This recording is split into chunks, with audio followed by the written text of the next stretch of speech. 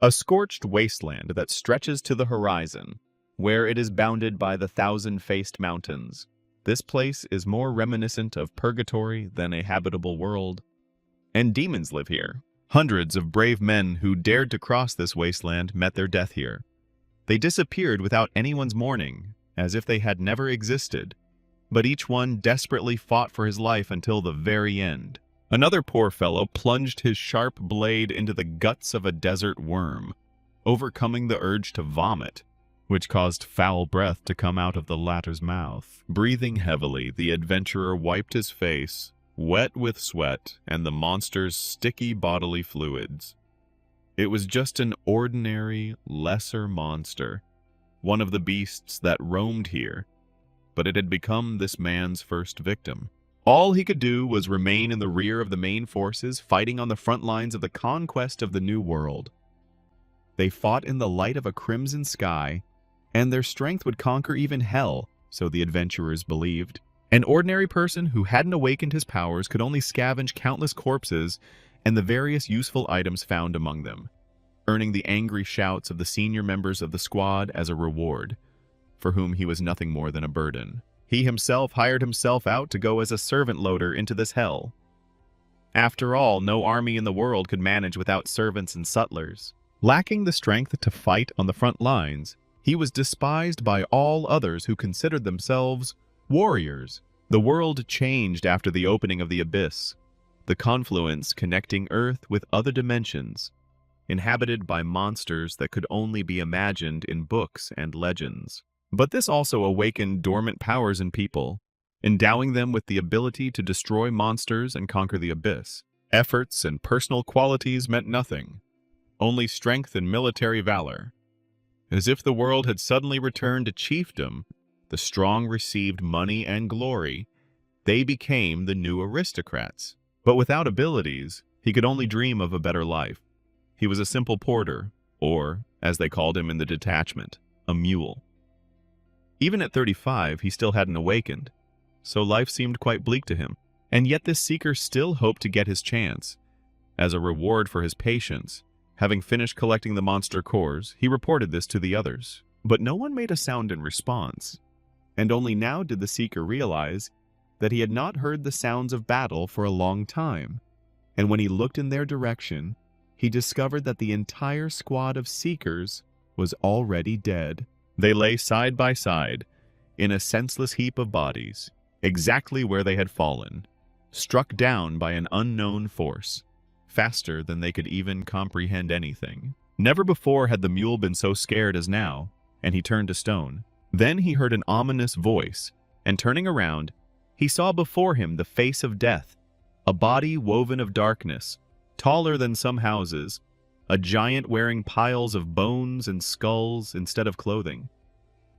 This was the appearance of Asmodeus, a demon of the triple highest rank, the king of kings, the one whose name inspired terror in any adventurer.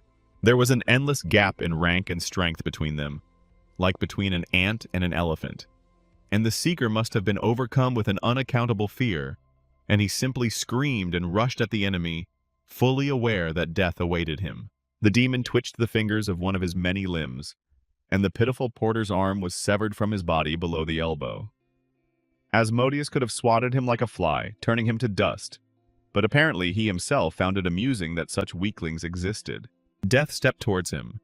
Countless empty skulls of his victims rained down, and then Asmodeus touched his forehead with his boundless power. It was like watching the finger of God descend to slowly crush you, just for fun. The seeker reminisced about his entire life, losing his parents quite early in a car accident, being bullied at school, and spending the rest of his miserable life as a despised mule porter. He was cursing his fate, his life, and his never-to-be awakening, when a flash of light illuminated his mind, and a voice from above told him that all the conditions for awakening had been met. In the midst of the bright light, the seeker saw golden steps leading to the sky, and there, at the top of everything, was he, perhaps a god, or perhaps a devil.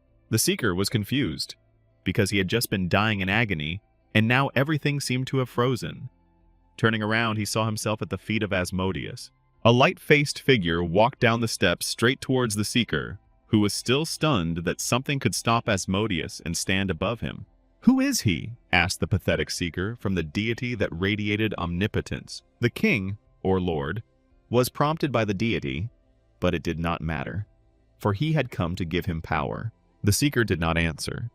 He understood each word separately, but could not piece together their meaning. The deity chuckled. "There's no need to be so distrustful," the fair-faced one said. The seeker was recognized by him because of his tenacity, nothing more. However, it would be great if he no longer hoped for such a miracle. "It was the first and last of its kind," said the light-faced one. He didn't answer any more questions. In time, all the answers would become clear. At that very moment, the seeker saw above him something even more terrible than Asmodeus. This must be what Fenrir's grinning maw looked like, he thought, and then he was swallowed by the abyss. It's hard to say how long he was unconscious, but he woke up feeling refreshed, his cheeks were burning, his ribs were aching with pain, and someone continued to shake him persistently. A loud ringing sound came from a resounding slap in the face, and a wave of prickly heat passed over the face again. "Finally woke up!" the ugly school bully who'd been holding him by the collar said in a sarcastic voice. Beck Hex, a long-forgotten name stirred in the depths of his memory. Taehyung didn't understand how this slippery bully, who always groveled before the strongest and humiliated those who were weaker, ended up here. Just a moment ago, Kim Taehyung was in the abyss. Then, remembering the conversation with the fair-faced one, he checked his status. The boy received a couple more light slaps, but he no longer paid them any attention. He had just realized he'd returned to his 16th year, straight from hell, and this realization washed over him like a wave of hysterical, insane laughter, straight from the depths of his desperate soul. He laughed so wildly, so freely and uncontrollably, that even Beck Hexu let go of him and stepped back, deciding that the weakling had gone mad. For a moment, he thought the pathetic worm was just playing a joke on him and cursed foully, and then was surprised to find Taehyung's fist flying out to greet him. The greeting was excellent. Although Taehyung was inferior in strength, he was helped by the accumulated experience and anger of many years of humiliation, so the bully recoiled from the blow. He flew past his friends, who clearly did not expect such resistance from a weakling. Kim Taehyung himself was overjoyed, because he had just become awakened for the first time in his 35 years. Tears of happiness rolled down his broken and swollen cheeks. But that was nothing. When Beck Hex's lackeys realized what had happened, they pounced on the weakling who had dared to fight back, not hesitating to use their awakened abilities. Even though these were only basic skills, they could cause serious burns or injuries, but Taehyung simply dodged the first strike, after which he rewarded the overconfident opponent with a powerful uppercut. In fact, the hooligans did not know how to fight, and even ordinary skills were enough to deal with them. The second one, who jumped up to Taehyung after him with an icy hand, became acquainted with the leg of the seeker who had been to hell. By the age of 35, Taehyung had tried everything possible to awaken his skill, starting with the most grueling physical training, without forgetting to study all available information about the inhabitants of the abyss and their skills. Taehyung even practiced different types of martial arts in hopes of finding the key to awakening. Could he really lose to some bullies who had only fought a couple of times in their lives? And even then, against those who were weaker and fewer in number? They were children to him, and he beat them like children, anticipating their actions even before they were committed. Of course, the reincarnation had thrown away all his hard training. He no longer had a steely, resilient body, and this part would have to be started from scratch. Beck Hesu came to his senses after the single blow and rose to his feet, cursing loudly from the pain and humiliation. Having covered himself with stone, he looked like an evil troll. The bully's eyes were bloodshot like a bull's, and it was clear that he was no longer in control of himself. A school fight could at any moment turn into a brutal massacre. He possessed the ability of stone skin, which acted as armor. It was impossible to even think about penetrating it with a bare fist, and a direct punch to the face would make more than one dentist rich. Fortunately, Taehyung's combat reflexes remained intact, and he dodged the first blow. As with the second one, despite the fact that the enemy looked heavy and bulky, he did not lose speed. The armor allowed him to attack without having to worry about defense. So Beck Hexu took a running start and jumped on top of him. The force put into this blow sharply distinguished the awakened one from ordinary people, because a hail of fragments rained down from it in all directions. The roof was covered with a thick layer of fine dust, and under its veil, Taehyung, who was not injured, quickly went behind the enemy. He delivered a brilliant counterattack when Baek Heksu tried to meet his unexpected approach. But instead of heavy damage, Taehyung himself received damage. His opponent's face was also covered in stone, so he may have just broken a couple of his bones on it. The bully simply waved his hand, but the force was so great that Taehyung simply flew back.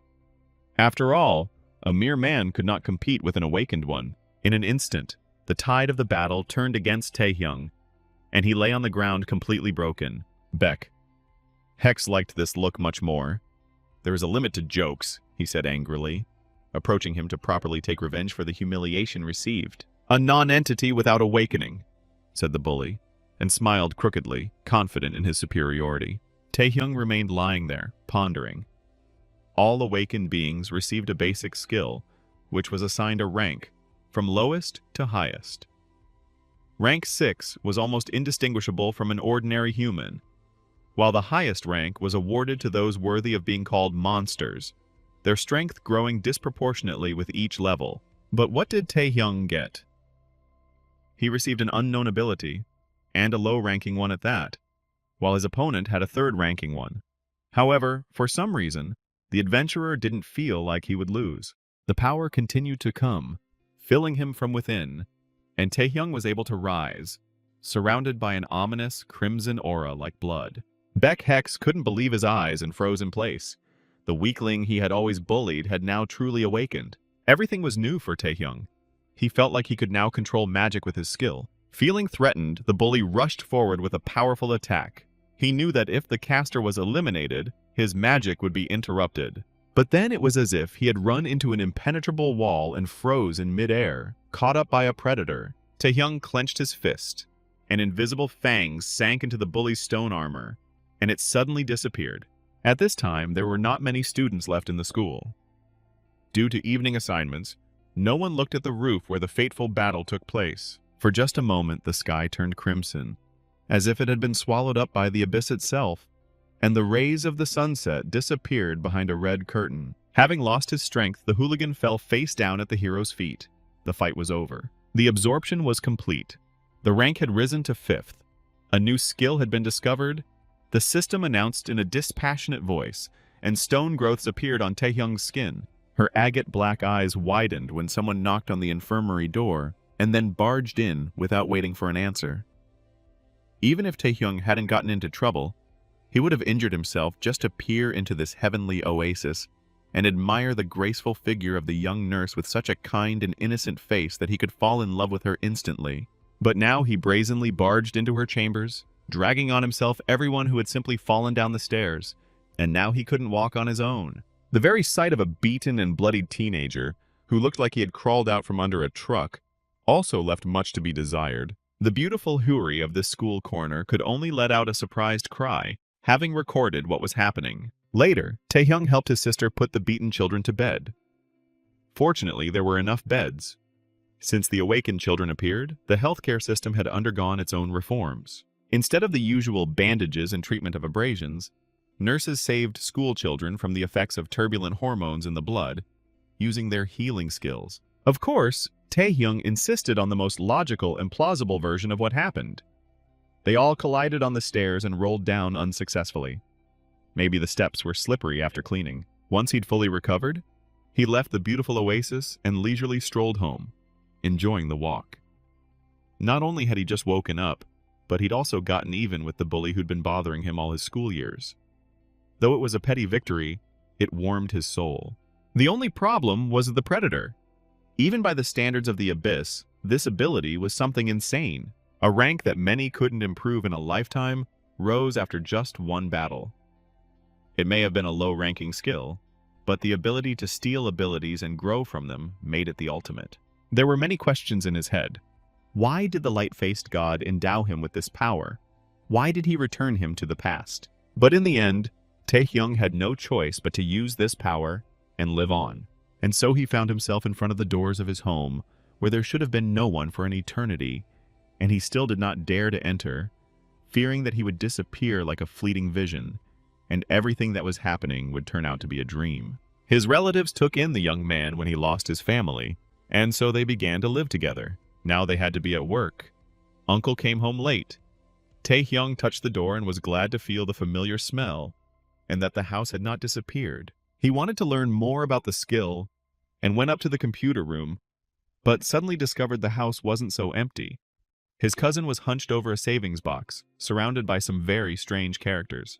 The brother clearly didn't expect to see Taehyung so early, and was very embarrassed by such confusion, realizing how difficult it would be to explain what was happening. Hwang Jae-young should have been at school right now, as far as the seeker remembered, so he was also quite surprised. Long-forgotten memories stirred in my head about how Hwang took all the money from the house to enlist the support of some bandits. Realizing that the quiet affair was no longer so, the bandits stood up. Their obvious leader frowned at Taehyung and, after asking Hwang, who was serving him, found out that it was his cousin in front of them. Taehyung waited. He still didn't know what kind of people these were and what they were capable of. The bandit who invaded their house behaved insolently, as if he was the owner. He said that his cousin should leave, forgetting everything he saw there, and approached with a threatening look. He was taller than Taehyung and broader in the shoulders, and on top of that he knew that the guy was not awake, so he felt very at ease. However, soon he too had to get to know the fist of the just hero better. Taehyung still wanted to test his abilities. The blow was so sudden that even the tall cabinet in front of him wobbled and fell with the clink of coins scattering all around. Taehyung reached out to the villain's face and summoned his predator skill faster than anyone could react. But the predator function turned out to be unavailable, the system reported indifferently. For a moment, all the participants in this scene that had begun so violently looked at each other in amazement. All the confidence of the veteran porter with many years of experience instantly evaporated from his face. Since there was no continuation, the bandit took the initiative and kicked Taehyung in the face. At the same time, the rest of the bandits began to act. When the seeker found himself on the floor, chains flew out of the hands of one of them, a binding skill of the 3rd rank. The second one used the poison breath skill, also 3rd rank. It became clear that this was not a simple gang of schoolchildren. Their leader had the ability to bleed, apparently of plant origin, because thorny vines appeared from his hands. This would be more than enough to defeat a strong awakened one, let alone an ordinary defenseless person. There was a crash and a roar that shook the entire house, and half the neighborhood must have heard it. Because of the smokescreen, Taehyung disappeared from sight, and the extortion gang had to wait for the smoke to clear. Their leader chuckled, amused by the audacity of the unawakened one who dared to pretend to be awakened. Suddenly, an ominous feeling came over them all. The use of a skill had been detected, the system calmly informed Taehyung. Chain, poison, and bleeding skills are confirmed, and resistance is gained through mystical power. Taehyung stood in the center of a raging crimson curtain that saved him from fatal damage. He had absolutely no idea how the predator worked, because at first he was silent, and now he had neutralized all the skills directed at him. The next moment, the seeker jumped as fast as he could and put the extortionist leader to sleep with a stone fist. The fair hero's eyes flashed with rage. He was clearly enjoying his power. Soon all the troublemakers were lying quietly and already dreaming their 10th dream on the floor of their house. Taehyung learned 2 things. Awakened beings see a status window accessible only to them, but the window itself doesn't display all the information. There was no mana shortage, but the predator still wouldn't activate, meaning it required special conditions. In addition, the predator's passive skill was not indicated in the description. It was capable of neutralizing all negative effects such as poison and bleeding. Thus, Taehyung gradually learned the peculiarities of his mysterious power, but then he was distracted by Hwang, who touched his forehead to the floor and bowed deeply, as if he were at a reception with the emperor. After which, he delivered a passionate speech in which he acknowledged the strength of his elder brother and repented of his sins, begging for forgiveness so loudly that his ears became blocked. For forgiveness, he was willing to serve him faithfully and do anything, even shine his shoes. Taehyung was amazed by such a deflection, even though he knew his brother was a real fox. Hwang even began to obediently bark, imitating a dog. But the problem was not in him at all, Taehyung thought, looking with disdain at all these humiliations. The trouble was that soon a danger was about to happen. A danger that no one knew about yet was looming over the city. The seeker was already tired of listening to human barking, and he agreed to forgive his brother, which immediately made him wag his tail. However, in exchange, he had to go with him. The seeker said mysteriously and grinned. He had already come up with a plan. Far beyond the city limits, in a long-abandoned industrial zone, it was quiet. Evening was falling and the sun was setting, its rays streaming through the windows of an empty factory. 3 searchers, who had been called straight from the office and without any equipment, entered this closed area, and all in order to witness such a rare and dangerous phenomenon as a gate breakthrough. Monsters from the other side of the abyss continued to arrive through the portal, still held back by the tight, transparent dome. If nothing is done about this phenomenon, it could turn into a real catastrophe.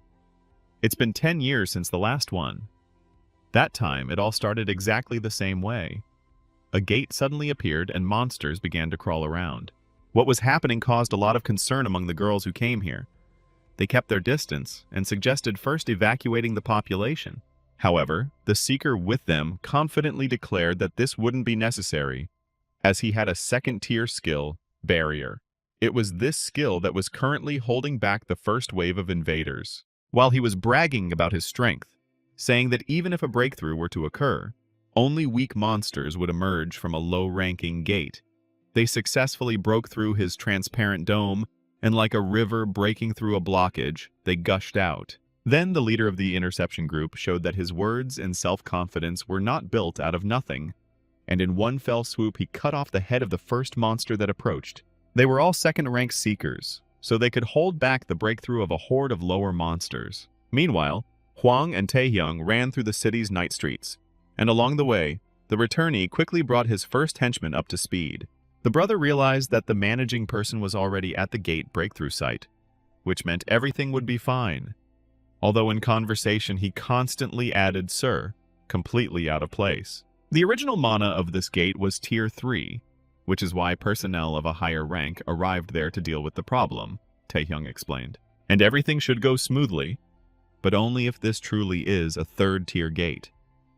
The entire floor of the abandoned factory was covered with a thick carpet of the bodies of monsters that had perished in the insane carnage. The leader of the interceptors was surprised by their tenacity, and the fact that they had even managed to break through his second-rank barrier. Suddenly, he felt mana appear inside the gate that was superior in rank to his own.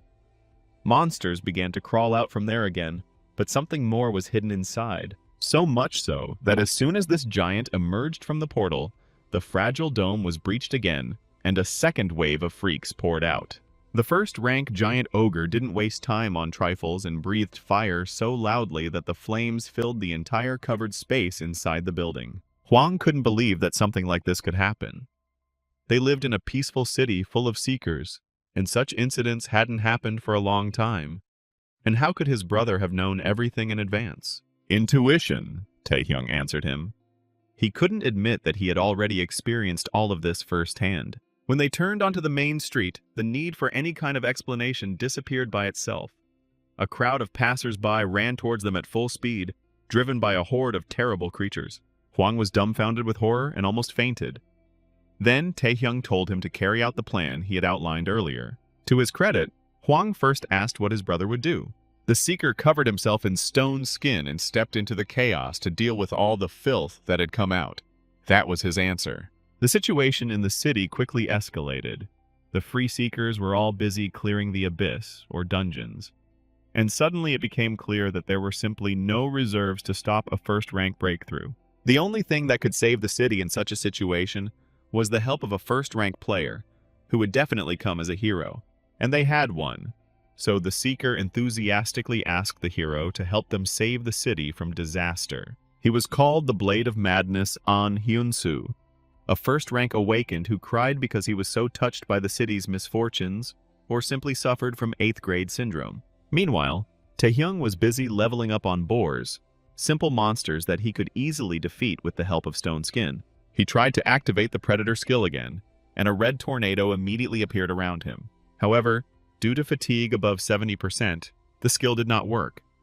Most skills consumed mana, but it was not the only thing that was under observation. Because there was also a fatigue indicator, just like in games, which accumulated as you moved and used skills, for which the awakened one was penalized, and he lost skill power and movement speed.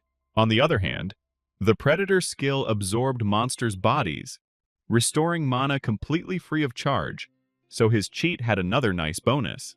What's even better is that due to such a rapid leveling up, the Predator's main skill has already increased to rank 4. The more Taehyung used it, the stronger he became. With such a growth rate, it wasn't that difficult to reach the highest rank or even the second highest. Before he completely lost his head from his incredible success, he decided to return to Hwangjae and see how he was doing. At the same time, the main battle of the evening broke out between worthy opponents, the Crying Swordsman and the first-rank Ogre. Hensu wielded his lightsaber with great skill, and with a furious charge, he knocked the Ogre to the ground, destroying a couple of buildings in the process. At the same time, he shouted out all sorts of pompous phrases, the sound of which made Taehyung feel ashamed every now and then. A warrior of justice judges the enemy and so on. But no matter how stupid it looked, the main thing was that it worked. With a hail of blows, and Hyunsu confidently defeated the larger enemy.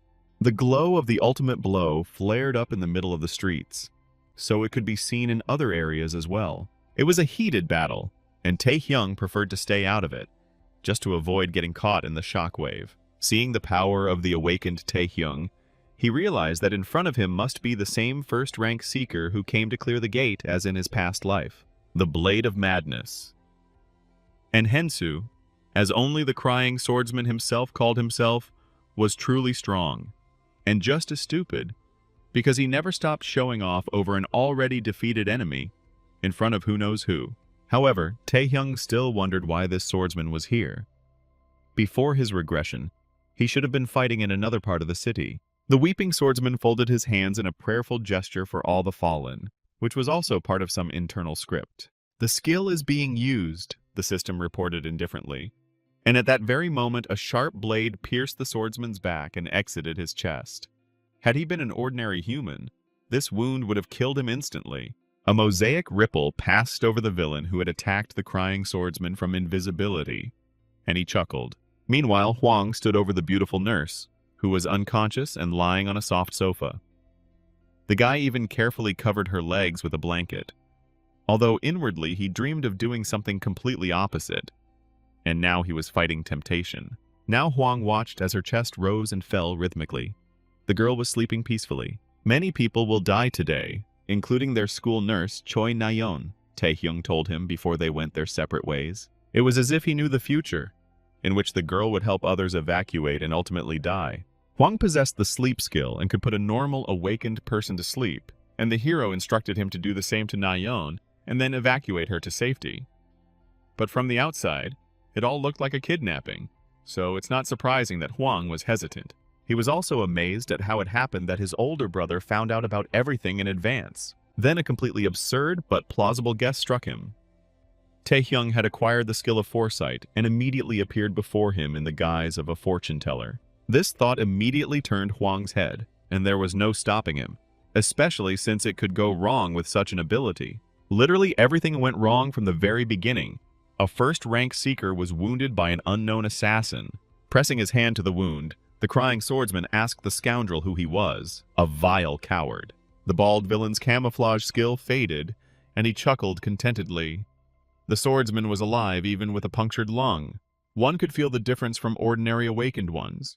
It was even more fun this way, declared the shaved madman, whose eyes darted around like a chameleon. Han Sando was a second-tier villain, skilled in stealth. Villains were the awakened who, believing themselves to be gods of the New World, committed crimes.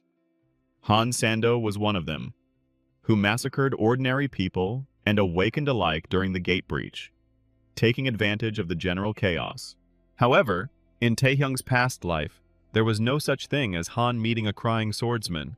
The future somehow changed because of him. Despite his serious wound, and Hyunsu was still able to fight and still had strength left. After delivering a fiery speech, he summoned his Jedi sword and advanced towards the enemy. But the earthquake prevented him from finishing him off, the Crying Swordsman first thought, and then remembered that they had been standing on the monster's carcass all this time.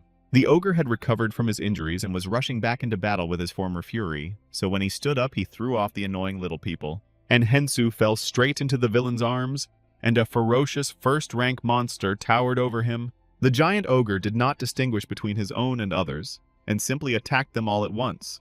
One blow of his split the ground beneath his feet. The villain decided not to participate in this alteration and leave Enhensu to the ogre, although not without regrets. In any case, he had already noticed a much more accessible victim for himself, who had been watching the duel for a long time without interfering. Han grinned devilishly and rushed at Taehyung with knives, sticking out his tongue like a wild hyena. Everything happened very quickly, but Taehyung managed to see the strange ring with skulls on the villain's hand. Taehyung saw the attack and didn't even flinch.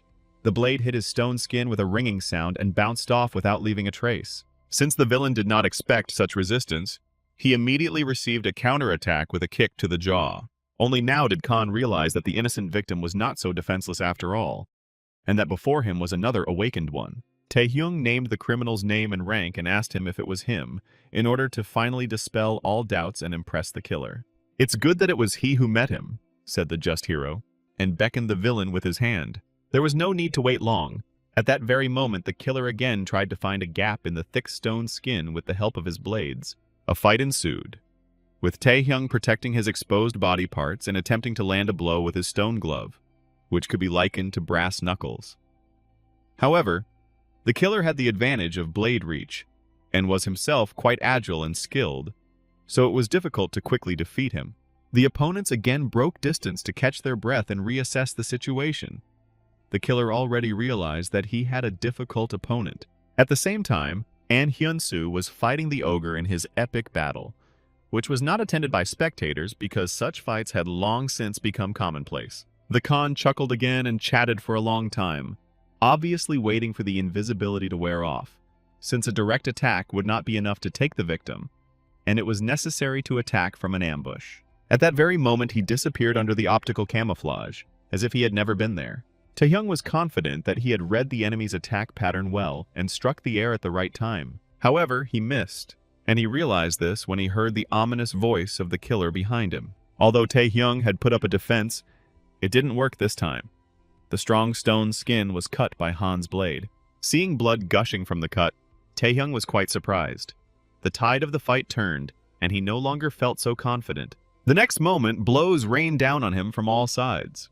The killer could not hold back, knowing that he was invulnerable to counterattacks. Each blow left a deep but not fatal cut.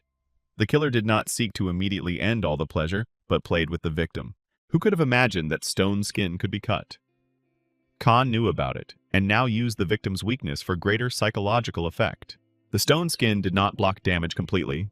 The unbearable shock broke the durable coating and replaced it with a less durable one. The invisible bastard had been trying to achieve exactly this from the very beginning, and gradually he destroyed all of Taehyung's armor and was able to appear. However, not only was the guy not scared, he was also grinning, because now he was confident that he would definitely be able to withstand the battle against the second rank. He lowered his guard and looked relaxed again.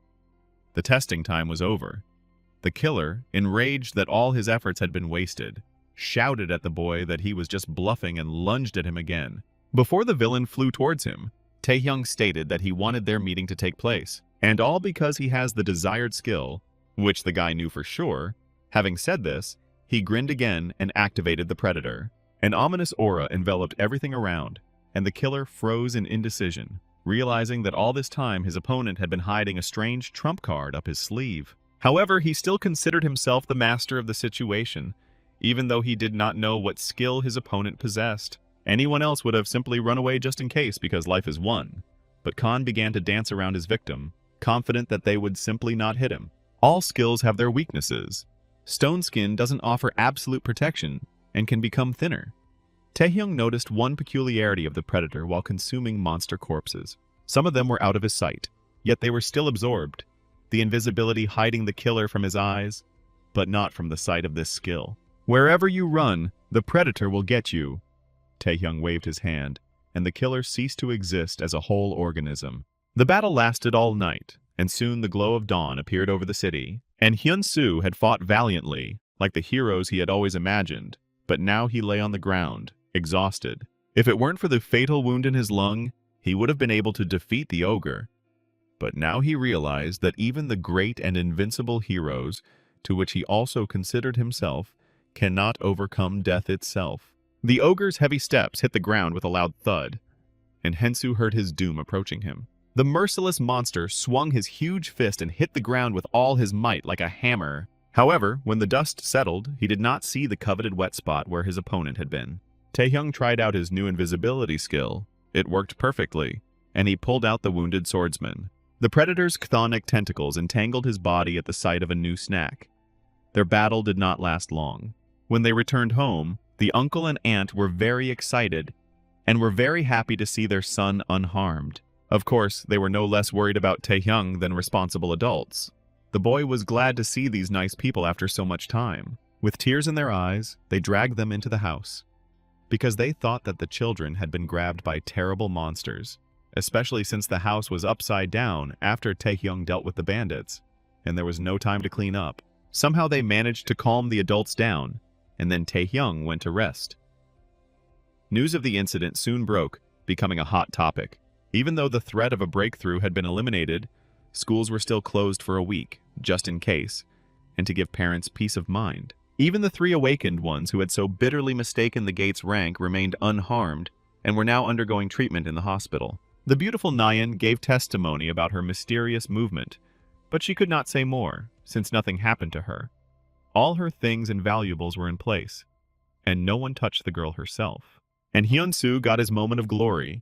Even though he claimed that the city was saved by a completely different hero, everyone dismissed this as a personality quirk, which the Crying Swordsman was widely known for. On the other hand, a lot of controversy and unrest was caused by the fact that the body of the ogre and the unknown villain had disappeared somewhere, and therefore the usual security measures no longer seemed so reliable to the citizens. One thing Taehyung could be sure of was that no one had reported his interference the entire time, and now he could breathe freely as he walked along the old train tracks.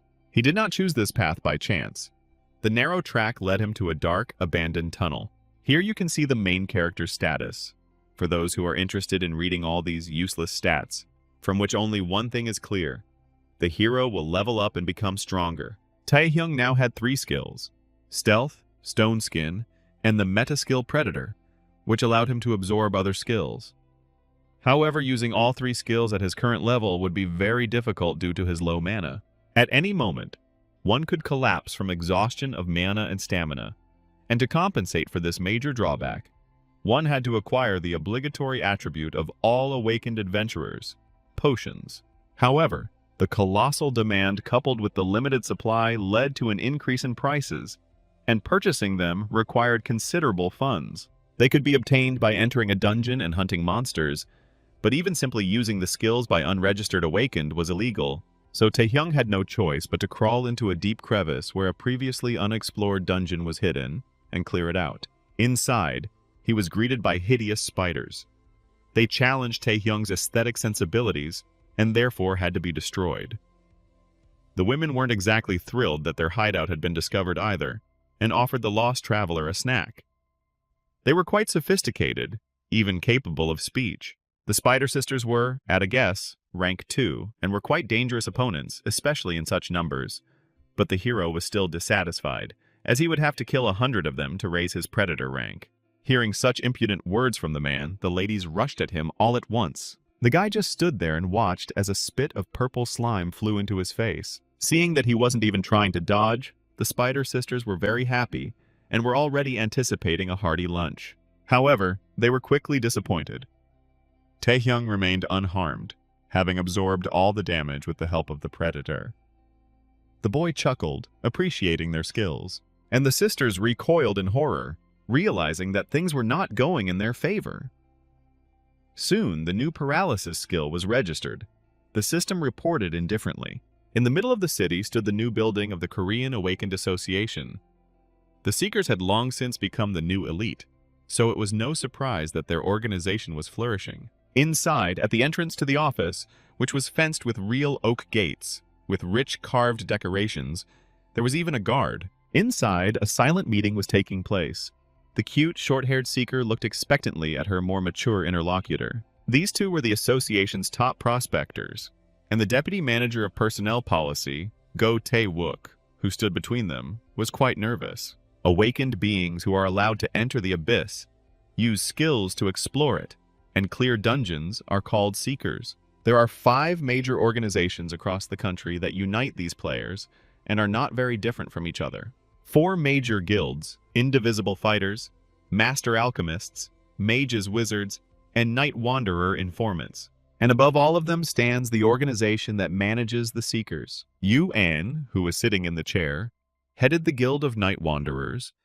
This stern woman radiated strength and authority because she had the highest rank. Her interlocutor, Ji Jinhui, who had an eye patch on one eye, held the position of the chairman of the New Seekers Association, and he radiated no less power since he also held the highest rank. The subject of their meeting, to which UN was invited by the chairman himself, was the Guild of Villains, which was founded by the most abnormal renegade seekers, all of whom wore rings with 3 skulls.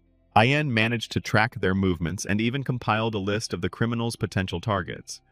But she was certain that the reason for this meeting was not a simple formality in the form of the transfer of intelligence. Chairman Jinhui chuckled, his voice sounding low, as if the person sitting in the chair was a bear rather than a man, and his manner was more reminiscent of an old soldier, just as straightforward and energetic. The chairman then asked when Yuan had passed the seeker qualification test, and received a casual answer. At 19, which was the minimum required age. Could a high school student fight a monster? The chairman asked mysteriously and chuckled again, puzzling even the experienced scout. Taehyung sat on a mountain of corpses.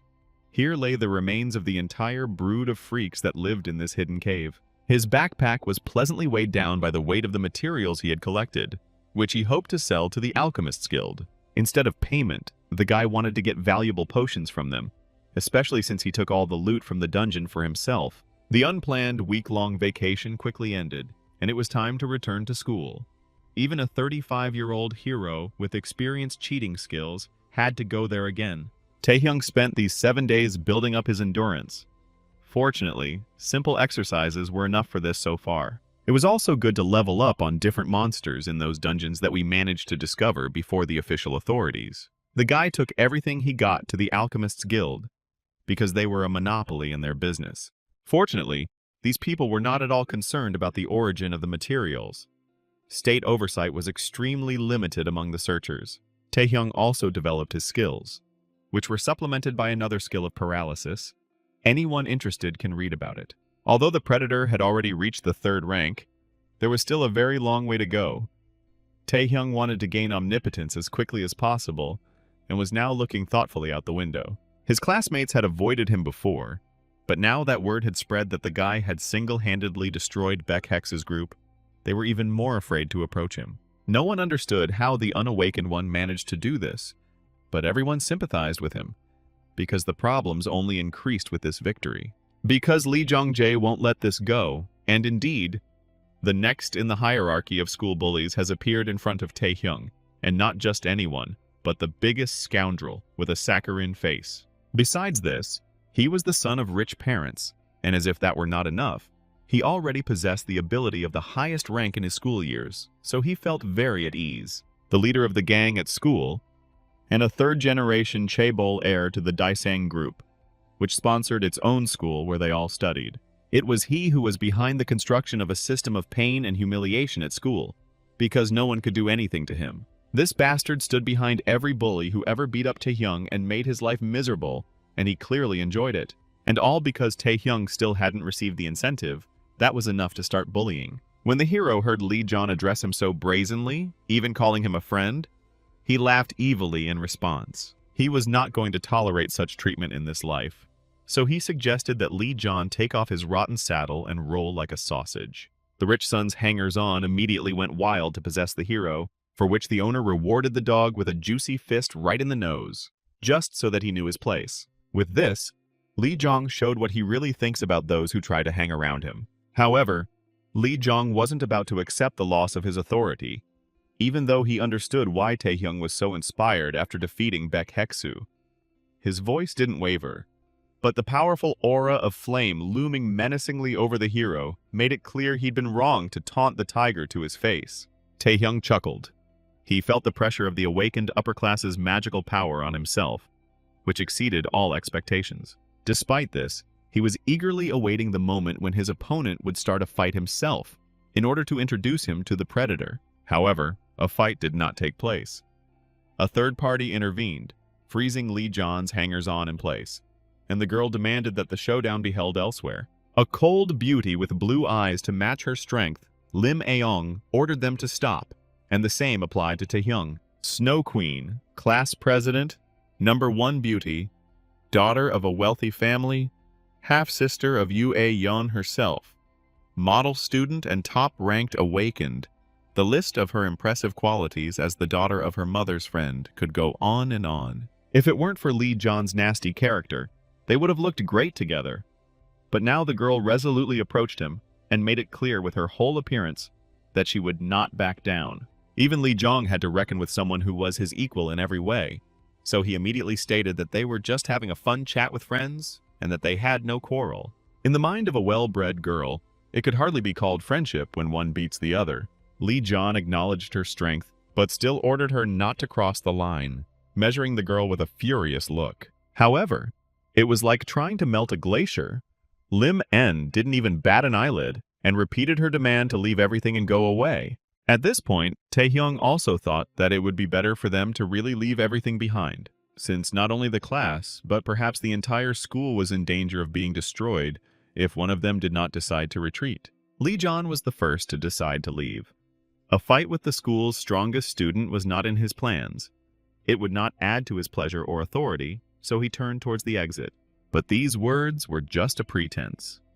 The scoundrel turned around abruptly and, giving in to his unbridled nature, raised a wave of scorching flame. Lim Aeong's hair was already covered in frost, but perhaps the most terrifying fight in the history of school fights never happened, interrupted by the sound of the public address system.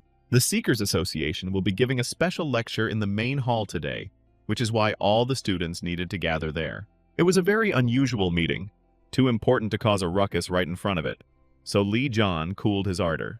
This time Lee John actually left, and his dogs hurried after their master, still undeserving of the frostbite and broken nose. When they left, slamming the door, Lim Aeong turned around to see if Taehyung was okay. She must have been expecting gratitude and was already preparing to nobly refuse it, but the rescued one simply disappeared. The guy was already standing in the doorway and told the excellent student to hurry up so as not to be late for the main hall. Such a striking change in behavior caused a lot of bewilderment on Lim Aeon's face, but she remained silent. The hall was full of people from the senior classes, all excited by the attention of the Seekers Association and connecting it with the recent breach of the gate. Today, the deputy head of human resources, Go Tae-wook, spoke to them. He came out on stage and introduced himself. There were two reasons for this meeting. The first was the lack of response to the gate breach, and the second was safety training from the Seekers Association. However, the main purpose of the meeting concerned those responsible for the future of their new country. Because starting this year, the conditions for passing the exams for the qualification of a seeker were changing. However, at the moment, the best awakened ones didn't care about this at all. Instead, they were more concerned with Kim Tae-hyung. The culprit of the commotion himself listened to the entire speech with a bored look.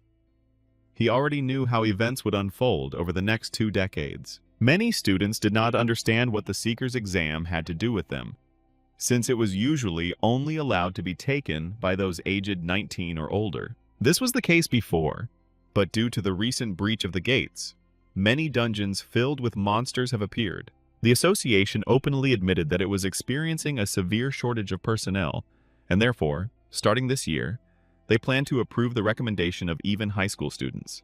According to Go Tae-wook, the association was going to select people based on their abilities and behavior after a thorough check, but Taehyung knew it was all a lie. The exam could indeed be taken by high school students, but the real selection was already taking place at that moment. It was all because of Go Tae-wook's skill called the Observer's Gaze that his hidden eye was already scanning everyone gathered in the hall. This skill allowed one to quantify the contradictory and unbalanced abilities of the awakened, and even open their status window if one concentrated. So, Go Tae-wook saw a certain amount above each student. In his estimation, the average score of the school was definitely higher than others. But even among the excellent awakened, there were gems that inspired Go Tae-wook's admiration. While his skill couldn't grasp all the complex nuances and balance of skills, it did a good job of demonstrating the division into ranks. While most people would consider a level of 500 points to be good, Lee John could boast of having almost 2,000. And Lim Aeon was truly astounding, with her impressive level of 2,300 points. It's so cool to measure strength by a single indicator and then express it in meaningless numbers. Sister Lim Aong herself provided Go Tae-wook with a list of potential seekers, but even so, he was surprised by the strength of the students, and he was already preparing to write letters of recommendation. However, here, Lee Jong raised his hand high and asked the deputy if there were any who were not at all suitable for the recommendation for the seeker's exam. After all, one way or another, the exam tests the abilities of awakened players and determines their right to become a seeker. So, there was no need for the unawakened to listen to this speech and be present in the hall, he said, and immediately looked at Kim Tae-hyung. Such was Lee Jon's vindictive nature, who even in small ways sought to humiliate those he did not like. A seeker is not only his personal strength, of course, the rank of an awakened one. The ability to cope with different situations, extensive knowledge of the abyss were also strength. All complex abilities required testing and skill in their use before the awakened one would be eligible to become a seeker. But for the unawakened, even this information could be dangerous and instill unnecessary expectations, Lee Jon declared. Thus, he skillfully wove concern for others into his words, although his intentions were completely opposite. Tae-hyung immediately realized that Lee Jong had another goal in mind with this speech, namely to check whether he had woken up. The hero had a choice: either admit that he was awakened or leave in disgrace, and the arrogant rich man waited to see how it would end, setting a trap. Lim Ayong also realized that the nasty bully was playing some kind of game again and pulled him back. But then she remembered Kim Tae-hoon's character and realized that she would not receive any gratitude for her intercession, so her ardor immediately faded. Under the puzzled glances of others, the girl, who was only trying to appear cold and reasonable, turned away, deciding that she should let everyone sort out their own problems. Go! Tae-wook took the floor again, and laughter was heard in the hall, but he still continued with an unperturbed voice, stating that listening to the lecture was everyone's personal business. Lee Jong definitely wasn't going to stop there, so he continued to press, asking the hero if he wasn't ashamed to stand there, since he wouldn't be able to get a recommendation anyway. Or maybe he doesn't care about things like the Seeker's exam at all, Lee Jon asked sarcastically. Tae-hyung chuckled. He knew that if he didn't prove his awakening, he wouldn't be allowed to take the exam. But he also knew that a personal interview would not be necessary, because the eye of all-seeing was already looking at him at this very moment. For Go Tae-wook, strong people stood out, as if they shone brighter than the rest. Lee Jon had the highest rank, but his character left much to be desired, the deputy thought regretfully. There was another boy who, according to his classmates, was not awakened at all, and the deputy even felt sorry for him. But when he tried to look into his status, the system failed. This surprised Go Tae-wook so much that he even recoiled. This had never happened before. When Tae-hyung realized that the bait had been taken, he suddenly agreed with Lee Jong. What benefit would it have been to him to listen to this information? It would only have hurt the pride of the main school bully, the hero stated. And Lee Jon was surprised. Tae-hyung gave him the middle finger and wished him well and continued listening to the very useful lecture. Now the hero looked like a winner, because the boring lecture had no particular value, even for the awakened, and all this spoiled Lee Jon's feeling of victory. Meanwhile, Go Tae-wook was extremely disconcerted by the system failure, a message he had never seen even when he had checked on the association leader or Yu Aeong. Under the gaze of many eyes, Kim Tae-hyung walked away proudly. He achieved his goal. The conflict definitely attracted the attention of the association's deputy. He tried to check the awakened one's status several more times, but with the same result. And then Tae-hyung finally showed what he was capable of. A number flashed above his head that was twice the sum of Lim En's abilities, who was the strongest among the students.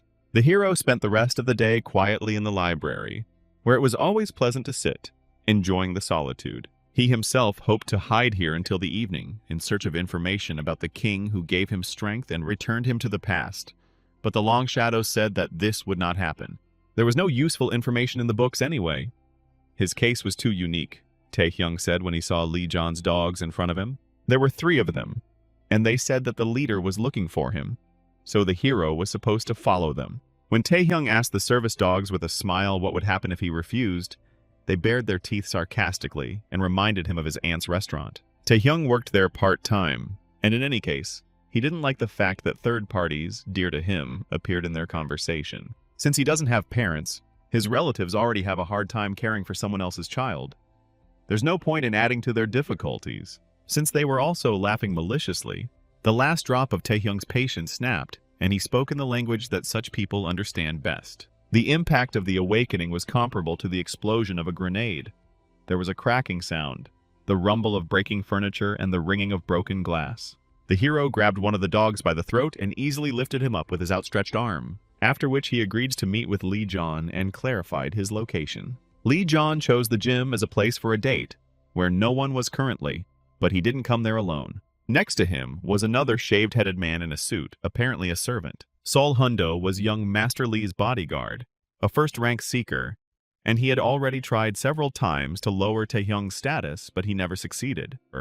With this level of resistance, it meant that they were at least a first-rank awakened being. Hearing this, Lee John chuckled and offered to talk as friends, but he was not trusted. He admitted that he had been harsh, but it was all due to his curiosity, which had not yet died down. Lee Jong even shared his plans to create his own guild, which would be the successor to the Daesung group. But even a genius cannot act alone, he believed.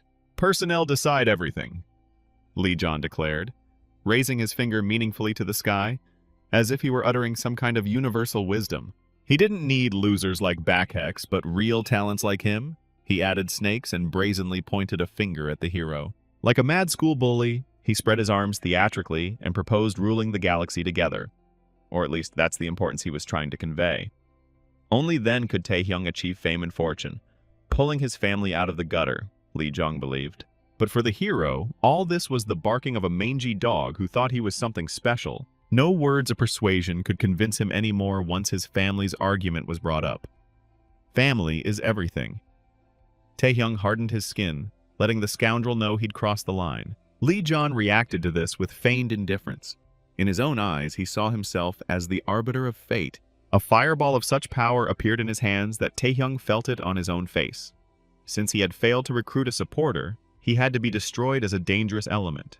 At that moment, Lee John's bodyguard helpfully set up a barrier, a magical skill that separated the inner space from the outer space and thus could not be sensed.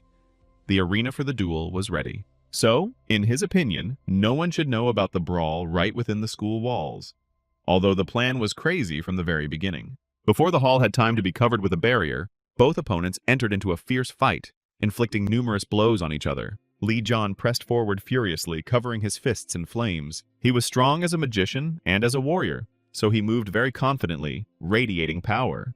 Taehyung's stone skin cracked, unable to withstand the highest rank abilities.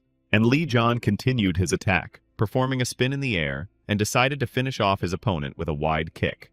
There was an explosion, which only grew stronger due to the compressed space, and the hero disappeared completely into a cloud of flame. Lee John reveled in his strength. Realizing that he was winning, he laughed, after which he continued to shower the enemy with scorching blows, each of which was like a shot from a cannon. Sol Hundo even felt sorry for the guy whose beating he was forced to take part in. Most likely, his master's opponent was a first-rank awakened being, with good body-strengthening skills. With his level of combat instinct and will, it was even hard to believe that he was a simple schoolboy. He might not even have been able to find a worthy opponent. But today's battle would be the last for this guy. The bodyguard understood. Taehyung was still holding on, parrying Lee John's hard, burning blows. But in the face of a higher rank, all his efforts were in vain. It was like a wolf challenging an elephant. They were simply in different weight classes. Sol Hundu wished the guy to quickly realize his limits and give up before he got even more injured. But then he suddenly stopped short. All this time, Lee John was doing whatever he wanted and simply beating his opponent. But at some point, they began to push him back. And with such force that in the end, the young gentleman received a stone fist in the face, after which he flew off to lie down and rest. The bodyguard could not believe his eyes and froze in indecision, not knowing what to do, whether to intervene in the fight or not. Lee John smashed the wooden floor with his body and groaned. The landing was not pleasant, and besides, he was not used to feeling pain in general. It turned out that he couldn't get up not only because of the pain, which meant that the guy had another skill in addition to his armor, the astonished bodyguard realized. Taehyung chuckled. Despite his broken face, he was glad that he finally managed to use that skill. The Predator had given him 3 skills in the last week since his return: Stone Skin, Invisibility, and Paralysis. However, the guy was in no hurry to use the skills from the very beginning. the third-rank paralysis could not overcome the resistance of the awakened highest rank, and the invisibility would be quickly removed by fire attacks with a wide range of action, while the predator was the last resort of kings, and therefore it should not be used thoughtlessly. Therefore, his tactic became the gradual accumulation of paralysis effects with each contact with the opponent.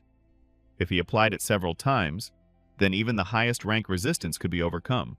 And so Taehyung fought until the natural defense of the untrained Lee Jong cracked. And so he lay on the floor, completely immobilized and completely helpless before the one he despised so much. The bodyguard was deeply impressed.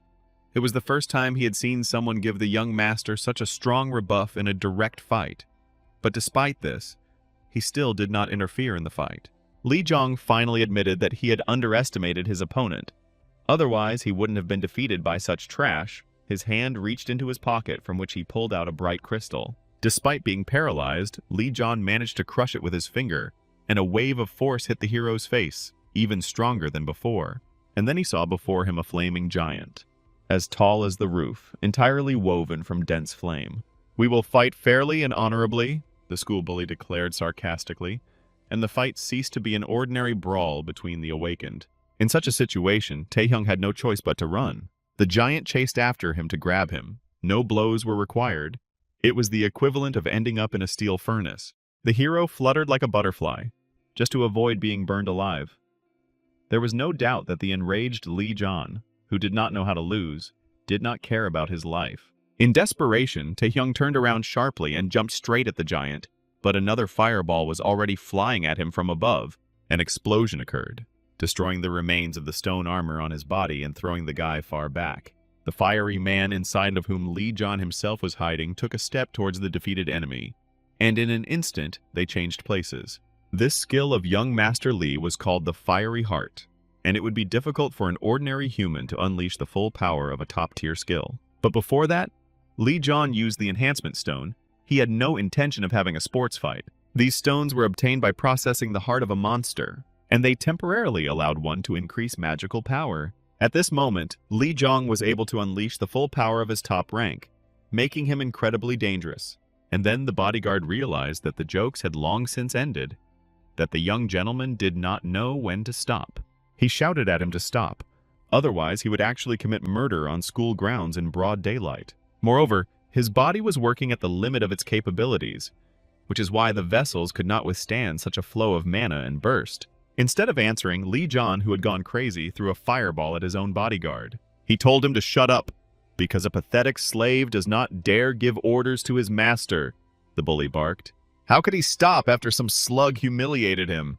Lee Jong asked arrogantly. Taehyung stood up and also realized that he wouldn't be able to leave here so easily. Gathering all his blazing power, Lee Jong brought it down on the pathetic plebeian who dared to rebel against the masters. When the fire consumed him entirely, the madman burst out laughing, fully understanding that he had just committed the most terrible crime of all possible. The bodyguard didn't know how to stop his charge without getting into trouble himself. He jumped towards the hole in the floor where Kim Taehyung had just stood, still hoping that the guy had survived. He even extended a helping hand and asked to escape somehow, promising to detain the young gentleman. But at that very moment, the servant received a strong blow to the jaw, and despite his first-rank strength, he staggered far back. The hero emerged from under the clouds of smoke and, in a voice full of suppressed anger, said that he would not run because he had not started the fight first. The highest ranks were different from all the others. Kim Taehyung could clearly feel it now, but he hadn't come here empty-handed either. Glass vials from under restorative potions rolled across the floor. Now he, too, was ready to show his full potential, and an ominous crimson power appeared in his hands. At this time, following the results of the open reviews at the high school, Go Tae-wook met with the chairman. He was extremely impressed by the report of the two best students, whose characteristics indicated that they belonged to the highest rank. The deputy confirmed everything, but was much more reserved in his assessments. The results were truly impressive. Even without much training, Lee Jong and Lim Ayung possessed such strength, it was comparable to the level of a Japanese saint or a first-rank seeker. The comparison to a saint made Go Tae-wook wonder what they would say about that guy. The saint represented all of Japan. She first tested her level at the age of 19, and even then it exceeded 2,500 total points. That's right, Even the one who, without exaggeration, was a monster, had only 2,500 points. What kind of madness was going on with that guy's stats? Maybe it was an illusion or a skill error, Gotowuk thought. He wanted to figure it out for himself, so he didn't make any big statements. Bodyguard Saul fell to his knees, amazed by the picture he saw before him. The fiery giant was firmly grasped by the crimson whips and completely immobilized. The magic of an unknown awakened being suppressed the ability of the highest rank. Li John was also confused. He tried his best, broke all the rules, and still couldn't do anything. Until the very end, his pride did not allow him to stop and admit defeat. He kept rushing towards Taehyung, shouting that the heir of the Taesong clan could not lose to a weakling of lower rank. But what did a hero care about rank and birth when sheer strength decided everything? True, wealth can be considered a cheat, but there were far more impressive things in the world that defied common sense. It was the power of the king, granted by the god himself, for whom even the greatest demon of the abyss, Asmodeus, was nothing more than a toy. When this force fell upon Li John, an explosion thundered that could not be hidden by any barrier.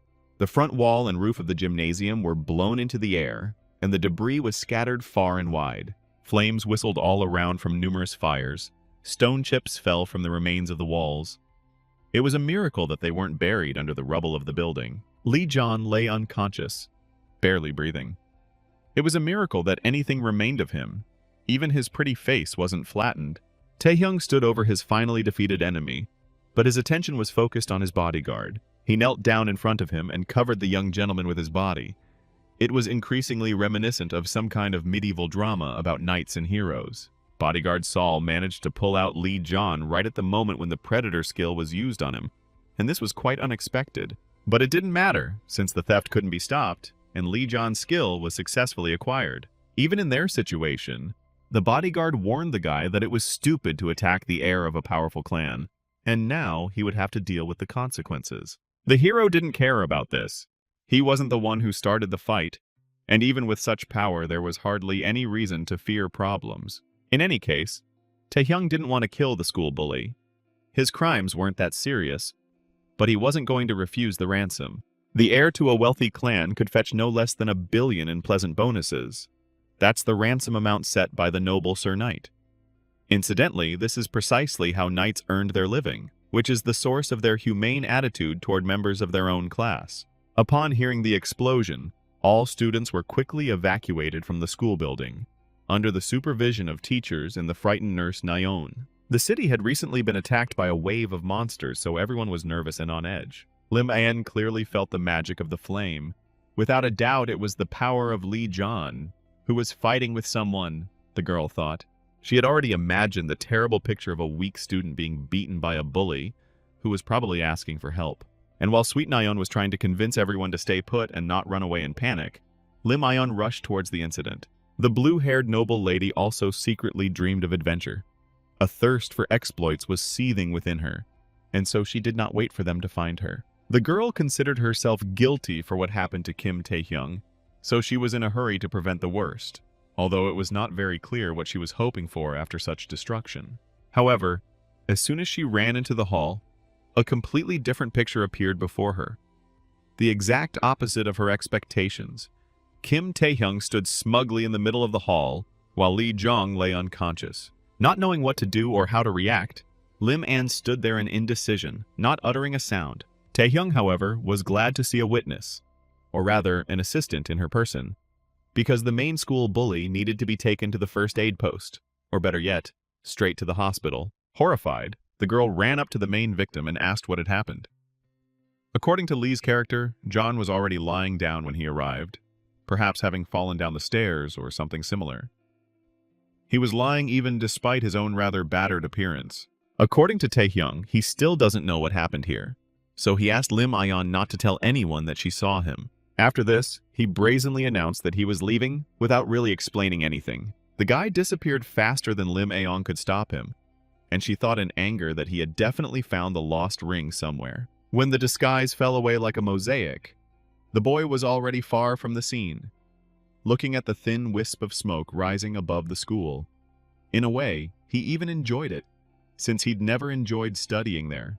In his naivety, He thought that for now he could breathe freely, that he could rely on Lim Aong, that she would take care of Li Jong, and that the Taesung group would not bother him for now.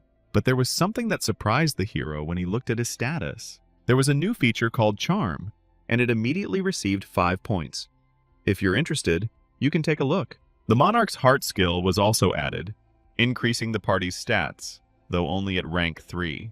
Taehyung assumed Charm was only a matter of appearance, like celebrities, so he was puzzled by where these skills came from after absorbing the new power.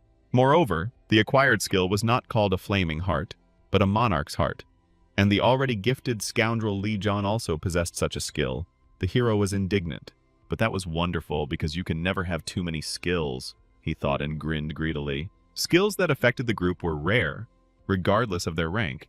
Taehyung could already combine several different skills. And with the Monarch's Heart it was even cooler, he thought, and took a deep breath of the cool night air, because his head was spinning from the future prospects. Suddenly, the hero's path was blocked by several premium cars, and he was blinded by the bright headlights. A group of unfamiliar searchers emerged from them, but the guy still knew one. Go Tavuk came personally for him to ask a couple of questions, and a chill ran down the hero's spine. He realized that these people already knew about what had happened in the gym and his involvement in these events, and the deputy head of the association himself looked sternly at the schoolboy. But the tense situation was not only on the highway far outside the city, but also in one of the country mansions, which in appearance almost resembled a vampire castle. Inside the lavishly furnished house, the guard dogs were thrashing and thrashing, matching their master's enraged tone. Li Jong's father had already learned of the incident and was furious, as not only had his son ended up in the hospital, but he'd also had to pay for it. He sat in his chair as if on a throne, trained dogs barked nearby, and his bodyguard Saul was kneeling in front of him, thinking that it would be better to die in battle. The bald-headed servant begged for forgiveness and agreed to carry out any order, if only this nightmare would end sooner. The head of the house ordered him to do whatever he thought was necessary. He was even amused by the audacity of the guy with whom his son had fought. However, he believed that their side of the conflict should also receive compensation, and made a gesture with his hand, which made the bodyguard turn even paler. Despite all the horror, the bodyguard remained a man until the very end. He even now begged the master to change his anger to mercy, because his son's opponent was a simple high school student. Just by looking at Li Jong's father, one could understand from whom he had picked up such habits. The arrogant head of the clan considered himself the ruler of the world and the destinies of ordinary people. The highest-ranking seeker and owner of the Taesung group, Lee Jong-soo, grinned maliciously, anticipating a quick reprisal even though his enemy was an ordinary boy in status. The main association searchers surrounded this guy and asked him point-blank what he was doing in the gym, since he clearly wasn't kicking balls. However, Taesung was still unsure of what exactly he was talking about. Perhaps Go Taewook was referring to their conflict in the assembly hall. The chances that the deputy head personally attended the fire in the hall were slim, but what if he already knew everything and made his move? For a long time, the hero didn't know what to answer. Then he decided to check first what Go Taewook knew and asked about the explosion, but he was clearly surprised. Turning towards the city, over which a column of black smoke was rising, Go Taewook stated that he was not very concerned about this event, especially since other organizations would deal with it. So the guy realized that Go Taewook didn't know anything yet, and the deputy repeated his question. If so, then they don't know yet, the guy asked them directly and grinned. He held himself confidently, not at all like a school-age boy. Taehyung made it clear that he already understood why they came here, to give him an invitation to the Seeker's exam. Go? Taewook laughed nervously. He still doubted the guy, so he pretended not to understand what was being said, testing him. Then Taehyung grinned and showed the HR deputy his compelling reasons, and a crazy number of 5,214 units appeared above his head, which should be more than enough. Go Taewook couldn't believe his eyes. This boy had grown even stronger in the mere hours since their last meeting. Now he was certain the numbers weren't a mistake or an illusion. Who is Kim Taehyung? The stunned seeker wondered. Only then did he finally notice that the boy looked like he had crawled out of a sewer.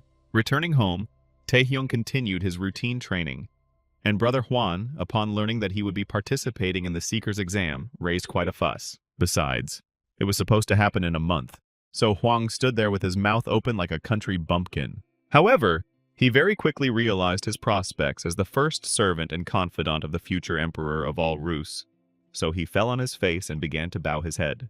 The hero didn't immediately realize when he'd acquired a jester in his entourage and returned to training. The Taesong group was supposed to deal with the gym. Suspicion of its destruction was averted, so the guy had a whole month to prepare.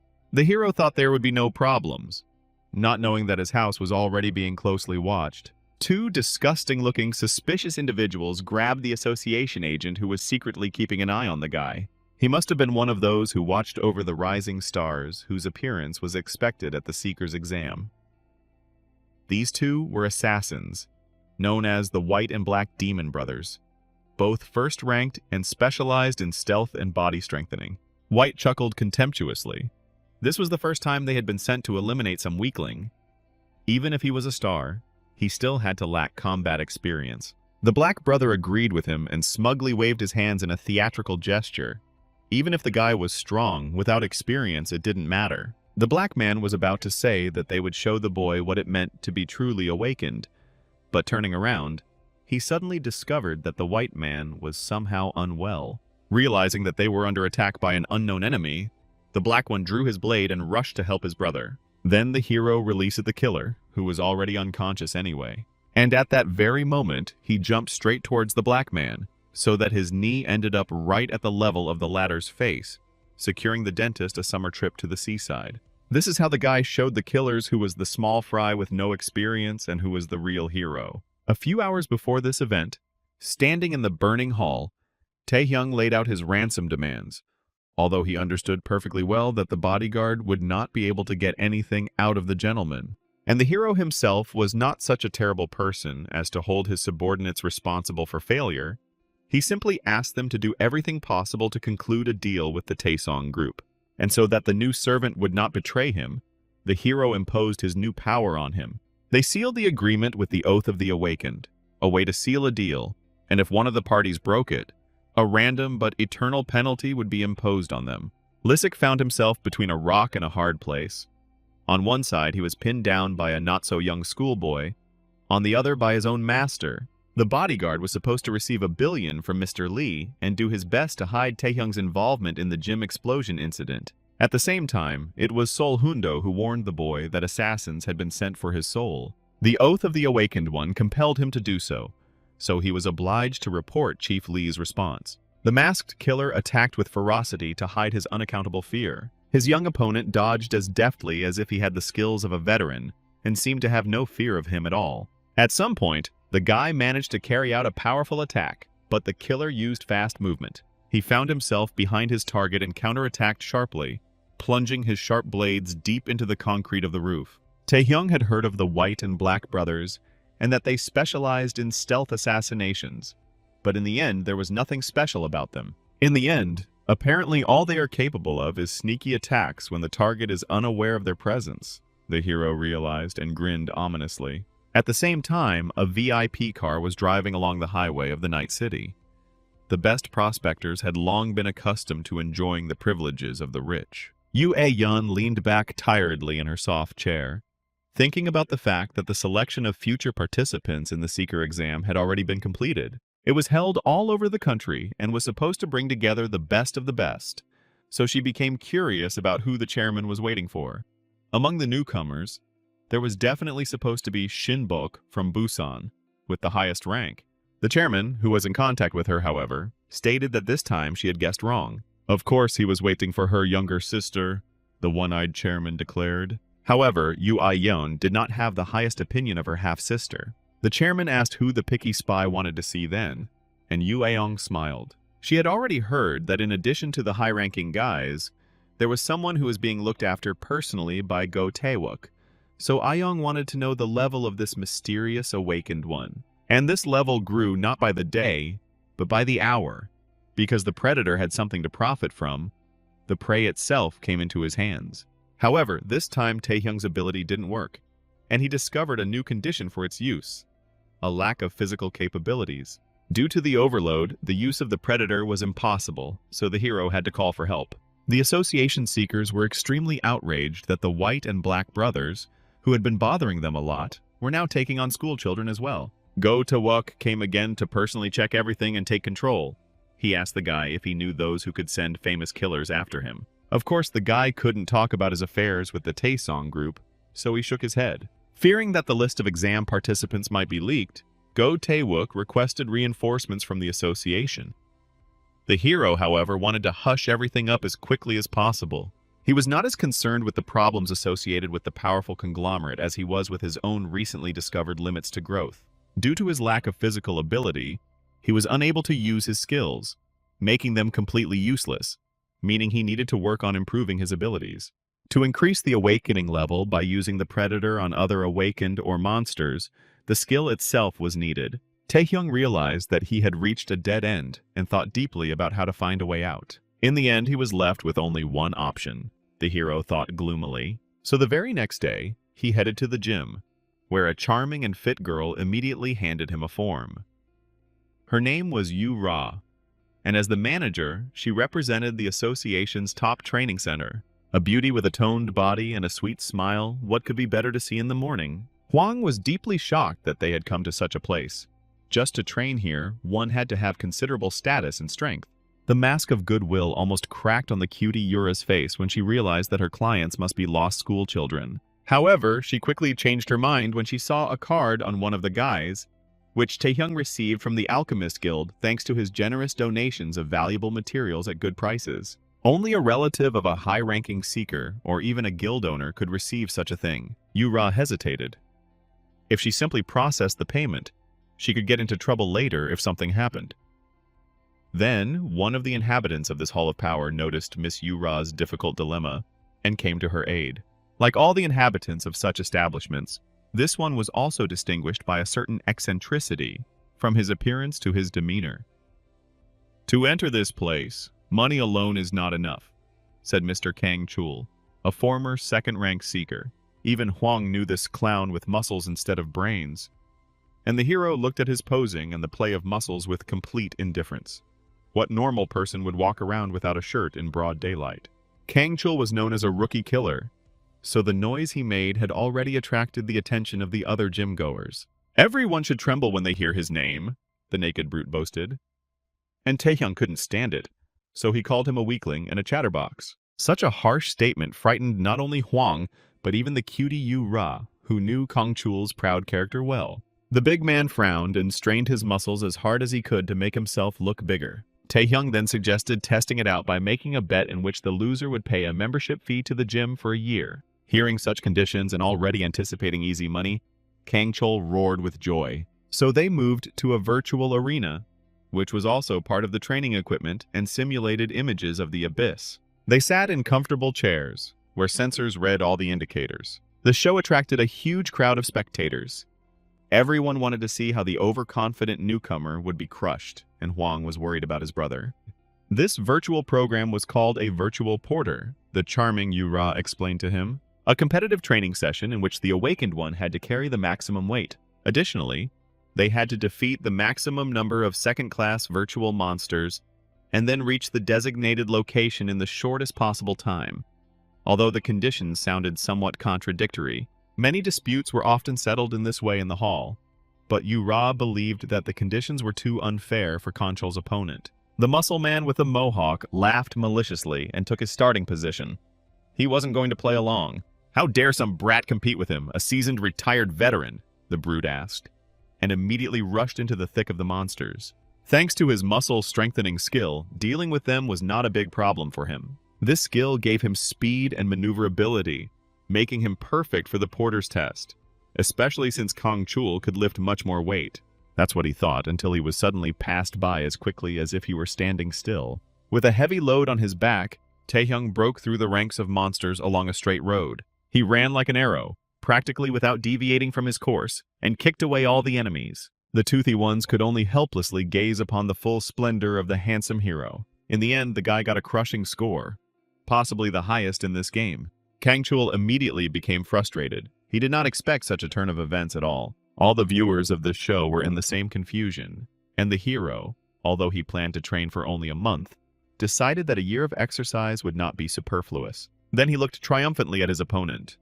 No one could run as fast with a heavy bag as a porter with 20 years of experience. "It's time to pay the bet and get lost," said the fair hero to the arrogant bull. The next 30 days passed quietly for the hero, and then came the day of the Seeker's exam, which was a big event and which gathered an entire stadium. Whether you would live as a trembling creature or rise above all as the King of Kings depended on the results of this exam, so all the candidates waited tensely for it to begin. From this year onwards, younger students were also expected to take part in the exam, which added to the excitement. Among the promising participants who came from all over the country was Han Jung-wook, a first-rank close combat master. Possessing a cold fighting sense that even the highest ranks could not defeat, Druid Lee Gilsan, first rank.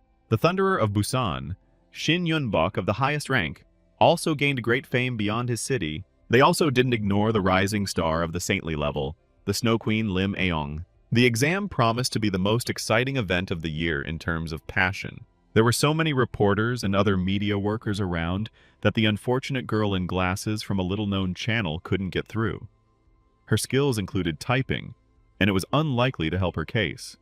And yet, she desperately needed to land an important interview, or risk being fired from her job.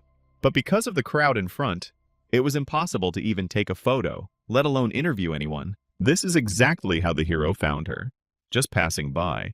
But perhaps fate itself brought them together, because all real heroes needed their own bard or storyteller of their glorious deeds. The girl was almost crying loudly, and salt lakes had already gathered under her glasses. Here she heard Taehyung's indignation that the participants could not pass if there was such a crowd in front of the entrance, and she became somewhat inspired. "It was boring as hell," Taehyung grumbled, "that he came here as a third-rank participant, although he had somewhat improved his appearance during the month in the hall." As a result, the guy barely made it to the start of the exam, which was only a few minutes away. He still gave that strange girl his first interview because she begged him to.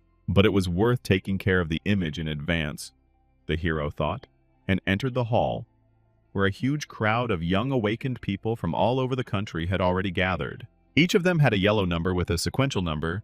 Taehyung received 920, which indicated a large number of participants. Here, the guy met a familiar face. The Snow Queen looked at him with an amazed look, and it was not for nothing that Taehyung had grown a whole head in a month. Now the cold beauty looked like a child from his height, and Lim Ayon asked where he got such protein. "So what? A little training?" the hero muttered indifferently in response. But that hardly explained anything to the girl. The boy had changed so much in just a month since his awakening. She immediately decided to take advantage of the opportunity and clarify that incident in the gym. But she was interrupted by the sound of the loudspeaker.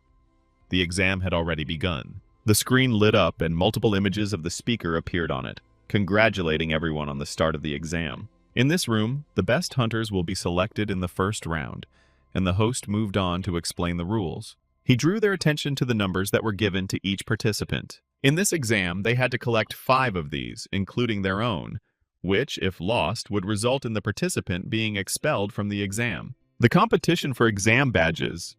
The limit is only 1 hour, the presenter warned. And at that very moment, the space inside the hall began to change. All the participants were instantly separated and mixed up.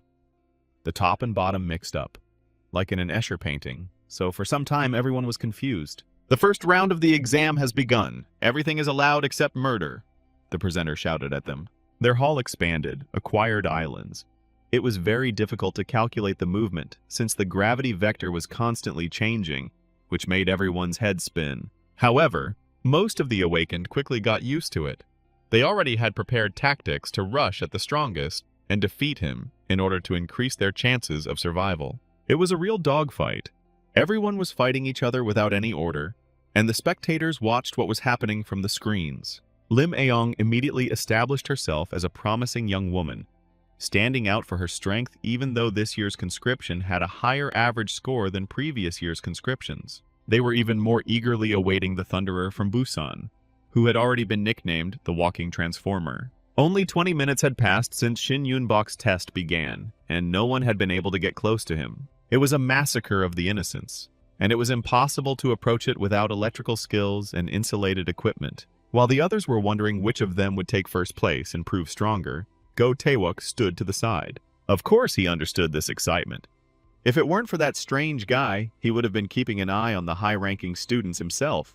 His level was much higher. This guy should have definitely passed the test easily and shown his strength. Switching the camera to Taehyung, the deputy caught him in hand-to-hand combat with another participant. Seeing them beating each other like madmen, he even recoiled from the screen. "What is this?" cried a deputy Go in amazement. Hong Jung-wook possessed the skill of steel skin and actively used it for defense and attack. Taehyung fought him on equal terms, covering himself in stone, so their battle quickly became a contest of endurance rather than skill. Deputy Go was extremely confused. Kim Taehyung caught all the blows on his face, which looked not cool at all, as if his abilities were misjudged.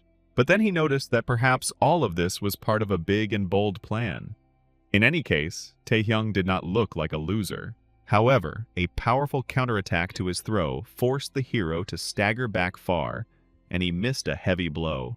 His opponent immediately declared triumphantly that he should not have been challenged. Stone skin was a perfectly backwards compatible skill with his iron skin, Hong explained. It wasn't enough to fight him head-on, as he was deliberately using tricks. The hero chuckled and told him not to talk so much. The system had just informed him that his stamina had increased by 1 unit. Even after a month of training, the seal on the predator still hadn't been broken, meaning Taehyung's abilities were still insufficient. The point of any training was always to push oneself to the limit. The fine line of what the body can withstand before it breaks down. Because in fact the training was not yet over, at this moment both fighters hit each other again. The hero grinned. Han was the perfect training tool for him. "Monster!" the iron-skinned man said in a strangled voice, and passed out, having completely used up all his strength. Thus Kim Taehyung, awakened to the 3rd rank, took possession of his first badge. Deputy Go burst into a mad laugh when he saw the outcome of the boy's battle and understood his plan. Only a crazy schoolboy was capable of such a thing. Training right during the fierce battle for the position of Seeker was so brave that it even frightened Deputy Go, and he gave the guy credit for it. The problem was that by raising his stats, the guy used up all his stamina. It was easier to rip off the badges of the weakling so as not to be expelled from the exam, and this is what Deputy Go expected of him. But the hero was not going to live up to expectations, and all the observers suddenly turned their attention to the strange 3rd rank guy. He aimed straight at the lightning man who was already standing on the mountain of defeated students, having grabbed far more numbers than necessary. Even with all their mass, the weaklings were unable to defeat him. Shin chuckled as he saw someone who could barely stand on his feet so boldly approach him, the one who had already taken 147 numbers. Taehyung didn't show any awe in front of such power, and after asking how many numbers there were, he began to brazenly count them. "In any case, more than 5, the hero concluded and grinned, looking at Shin, who was standing upside down. Soon their fight began, or rather it was a real typhoon with a thunderstorm. Explosions and flashes rained down on the hero in an unceasing succession. Shin, who looked like the son of Zeus, threw one lightning bolt after another, and apparently knew no limits to his endurance. Using his agility, Taehyung, who had already become accustomed to the inverted space, quickly dodged attacks, but did not run far. Timing the moment between the lightning bolts, he suddenly approached Shin and kicked him, covering his foot with stone before doing so. But the lightning aura was so strong that it pulverized his thin insulation extremely quickly. In the end, he was unable to penetrate Shin's lightning protection. Another explosion followed, and Taehyung again broke his distance, after which he began to watch his opponent. Now the hero remembered the name of the Thunderer from Busan. He lived up to his nickname and was a very dangerous opponent. Even for him, fighting him was too difficult, while Shin himself did not experience any difficulties. A powerful elemental aura surrounded his entire body, creating an impenetrable barrier. Moreover, they could be used at a long distance for attack. Taehyung seriously thought about how to break through this if he couldn't use the Predator skill. Although he no longer attacked Shin, the latter apparently became interested in the guy who held out longer than the others and went on the attack himself. Taehyung dodged the sharp blow of the Thunder Fist, and the terrible crackling of the discharges immediately made his ears pop. Shin didn't stop and delivered another kick, destroying the space around him. Taehyung continued to simply dodge. He suffered some passive damage, but he still endured it, overcoming the pain. It seemed that his opponent was enjoying this game and was not going to let go of his toy, and even brighter flashes of electricity illuminated the hall. The hero's body arched as the full force of the current passed through him. It was a good thing the laws of physics ignored the bodies of the awakened. Otherwise, the guy would have been boiled alive. Fueled by their confrontation, Shin was eager for a close-quarters fight, face-to-face with an equal opponent. Taehyung then responded desperately by turning his fist into a hammer, covering it with several layers of stone. But even this protection did not save him from the concentrated beam of lightning that Shin immediately directed at him. After this, the Thunderer sent the hero flying, and he himself jumped up to finish him off with a final epic blow in the air where it was impossible to dodge. A monstrous attack followed, far greater than any Taehyung had seen before. The Thunderer must have destroyed an entire section floating in the air. Shin was playing with his new opponent. This toy was offering him at least some resistance. Before this, everyone was busy simply running away from him in horror and could do nothing. Shin hoped that at least the Snow Queen Lim Aeong would entertain him during this exam, so he was overjoyed when someone else worthy of fighting appeared. But at the moment when he was most reveling in his superiority, a stone flew at his head.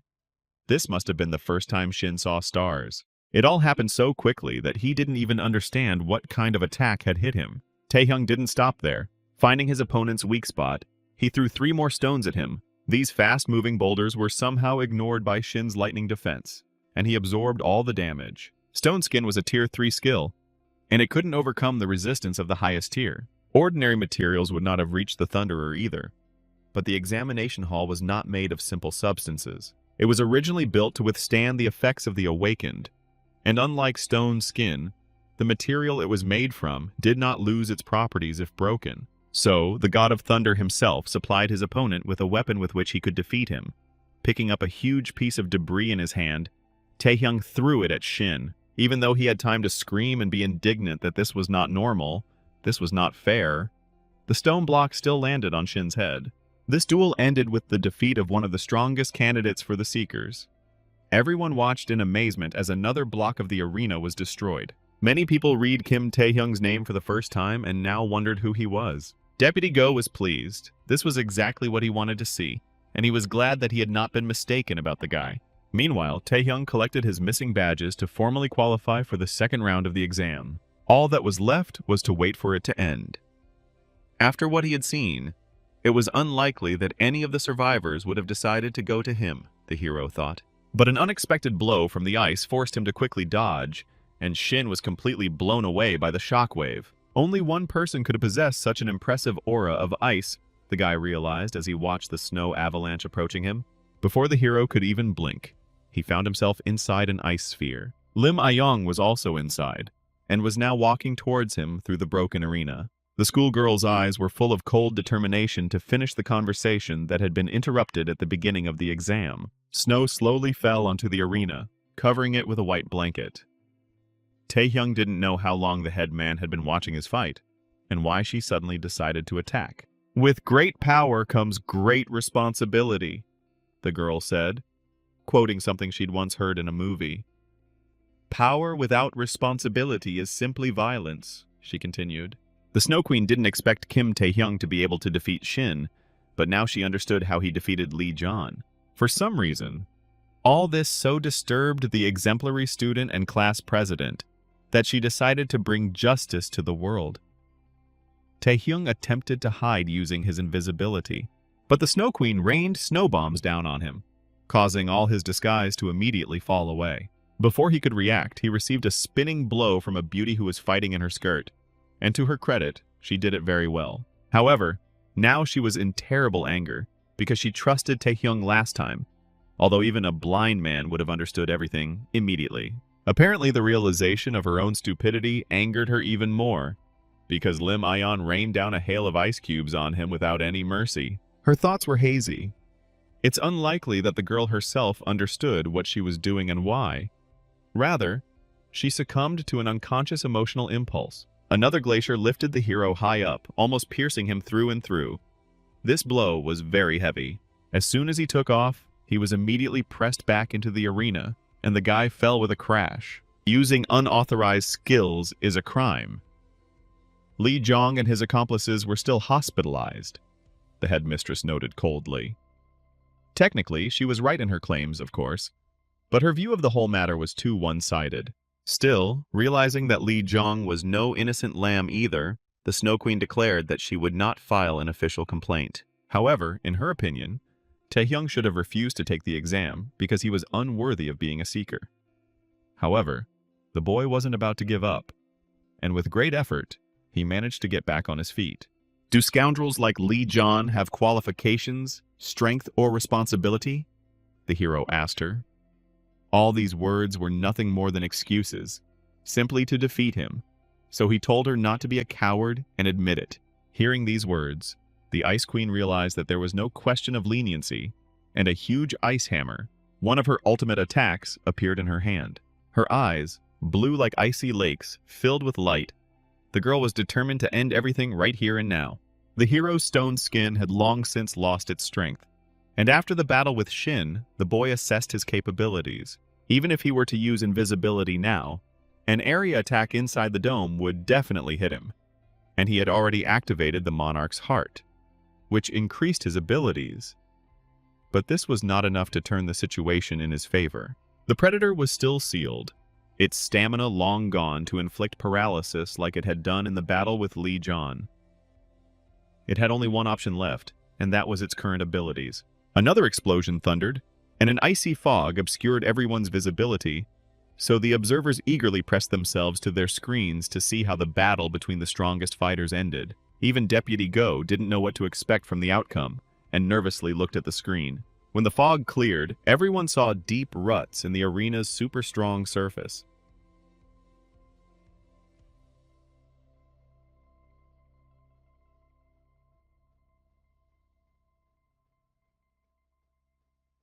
From a distance, it was difficult to understand what exactly was happening, but it was not that the Snow Queen was somehow resisting it. Maybe she couldn't, or maybe she was in too deep confusion. The moment they came close, Lim Ayong brought down a heavy hammer, the size of a glacier, on the hero. Only after demonstrating miracles of dexterity did Taehyung manage to dodge and attack the girl himself. He had only one tool left, one skill that could easily overcome resistance of the highest rank. It was not romantic desires that worried the hero. He also felt a certain moral guilt for kissing a girl half his age. The closer and deeper the contact, the higher the likelihood of successful paralysis. Mixing his blood with poison, he forced Lim Ayong to swallow it. It was all a crazy adventure, but since the girl did not expect this, it worked. The result spoke for itself. She was lying on a soft, cold blanket of snow, and she could do nothing. Despite this, the girl was still trying to say something. A scarlet blush blazed on her cheeks. Perhaps for the first time, the mask of ice cracked on her face. The paralysis is in effect. The target is shocked after receiving fatal damage. Charisma is increased by 3. The system minted the results of his prank. A few moments later, a signal sounded, marking the end of the exam. The wounded were promised assistance from medical personnel, while those who were still in the ranks were told to remain in place. After this, all the students began to be treated. Some might consider such a test excessive, but one should not forget that in the abyss, seekers will face deadly difficulties. Even though Lim Ayan failed the exam, was paralyzed, and lost her badge, she was still considered a success. Her strength was undeniable. The numbers were merely a formality. Everyone wanted to see the future searchers perform in a real-life setting. Kim Taehyung only collected 7 numbers, but his victory over the strongest competitors captivated everyone's attention. As the hero walked past, all the exam participants immediately began whispering behind his back, and many doubted his 3rd rank. And yet, the effects of the ordeal had taken their toll on the hero. He walked with difficulty and remained composed in public only through sheer willpower. It was worth considering stealing the healing skill for himself in the future. Before the guy had time to relax, he had to defend himself again. The Thunderer Shin, seeing him standing against the wall, suddenly attacked. He called the hero a vile coward, and Taehyung had to use stone skin again to block the lightning bolts. His tricks wouldn't work here, Shin declared, and he was right. There were no solid rocks nearby, and Taehyung hadn't thought to hide a couple of souvenirs in his pocket. Seeing the 2 top candidates clash, the other participants began to happily cheer for both of them, because the fewer competitors there are, the better for them. However, Shin wasn't particularly picky about who he destroyed, and he threw one of the lightning bolts at the weaklings so that they wouldn't talk too much. after which he suggested that Taehyung fight fairly. And the guy realized that in front of him was a madman obsessed with battles. Shin laughed and promised to teach him the craft and show him who was boss. But at that very moment, he buried his nose 2 inches into the floor. High-ranked seeker Park Sungjin, who was briefing them on the exam, heard the noise and immediately pinned all the students down with a high-gravity skill. This was one of the strongest seekers in the country, a future double top rank, and yet the hero brazenly resisted his power, remaining standing on his feet. Park Sungjin chuckled, amused by this stoic guy. Then he added more weight to him, as if he had increased his body weight several times. And then Taehyung realized that it was not in vain that he had been doing deadlifts and squats faithfully. Taehyung gritted his teeth and endured with all his might. He knew that the skills of the highest ranks were on a different level, but the current seekers were completely beyond his imagination. Park Sungjin chuckled again. Now he was intrigued, because even experienced veterans couldn't withstand such a load. He wanted to add more and see at what point the guy would break. But then a stern voice called out to him. Doctors immediately ran up to him and ordered him to stop the treatment of the students, who had just received treatment and were still to participate in the second round of the exam, which might not even start. Park Sungjin tried to justify himself by saying that he was just rechecking his skills, but no one believed him, because this happened to him every year. Under the threat of informing the chairman of the organization, the doctors forced Pak Songduzin to retreat. Then the veteran looked at the stoic guy and asked his name. When the hero said his name, Sungjin thought, "It's not surprising that the strongest one turned out to be the one who defeated Shin Yunbok and Lim Aeong. Finally, someone interesting has appeared," thought Park Sungjun, and expressed hope that the guy was striving for the highest rank, nothing less. Having promised to wait for this moment, he left quickly before receiving a scolding from the doctors. Soon after all the participants had recovered, the second round of the exam began. Park Sungjun stood on the platform in front of the students, and portals were visible behind him. Everyone waited with excitement, not yet knowing what kind of tests they would have to go through. Park Sungjun himself was also looking forward to the fun of watching the newcomers get crushed and run off to cry to their mothers, and announced the start of the second round of the exam. He himself had to pass through the area beyond the portal, which everyone had to enter. It was a 4th-tier dungeon, a real one with monsters inside, so many were terrified. Everyone was to split into teams of 5 and explore the area under the supervision of a senior explorer. During the course of the game, all their actions will be assessed, and the necessary consumables and potions will be provided to them by the association. Some of the guys immediately grabbed their swords. Before that, few of them could afford a real sword, not a training one. When everyone was ready, Seeker Pack told them all to come in. Under the supervision of an experienced adventurer, even newbies shouldn't have any problems with such a simple dungeon, Taehyung thought. Unless the dungeon turns out to be a double dungeon. It was the first of its kind in the past, when it was tragically discovered during an exam. Many seekers perished inside, and the consequences led to escapes into numerous undiscovered dungeons. It would have been good to prevent such a tragic event in advance, but no one would have believed a student's words on an exam, and even if the truth had come out, Taehyung would have been the first to fall under suspicion. So he thought. But unfortunately, he underestimated people's common sense in matters of life and death. Even though his decision doomed the first group, Taehyung simply hoped not to be in it and focus on his own survival. In any case, he did not consider himself responsible, even though he knew the future. Ironically, the goddess of fortune had other plans, and Taehyung quickly realized it. The mustachioed mentor and 4 other students were waiting for him inside, and it was clear that they were dissatisfied with his slowness. Their mentor was a first-rank seeker with the sorcerer class. Soon the first monsters of the dungeon appeared. Mud humanoids driven by something unknown attacked them, but they were so weak that the coordinated work of the newcomers with their undeveloped skills was enough to resist the monsters. Having distributed roles, the 4 of them broke through the horde of monsters, even without the help of an instructor. Since they had done well, he praised them all and even clapped his hands. Even though this was their first battle, it was clear that the students had a well-developed sense of direction. They did not lose their bearings, which confirmed their qualifications. The children modestly noted that all this was thanks to the wise instructions of their instructor. Taehyung didn't participate in this. He was much more angry that he didn't invest all his points in luck, because out of all the teams, he managed to end up in the first one. Apparently, their instructor was carrying the very same item that belonged to the first dungeon discoverer, a unique rank Sage Ring that increased speed, stamina, and magic power by 10 points. Taehyung had already realized that they had definitely ended up in Apocalypto, a top-tier double dungeon, and his predator was still sealed. The chances of survival were 0, and now he regretted being so reckless. In any case, he wanted to prevent the second level of this dungeon from being discovered. Meanwhile, the group moved on until they reached a fork in the cave. The children turned to the instructor and asked him what they should do. The dungeons often had many confusing passages, and while he suggested deciding everything by majority vote, Taehyung rushed past him without waiting for a general decision. Ignoring their bewildered cries, he ran into one of the tunnels. Even though it was dangerous to go alone, the boy did not listen to the instructor's instructions. Apparently, Taehyung wanted to influence the group's decision so that they wouldn't find the dungeon and act against them, although it seems it was worth waiting until they chose something. The guy ran forward desperately, jumping over a deep gorge into which he almost fell. After that, he jumped into the hole that led down, fearlessly sliding down the slope. The rest had no choice but to follow him. Taehyung was determined to prevent the plot from his past life, even if it was risky. It was a shame it all turned out to be pointless. He froze before the enormous, ominous portal that lay right in the cave, filling it with light.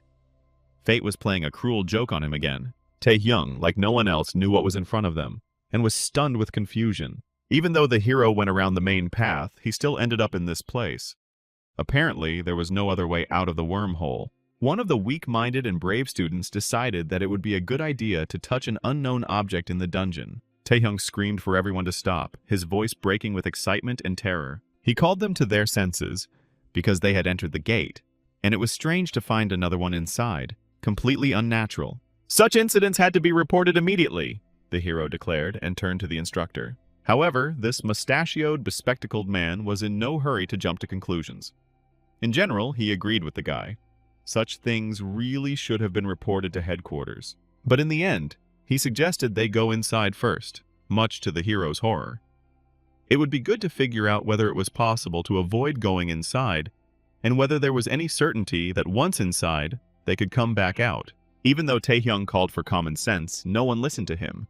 It was hard to argue with the instructor, who was a first-rank seeker. The magic inside this gate isn't as dangerous as the overconfident idiot seemed to claim. They were still in a 4th-tier dungeon. These gates were prepared by the association as a way to give them special recognition, so the instructor declared they would all receive top marks. Perhaps he was driven by a thirst for discovery, willing to neglect the safety of his students. Taehyung began to hotly object and argue. Such a risky step went against the principles of exploring the abyss. But his arguments and positions seemed too weak, given that he himself had been acting alone the entire time, disregarding the team. This accusation was also manipulation, but the instructor skillfully exploited the situation to sway the students to his side. Taehyung was immediately subjected to a barrage of criticism, being called an arrogant braggart who argued with his seniors. Ultimately, they all wanted the top score much more than Taehyung, whose future was already guaranteed. Now the guy understood what led to the tragedy. These people had essentially signed their own death warrant, but he should have thought through his actions in advance and warned senior management about the presence of the gate here. Then the instructor would have been forced to act with caution. All the students sided with the one who was senior in rank and position, which gave him even more weight. Taehyung practically begged them to stop and think again about their actions. But the mustachioed instructor didn't listen to him and simply flicked his finger on the portal membrane, activating it. The cave was filled with a bright, blinding light, so Taehyung had to close his eyes. And then they found themselves inside, the portal sucking in everyone in front of it. Glasses froze, clearly not expecting to see what was inside. Even to the eyes of newbies, this dungeon did not look like a simple 4th-level dungeon. It was a long, straight hall, with a high colonnade on either side, and an ominous figure standing at the end of it, looking more like a boss's room. Looking closer, they saw a statue of an ancient warrior, with a huge sword in his hands, a spiked crown, and a mourning mask on his face. The students huddled fearfully around their teacher. They gradually began to realize their mistake and were now seeking protection. Taehyung stepped forward. He was the first to accept the inevitable, and ordered the others to stand still and keep a close eye. Some began to complain, too. But then the passage was covered with gray fog, and the hero said, "They are coming." 2 warriors slowly approached them. As if for a knightly duel, They were very similar in appearance to the statue at the end of the hall. Only the crystal in the place where the belly should have been showed that in front of them were undead creatures, but controlled puppets in armor. Death Knights were first-tier monsters, well known to everyone, so the worst fears were immediately confirmed. The instructor hesitated. He himself had already realized what a mess he had gotten himself into due to his own stupidity, but it was too late to regret it. He ordered his students to prepare for battle. At that moment, steel clanged and both knights attacked them simultaneously. The instructor shielded the students with his body, otherwise they would have definitely died. "Filthy monsters!" the mustachioed man shouted at them, as if that could offend anyone, and prepared to use magic. The ground beneath the knights' feet turned into hot magma, and this forced them to stop. The sorcerer then shaped the magma into spikes and impaled the knights on them, piercing them in several places. From under the lowered visors came some ancient, untranslatable curses. At the moment when the enemies were immobilized, the instructor ordered the students to attack them with all their might. First, they blocked their view with fire and flashes of light. With their combined efforts, they unleashed a heavy attack on the two knights with everything they had. The coordinated work yielded results. The twisted steel figures fell to the ground. Their armor was bent and pierced in several places, and the crystals were shattered. Thus, the squad managed to defeat very strong monsters, despite the fact that most of them were inexperienced and weak newcomers. They deserve credit for this, they did well, and they themselves could hardly believe that they managed to survive. Death literally hung by a thread. One student even managed to let out a triumphant cry to encourage the others. He still had no idea how cruel the abyss could be. Through the fog, the group heard the sound of steel boots hitting the stone floor, and with horror, they realized that this was not the end. Instead of 2 knights, there were 4, all with heavy weapons but without shields. While the others froze in horror, not knowing what to do, Taehyung quickly examined the broken armor of the previous knights and discovered something strange there. The battle continued. The tiny squad managed to destroy several waves of Death Knights, which lay like a pile of scrap metal now covering the entire floor of the hall. But each time, a new army, twice as large as the previous one, came to replace the defeated ones. And there was no end in sight.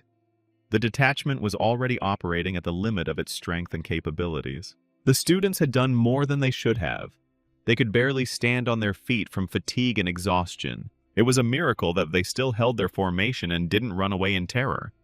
Their morale had also long since fallen. After examining the empty shells, Taehyung noticed something strange about what was happening. The recent battle made the instructor look at this student with different eyes. The guy not only didn't look very tired, but he also recognized the danger of the gate from the very beginning. Moreover, they were all able to stand on their feet, strengthened by his skill, the heart of the monarch. Otherwise, they would not have survived until this moment. Now the bespectacled man was ready to pay much more attention to Taehyung's words. The guy made the assumption that these were not Death Knights at all, even though they looked like that. Even the thought of this horrified the instructor and the other students. It was unclear who they were fighting then, and this is exactly what the hero was about to find out. Picking up one of the heavy knightly claymores from the floor, gripping the sword with his stone glove, he rushed forward without looking back. The entire army of knights, clanking their armor and weapons, also moved towards him like a steel avalanche. Taehyung was quickly surrounded and attacked from all sides at once, but he dodged. Soaring above his opponent, he avoided all the blows and continued moving towards the end of the hall. The hero jumped over heads, easily pushing off the knights. All this time he held back his strength.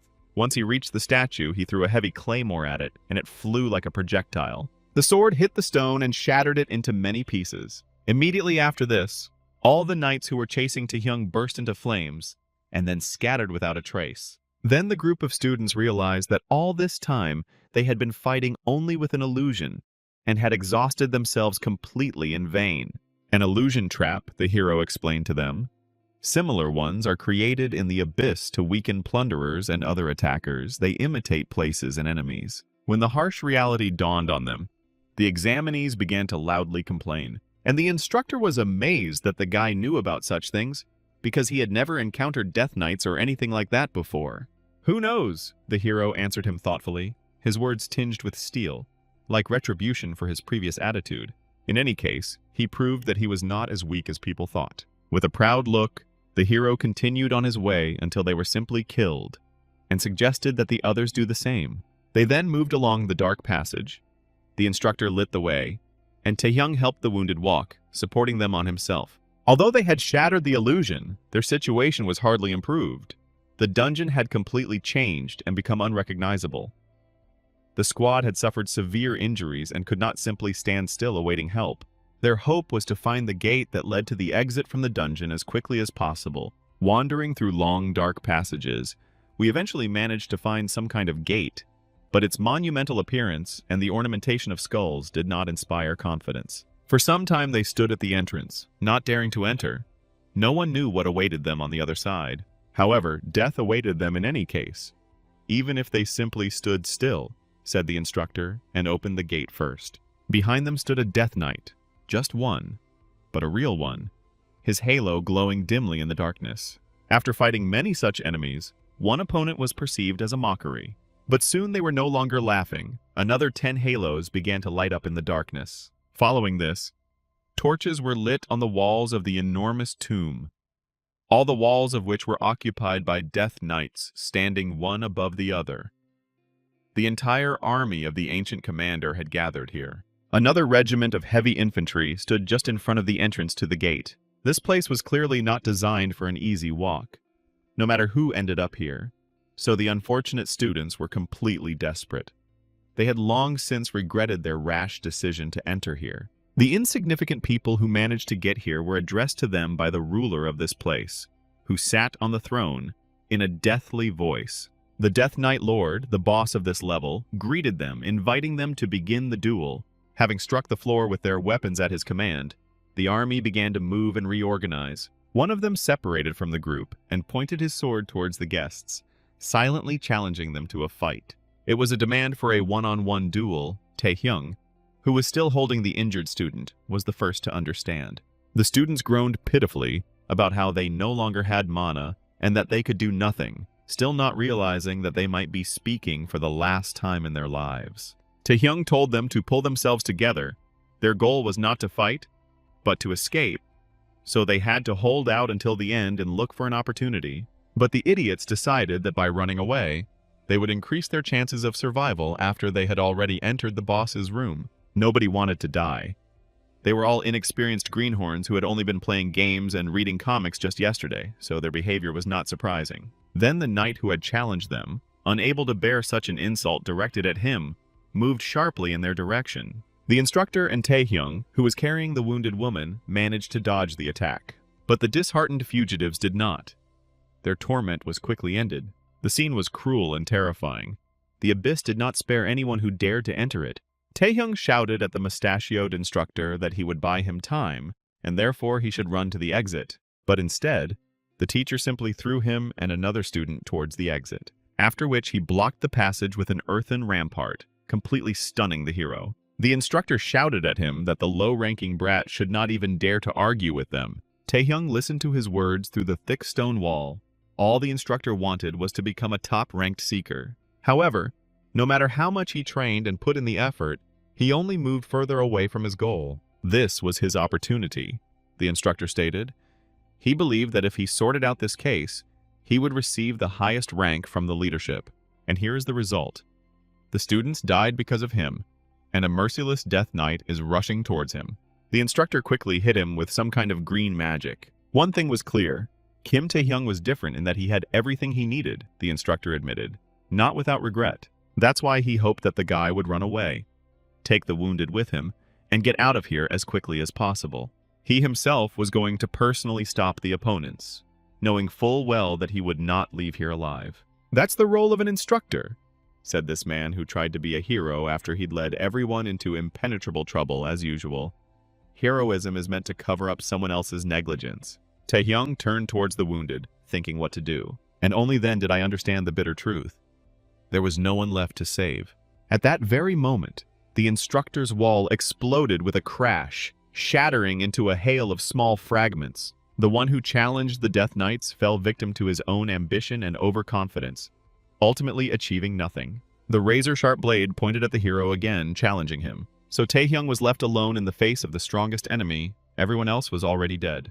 He saw a shiny object on the ground under his feet, and immediately remembered the instructor's ring. When the knight began to attack, The boy grabbed him and rushed to the side. This was his only way to survive. Perhaps with the artifact, the sleeping predator would finally wake up.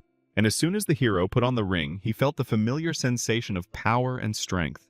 There was no need to hold back. He immediately activated the ability. A short flash and bloody tentacles instantly scattered everyone who stood nearby. Even the King of Knights was not indifferent to such a surge, and he asked the boy what kind of power it was.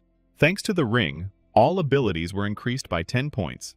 All conditions were met, the system said indifferently.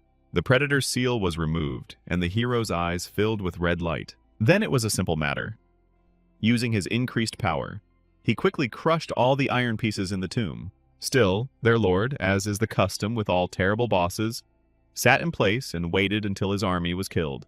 A couple of knights jumped on the guy from above, but he noticed them in time. Each swing of his hand knocked over and crushed dozens of knights. However, absorbing each of them took about 10 seconds, and relying solely on the predator's strength was impossible, so Taehyung covered himself and his sword with stone skin. So his attacks became even stronger.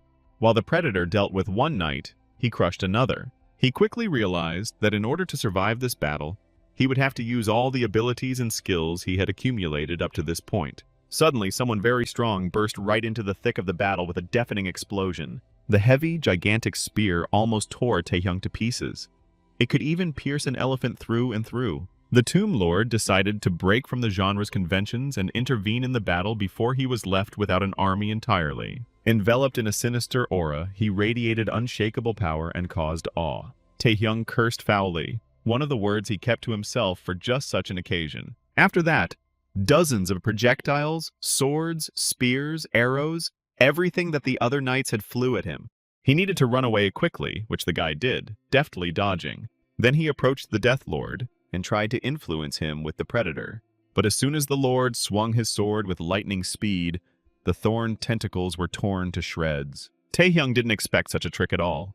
Before this, he thought that the predator's power was limitless. The Lord of the Dead acknowledged his strength and grinned with his skull, but the boy's strength was hardly enough to fight him. Soon the hero himself found himself under the heel of the King of the Dead.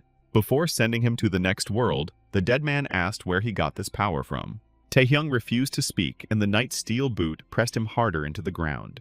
The resistance to this higher-level pressure was only partially successful, the system reported. The king already realized that the hero understood what he was talking about, unlike ordinary people, which was also not just a coincidence. Taehyung himself wanted to know the nature of his power. He once again felt himself standing before the irresistible might of Asmodeus, a triple highest-rank demon. The still, warm bodies of the other members of the examination team floated in the sea of blood at his feet, and then he felt in a vision the appearance of the Lord of the Knights behind him. Nothing had changed since the moment he died and was reborn. Taehyung did not know the nature of his power, nor its source, nor why he suddenly began to understand what the creatures of the abyss were saying. He simply gained power and abilities without knowing anything, and nothing has changed since then. The Lord of the Knight's sword was already raised above his neck, ready to end it all. And then in the vision, a god appeared, the very one woven from light who had endowed him with his gift. The reason he gave him his powers was simple. The Sun Face was impressed by his fortitude and tenacity. He didn't have to change anything. It was enough to just get closer to him, the Sun Face said. The vision suddenly ended. Taehyung returned to reality, where his rival no longer expected anything. But suddenly something awakened in the guy. The force that burst out knocked the sword out of the dead man's hands. The thorn vines became stronger and thicker, and all the knights they touched were cut down. Like the very embodiment of predation and greed, Taehyung rose to his feet again. Despite the limitations of his body, he was going to use all the power lurking in the depths. The mana continued to arrive, and the system issued several warnings in a row. The king accepted the challenge and rushed towards the guy to deal with him. One swing and the hero disappeared into a stream of purple plasma that split even stones. But the hero survived this raging hurricane thanks to damage absorption. Since the Lord of the Dead is so curious about the source of this power, he can try it on himself, the hero shouted. The system echoed, "The Predator's rank has been raised to second." The leap in development happened at the perfect time. This time, the crimson thorns pierced the dead man right through. They tossed the king high into the air, and Taehyung reached out to grab one of the swords that were lying around in abundance. Now, an equal fight broke out between them. They exchanged blows right in the air. knocking out sheaves of sparks and clanging weapons. The king was shocked. He could barely hold on and was extremely outraged by such disrespectful behavior towards his own person. Using his strength, he lifted many weapons that lay nearby and threw them all towards the hero. Then Taehyung gathered all his power into a fist, and it took the form of a beast's mouth, which he threw at the enemy. The predator easily swept away all the hovering blades and flew towards the stunned ruler without any respect. In the end, he was devoured. Like a pathetic fly caught in a monstrous mouth, Taehyung fell, watching as the power contained within his heart tore the king apart, leaving no trace. A new skill, King's Night Spirit, was registered. The system beeped. The exam was long over. All the other teams had completed the relatively simple test, and the victims had received assistance. Observers, including the Seeker Pack, watched with alarm as one of the gates emanated energy of the highest level. The order to evacuate had already been given, but it was delayed due to deformations inside the dungeon.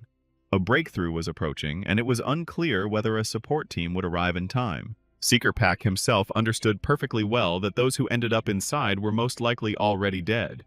He was already preparing to go through the gate himself without waiting for reinforcements, when they suddenly glowed even brighter than before. Frankly, it's still unclear why the group continued inside the second gate, if they could have simply waited to be rescued after noticing the anomaly. Everyone was expecting the gates to be breached, and was already shouting for evacuation, when the light went out and Seeker Kim Taehyung appeared on the platform in front of the entrance. Once again, he had managed to escape the clutches of death, and he was simply glad about it. Thanks to Kim Taehyung's actions, the gate was not breached, and no one else was injured.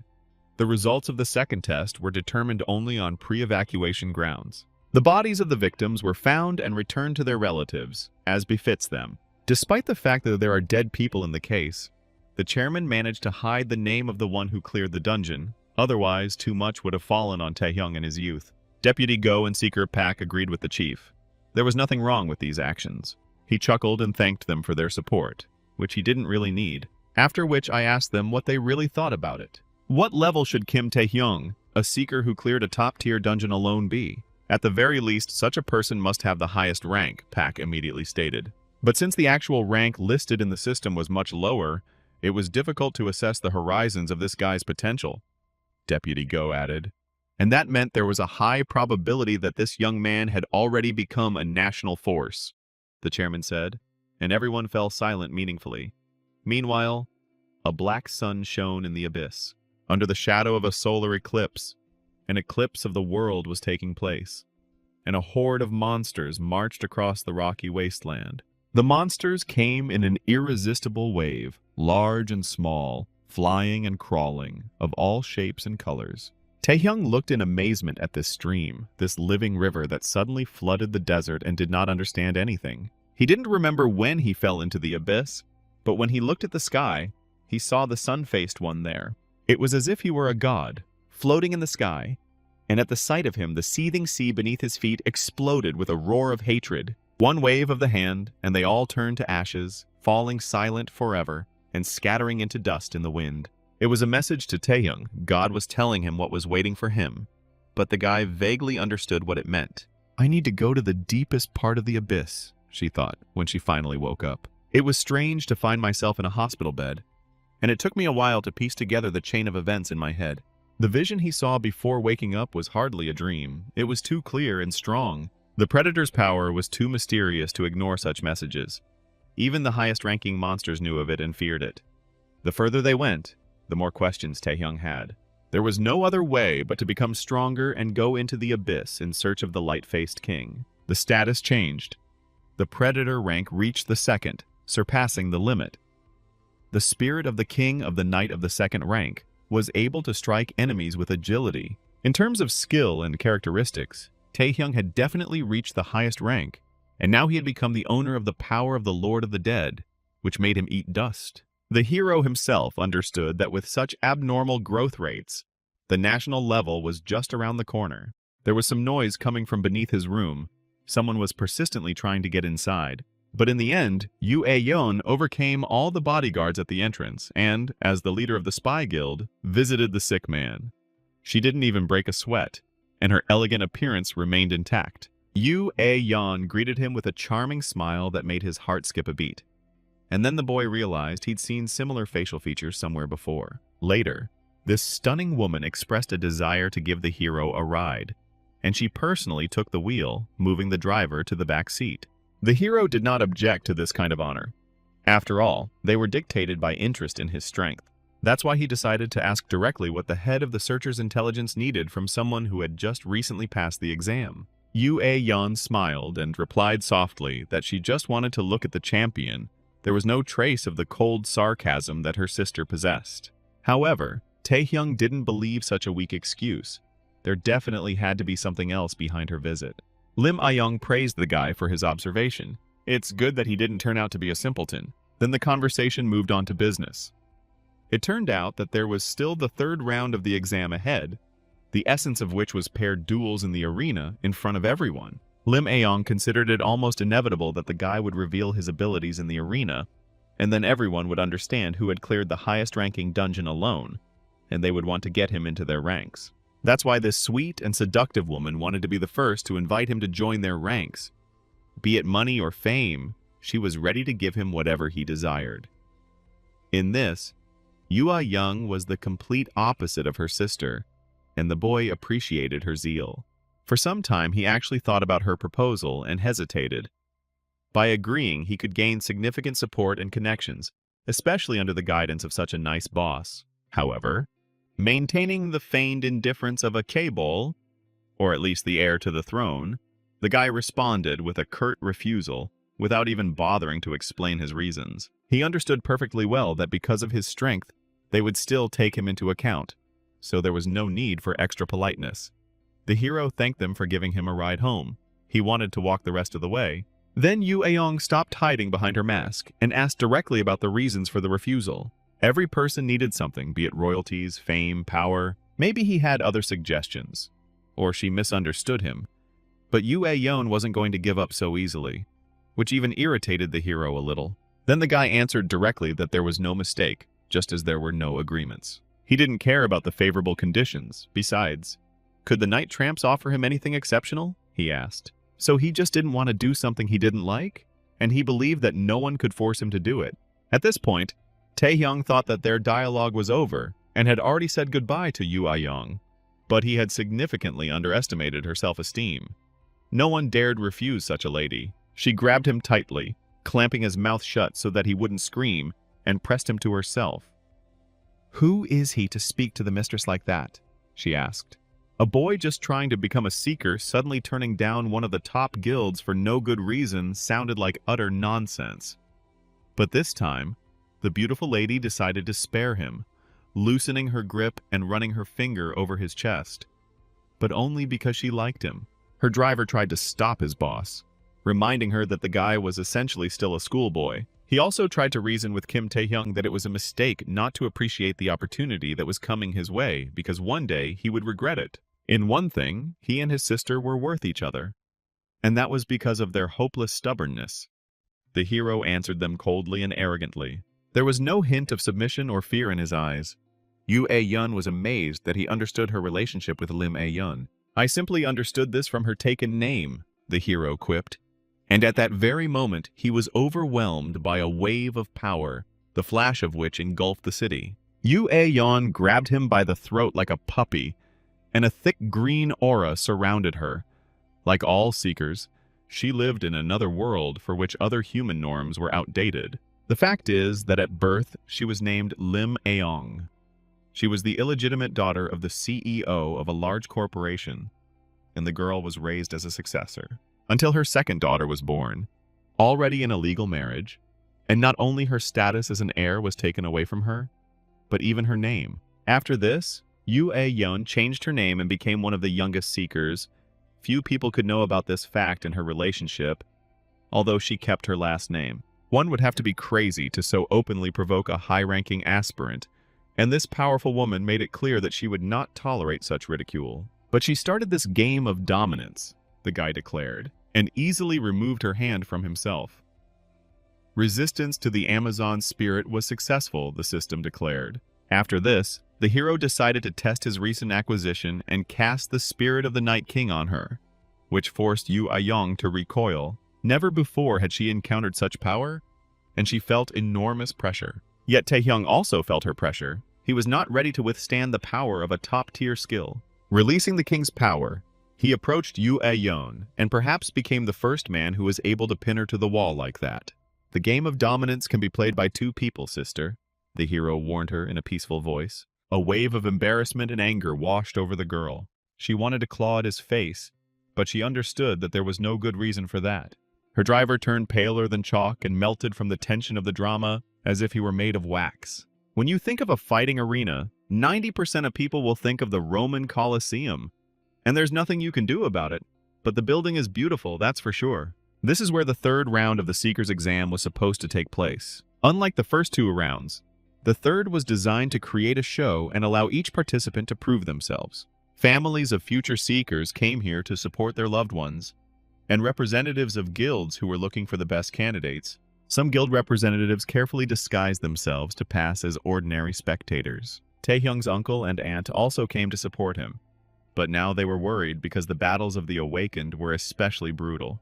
But Hwang was full of optimism, and as the hero's first henchman, he had already put together a banner with his brother's face. He spoke and prepared to chants, like a seasoned fan club leader. This guy was immediately prepared for a fight for power. There were other little-known faces in the audience, like the female reporter who interviewed Taehyung before the first round of the exam. This time she wanted to find the perfect news because, as before, she was on the verge of being fired. Last time her work was rejected because Taehyung was only ranked third at the time, and the editor demanded fresh photos of the flyman from her. The girl didn't know what to do. She thought that Kim Taehyung must be no longer at the competition, but then her attention was drawn to the noise from the stands. There was a strange atmosphere around one participant. The others preferred to keep a respectful distance from him, as if they were afraid that he might attack them. Everyone looked at him with faces as if they had been suffering from constipation for a week. Even the promising awakened ones who made it through the first two rounds of the exam. The scene is very strange, but apparently it is meant to show how cool the hero is, because everyone stands around him frozen in silly poses. This surprised the reporter's girlfriend. None of the participants hid their aggression. The start of the third round was soon announced, and spectators were warned to watch their nerves during the brawl. Taehyung chuckled. He too was looking forward to the opportunity to show everyone his true level. At the signal, everyone directed their forces at the strongest player, hoping to get rid of him first to increase their chances of winning. Volleys of various magic and skills merged into one incessant glow. Encouraging each other, they called on the others to also join in destroying the dark horse that had destroyed two high-ranking awakened beings at once during the first trial. But their dreams were not destined to come true. Taehyung did not stand still, but in the blink of an eye broke through the cordon. The dummies of various levels shuddered in horror when they realized that they were the ones who had come. Their instincts told them to flock together, just like fish that flock together, because it's less likely that they'll eat you. But for the hero, this behavior only simplified the task. There was no need to run after each one individually, and it was possible to defeat them all at once. Having successfully broken through the encirclement, Taehyung stopped and immediately noticed how the ground under his feet was cracking. Thick woody vines burst from the ground and grabbed the hero. One overconfident druid decided that he could prove himself by defeating the one who defeated two awakened of the highest rank. He called himself a genius of the first rank and was obviously very proud of himself. Unfortunately for this awakened one, who remained unknown to anyone, everything ended like for the others. He was buried deep in the ground, and all his pride was trampled underfoot. Taehyung chuckled and called out to the next one. The vines couldn't hold him back even for a moment. It soon became clear that the guy had become even stronger since the last round. But this did not stop the other participants. They still wanted to prove themselves and decided to continue the attack. They all hoped to exhaust the hero's stamina reserves and thus break him. Then Taehyung used the skill spirit of the Night King. In an instant, everyone who dared to approach him immediately fell prostrate under the colossal pressure of the Death Knight. They were so overcome with terror that they couldn't even move. His aura was so strong that it even engulfed the stands where ordinary people were sitting, including Yu Ah-yeon, who had mingled with the crowd. She couldn't believe the boy would use this skill in full view of everyone. Soon there was no one left in the arena near Taehyung who was able to continue the fight. "The first stage of the cleanup is already ready," said the hero, not even out of breath.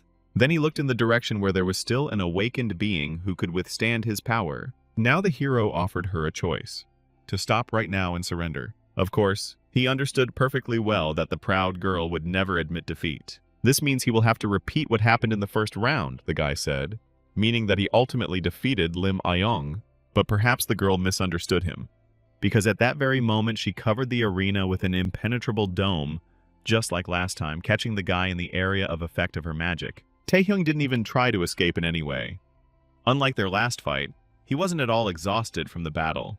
The desperate girl armed herself with an ice weapon and pointed the tip at him, her intentions speaking for themselves. "The past situation will not repeat itself," Lim Ayon declared, and her eyes began to glow brightly with an icy blue. Taehyung just smirked smugly.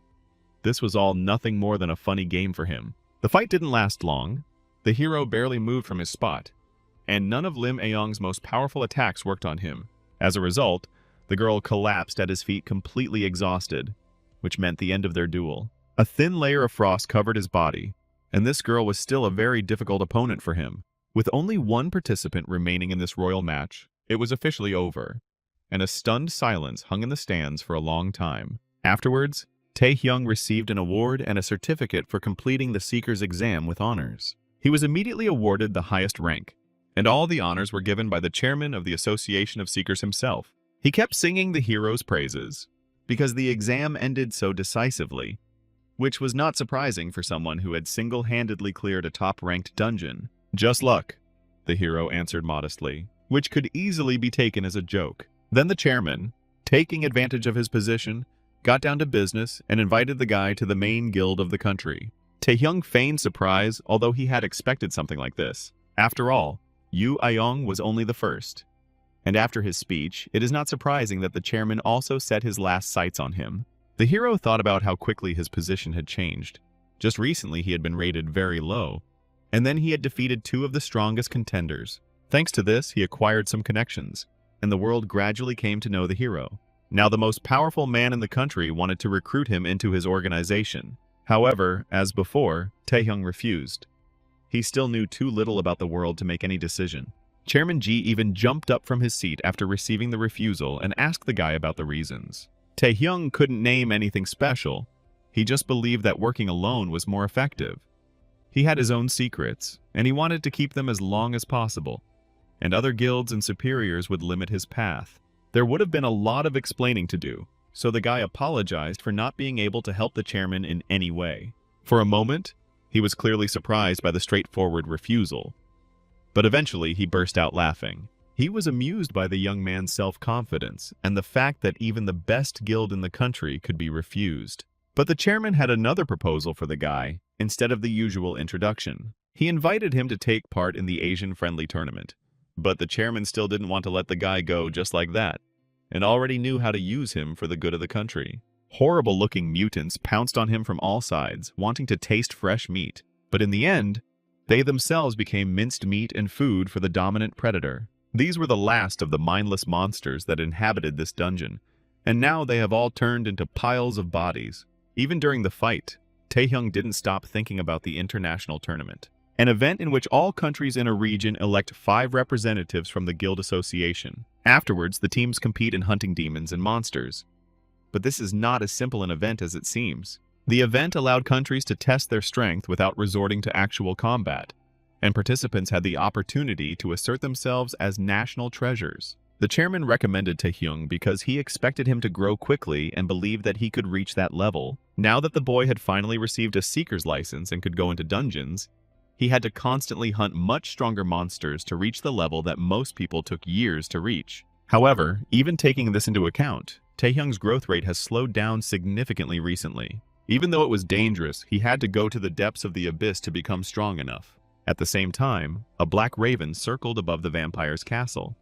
This is what Chief Li's mansion looked like now. He himself was engaged in the education of his servants, teaching everyone obedience and good manners using the example of his bodyguard Saul. He desperately begged his master to calm down, but it was unlikely that the pleas had any effect now. The son and recognized heir of the Li clan's leader was still in the hospital, and the one who sent him there, depriving him of his future, had himself made a good career and was recognized as a seeker of the highest rank. It was hardly possible to remain calm after something like that. so someone had to become the punching bag for the angry clan leader. He was only stopped by the secretary, who announced the presence of the Villains Guild. He could only laugh at the fact that in the world of comics, villains call themselves that everywhere. Chief Lee also had a grudge against them, because they received money in advance, but never completed the order, failing to deal with some boy. He was already threatening to show them where the crayfish spend the winter, but then he noticed a strange visual anomaly in front of him. The space distorted, and a man entered the room without knocking. He immediately expressed his condolences about Lee John and suggested fixing that first. Moreover, the main goal of the Daesan group was not at all to take revenge on some schoolboy. The masked man struck a theatrical pose and introduced himself as the second-in-command of the Villains Guild. He also asked to be called Shadow. This suggested the entire guild was simply a bunch of attention-deficit teenagers. After Taehyung dealt with another dungeon, he climbed out through the portal, but they were already waiting for him there. The very strange man holding the piece of cardboard with Taehyung's name on it was definitely the one who met him at the airport. Pukliash loudly introduced himself as a first-rank seeker from the Alchemists Guild and said that he would accompany him to the auction. This fat guy's name was Pak Gon-wung, and apparently the corporate office culture had completely ruined him, so he was shouting as if he were at a reception for the Queen of Britain. Gonun declared that he became a fan of the hero after his performance at the exam, asked for an autograph, and deliberately acted in a very strange manner, as if he was dealing with a person of higher status and position. East Point was the best place for all kinds of shopping in the eastern region, so Taehyung came here. This trading place attracted many rich people from all over the world. Excellent products and the availability of automatic translation that erased language barriers made this place very attractive to the cream of society. But Taehyung was there for work. He'd been tasked with maintaining public order at today's auction. Gunwon chose the spot for his signature himself, his forehead. He was a very strange man. In addition, the guild sent many more specialists who looked like twins. The coordinates were constantly changing, so not everyone could get to this place at the same time. Controlling the teleport was one of Gonun's abilities. He boasted that the auction's difficulty in getting there was probably why it hadn't been attacked in 10 years. And he had a point. The auction was the safest place. The key word here was, because today the auction would be attacked by a high-ranking demon, which Taehyung knew from his past. One could only marvel at the protagonist's memory, who remembered the exact date of events he hadn't personally participated in. Meanwhile, the day's top lot, the Phoenix Elixir, was up for auction. One sip of this potion increased stamina and magical power by 20 points. While inside, Taehyung hoped to wait for the attack, after which he would defeat the highest-ranking demon and thus earn social value, one of the conditions for entering the Asian Games. The problem was that he had very little information about the potential enemy and his plans. He knew that East Point's losses were enormous, and that Narendra Nehru, a demon of the highest rank, was believed to be the culprit of the attack. The hero was distracted from his thoughts by Gonun, who was running to get him some ice cream. Taehyung immediately asked him who was in charge of security because he wanted to find out who ultimately defeated the demon. Gonun was very surprised by this question, and the guy said that it was just curiosity. Before the escort could answer, they were called out from behind. The people stepped aside to let a group in white coats walk forward in formation. They were led by a leader, also in a white suit. He recognized Taehyung and apparently decided to say hello to the youngest seeker of the highest rank. Isaka Ryuhei, nicknamed Shaitan, was a high-ranking Japanese hunter and head of all East Point security forces. He was distinguished by a flat face, on which even his eyes were indistinguishable, and a sly, snake-like grin. Gonun told the hero who was in front of him. He, too, was surprised by such attention from the auction's head of security. However, he warned the hero to be careful with this man, as rumors circulated that Ryuhei had killed his colleagues for profit, earning him the nickname Shaitan. He was an excellent candidate for the post of head of security, and his reputation was impeccable. Ryuhei extended his hand to the hero. He had heard about the young talent, although he did not expect to meet him here. Taehyung was surprised that they extended their left hand to him, not their right one, but he still responded to the handshake, and immediately a shock of pain pierced him. Ryuhei, who was clearly enjoying his joke, laughed quietly, maintaining a mask of politeness and cordiality, but not for long because he was very pleased with the guy's reaction to pain. Truly top-notch, Ryuhei admitted. Then Taehyung noticed that he wasn't the only one feeling unwell. Some of the people around him couldn't even stand upright. East Point had hired the best of the best, and the HR department needed a bonus immediately. Although Taehyung could withstand Ryuhei's influence, it was clearly not good for ordinary people. Having played enough, Ryuhei nevertheless loosened his grip, saying that he expected too much from a boy who had only recently received the highest rank. He brazenly leaned onto the hero's shoulder and got close to his ear.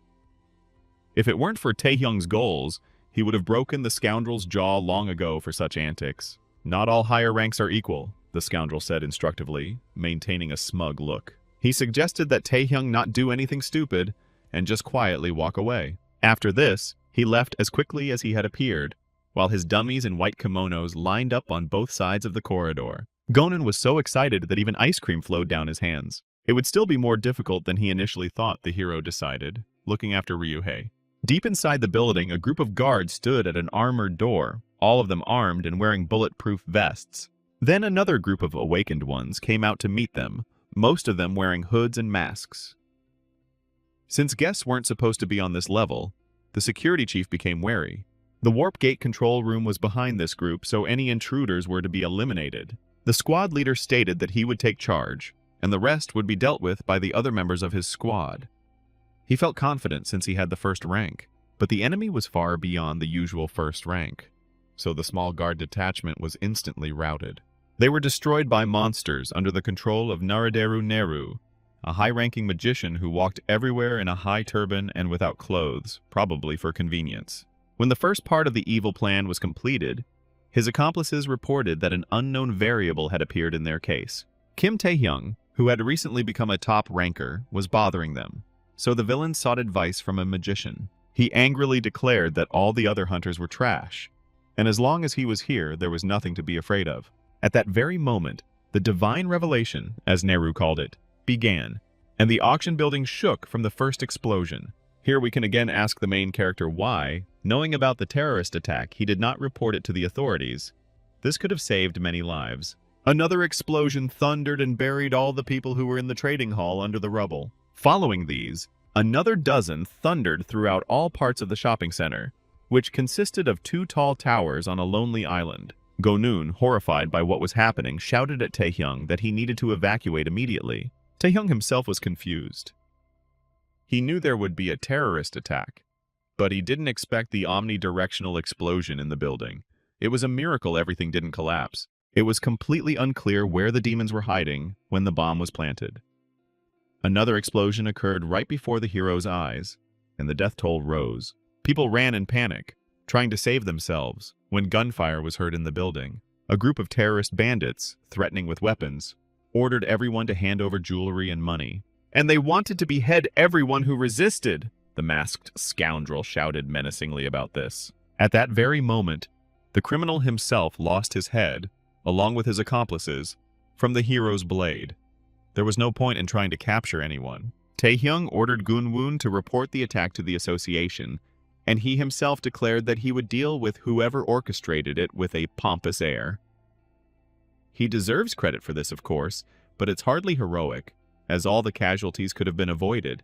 Another group of guards fought bravely to protect the already sold lots, where another group of robbers arrived.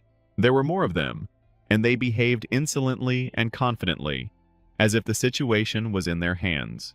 A bloody and brutal fight began at close range and in a confined space. The loyal guards fought desperately, but were still defeated, and the masked villain took what he came for: the elixir of the Phoenix, the best artifact of the entire auction. Having taken it into his hands, the villain understood why the demon Neru had taken such risks to obtain this artifact. The potion emanated enormous power, and the criminal himself almost succumbed to the temptation to drink it. However, there was an unexpected jolt, and one of the accomplices fell dead, while the others turned around nervously. They became confused as they saw no one, and began to fall one after another, as if mown down. An unknown enemy destroyed the villains without any mercy, and they became afraid. And the last one managed to understand that the enemy had an invisibility skill, and that's all. A dagger flashed and tore the mask off the villain's face. At that moment, he cursed and used the chain skill on his opponent, which worked flawlessly, suspending Taehyung in the air. The criminal grinned, thinking that everything was over, and he was once again in control of the situation. Taehyung really liked this skill that could track the target in stealth mode. He was perfect for using the predator on him, the hero said and grinned maliciously. Meanwhile, the terrorists gathered all the survivors and took them hostage, tying them all up. A whole horde of freaks, all hand-picked as if from a cabinet of curiosities, looked at the unfortunate people. Monsters and demons filled the assembly hall, and the people below, huddled together in terror, were like a buffet for them. Everything went smoothly, laughed the demon near, who had captured the gate control room and settled here with his henchmen. Now those who believe in God will be even more afraid of his existence, he said, and laughed again. To complete the plan, he only needed to get the Phoenix potion, and just then his henchman with a walkie-talkie hurried up. He reported that he had received a message from Dyke, the leader of the group, who was supposed to bring the potion, but judging by his tone, something went wrong. The radio crackled with static, and then the villains heard a completely different voice than they expected. Taehyung brazenly admitted that he had taken something important for the demon Neru, and was holding it in his hands right now. And he suggested that he come and pick up the potion himself if he needed it so much. Such an open challenge from a young brat angered the demon mage, so much so that he gnashed his black teeth. Taehyung didn't wait for the genius mage who staged the attack for the potion, but entrusted its transportation to others, to come here himself.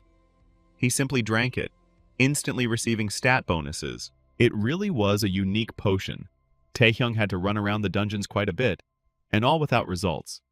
And then there was an immediate sharp increase. But now he didn't have to worry about the potion falling into the hands of demons, since he had securely hidden it in the depths of his body. They sent the number 2 villain in their organization to deal with the impudent boy.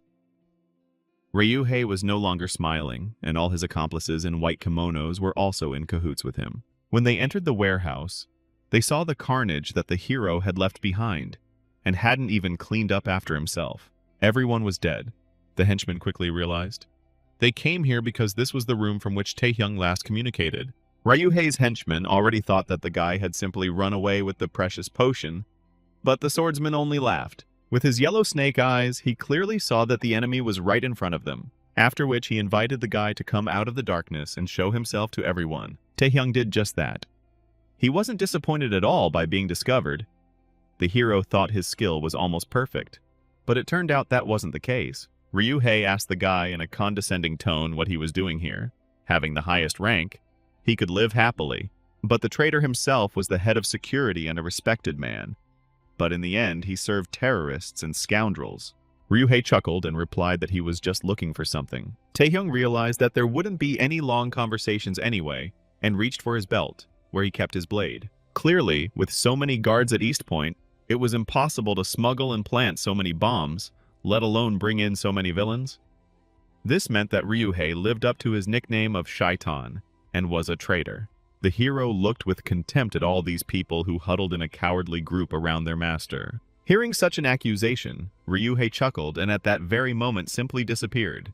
In a split second, he was next to the hero and almost cut him down with his sword, but he managed to block the blow. Ryuhei demanded that he return what he came for, and Taehyung sarcastically suggested that he take it himself. For a while they balanced, holding each other's blades, and then they began to move with such speed that they simply disappeared from the eyes of ordinary awakened ones. They clearly had nothing to do in a battle of the highest ranks. Moreover, they knew what their leader was called. If they carelessly interfered in his fight, they could lose their own heads. Taehyung and Ryuhei were jumping like blocks at supersonic speed, exchanging blows. Physics went out of the chat. What kind of overload do pilots have? Oxygen starvation of the brain? This is all for nerds. Still, Taehyung was having a hard time. He could barely keep up with his opponent.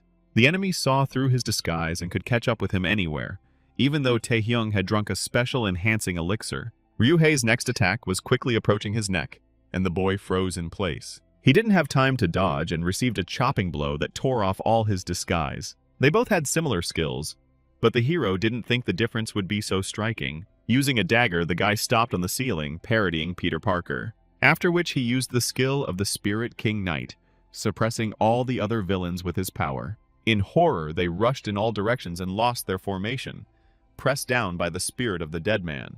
Taehyung turned around, looking for Ryuhei to see if the skill had any effect on him. He praised him for his decision, since any invisibility was vulnerable to area attacks. It was worth using this skill on himself if he wanted to find him, Ryuhei stated, who was right below Taehyung and jumped on him with a charged attack. At this time, two gang members were standing on the level above and guarding the passage.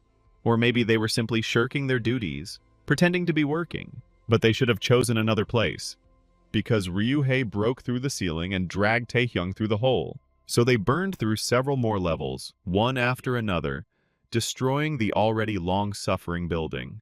In the end, Ryuhei managed to take a pompous position on top and pinned him to the floor with his sword. But to his amazement, Ryuhei discovered that his sword was unable to touch the hero's body and was stopped by chains. Here, he cursed and abruptly pulled away from the guy, feeling vulnerable. That skill was needed not to find him, Ryuhei realized, but to limit his chances of escape. Taehyung grinned. He was not going to let his opponent go any longer. Even though Ryuhei cursed as much as he could, it didn't help him avoid the chain skill that quickly caught him. Covering his fist with stone and steel, Taehyung punched the bastard in the jaw with all his might, just as he had wanted from the very first minute of their meeting. Soon all the scoundrels were sitting together, chained together and with sad faces. Ryuhei, despite his situation, was still fluttering and trying to maintain his dignity. The hero grinned and asked him how he would explain his betrayal. But the villain had no intention of repenting or regretting anything. He believed that he was simply unlucky. A kick in the teeth was worth 1,000 words. Taehyung wasn't going to listen to nonsense from a killer. Ryuhei's lackeys turned to look at him uneasily, although they should have been more worried about themselves. Taehyung left them alive, only so that there would be someone to contact the demon Neru who started it all. In any case, the guilds of all countries should have already responded to the alarm signal, which means the terrorists don't have much time left. However, hearing these words, Ryuhei only laughed with his broken lips, because the guy didn't know anything yet. When all these events began, the chairman of the association was sitting in the conference room with Deputy Go.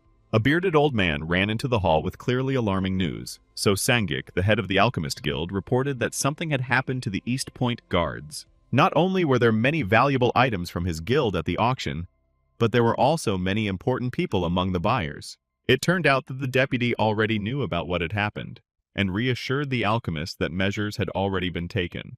A support squad of elite seekers led by Pak had already been assembled. However, Sangik did not understand why, in that case, they had not yet arrived at the place. The chairman explained with a heavy heart that they were not yet able to physically reach the island. Since the East Point office, which controlled the warp gate, had been captured, access was impossible.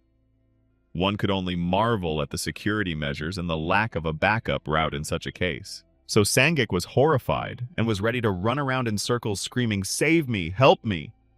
But Tevuk said that everything would be fine. After all, there are two top-ranked seekers in the building, and one of them is Taehyung. They will definitely be able to defeat the demon Nur who controls the monsters. Tewuk hoped that the two would hold out long enough before reinforcements arrived, even more so since Taehyung could defeat the demon himself. But when Yu Aeyong entered the room, she declared from the doorway that this was impossible, since it was not a matter of an ordinary top rank. As always beautiful and powerful in her strict office suit, this girl did not lose her charm. Ryuhei decided to share their plans since he could do nothing else but gloat. He said that Nier's strongest skill is a contract with a demon. Demons could be summoned through sacrifices, their power depending on the quality and quantity of the victims. The world of the Awakened was extremely cruel. They quickly descended to the level of genocide. Taehyung realized the true horror of what was happening, because there were many civilians in the building who might not have been there if he had reported the terrorist attack in advance. The traitor saw the confusion on the hero's face and was glad. This was what he needed. Yu Aeyong also knew this dark feature of the demon Neru well.